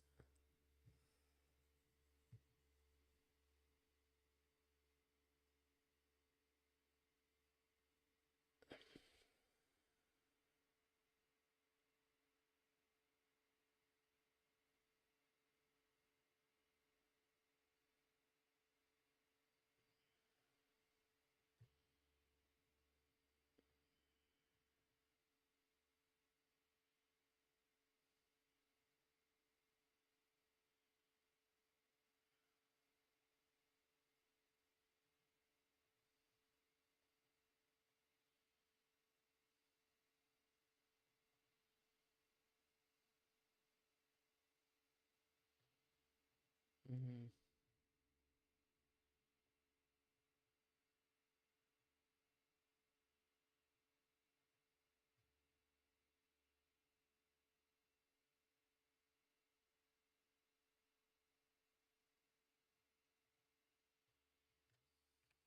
mm,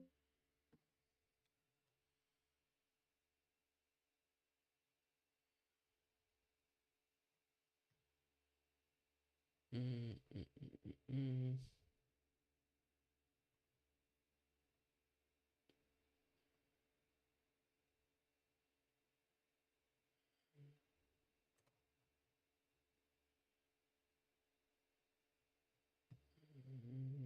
Mm.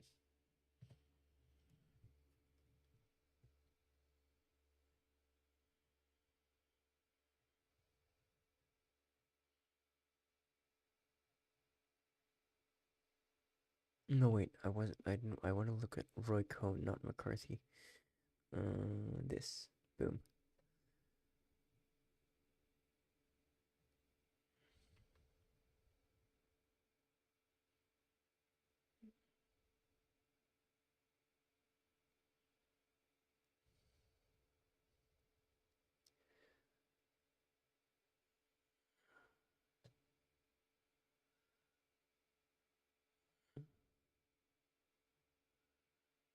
Huh.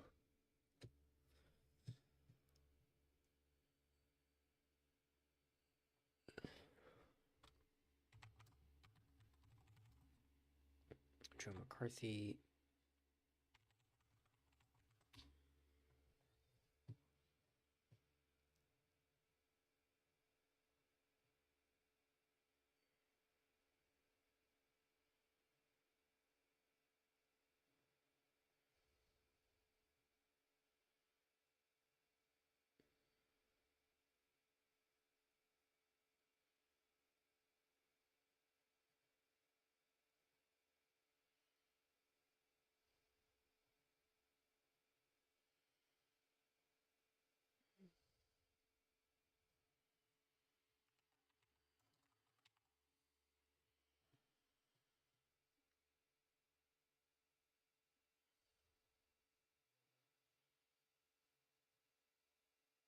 Mm.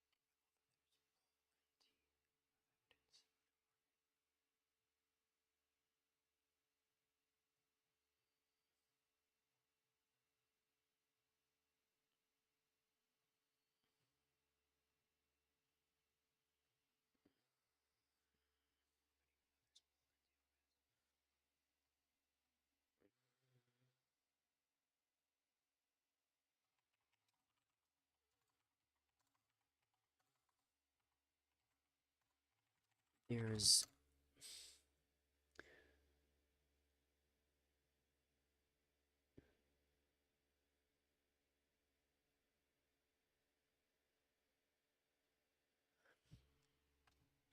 plenty of evidence.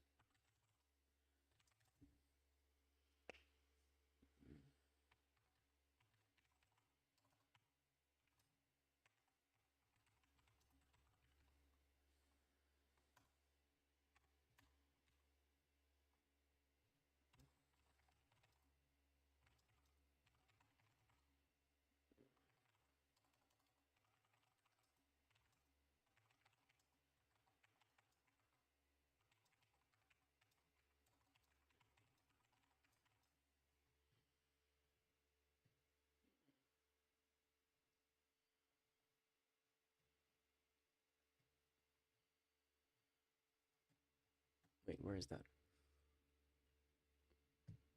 That's the way to do it.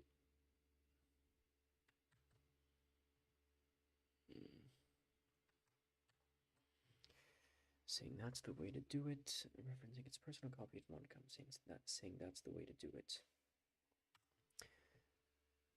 Saying that's the way to do it, and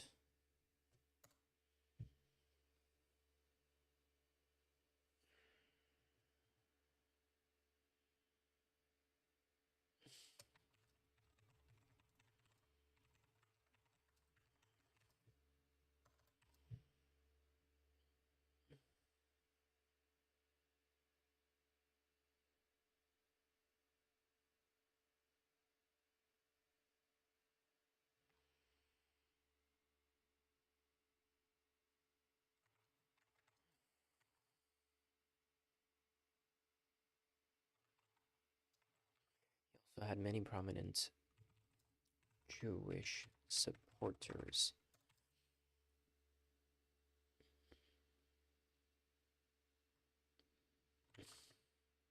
Had pro-Israel foreign policy views.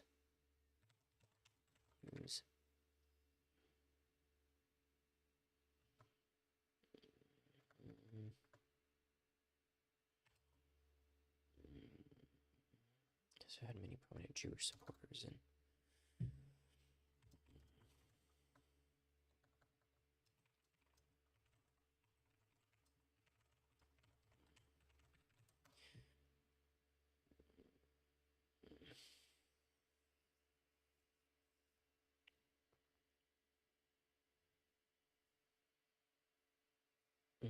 One of those.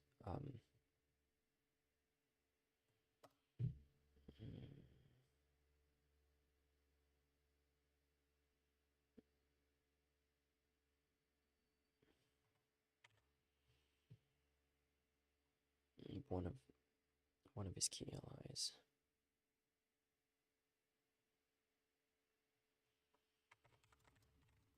Key allies. Anti-communist.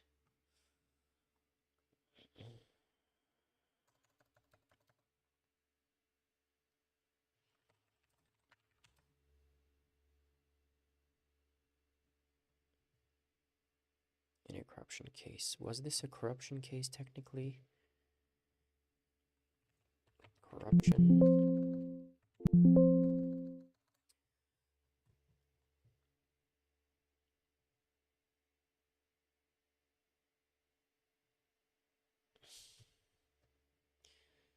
In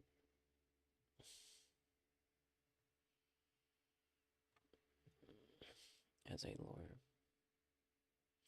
His key allies was Roy Cohn.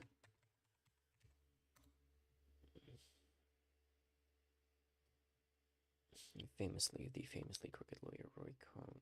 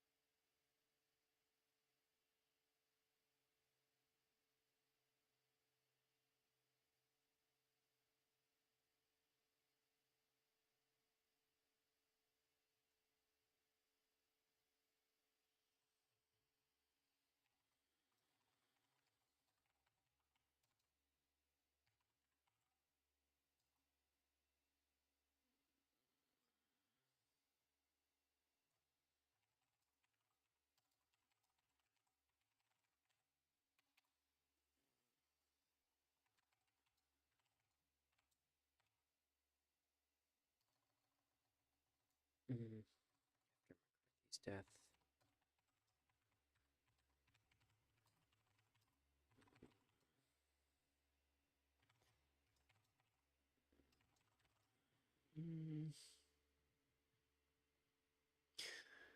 Too many tabs. Where's the tab on cone? Is this the one? Right, cone.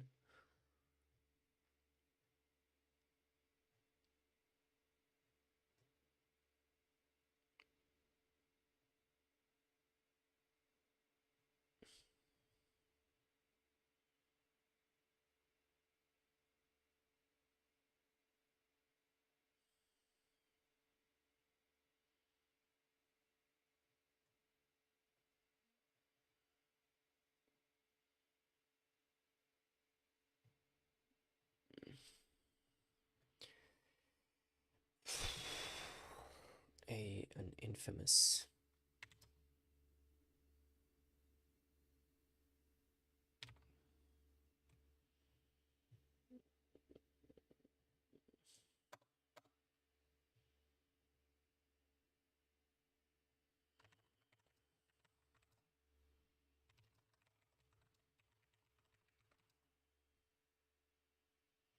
Could continue his career as an infamous. Continue career.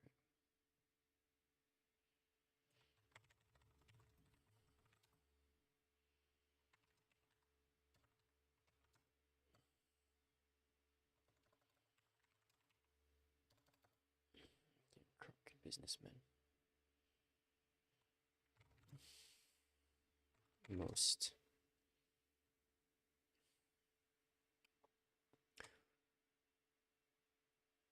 famous client.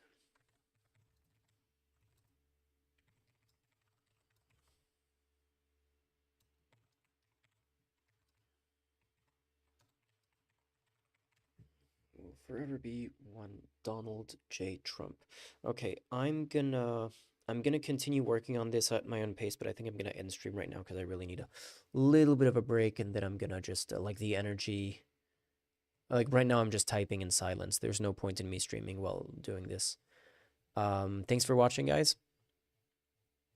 Hope this wasn't too boring for you. And yeah, I'll see you soon with this video. Hopefully, I really hope I can have it ready by next weekend. Bye-bye. Have a good night.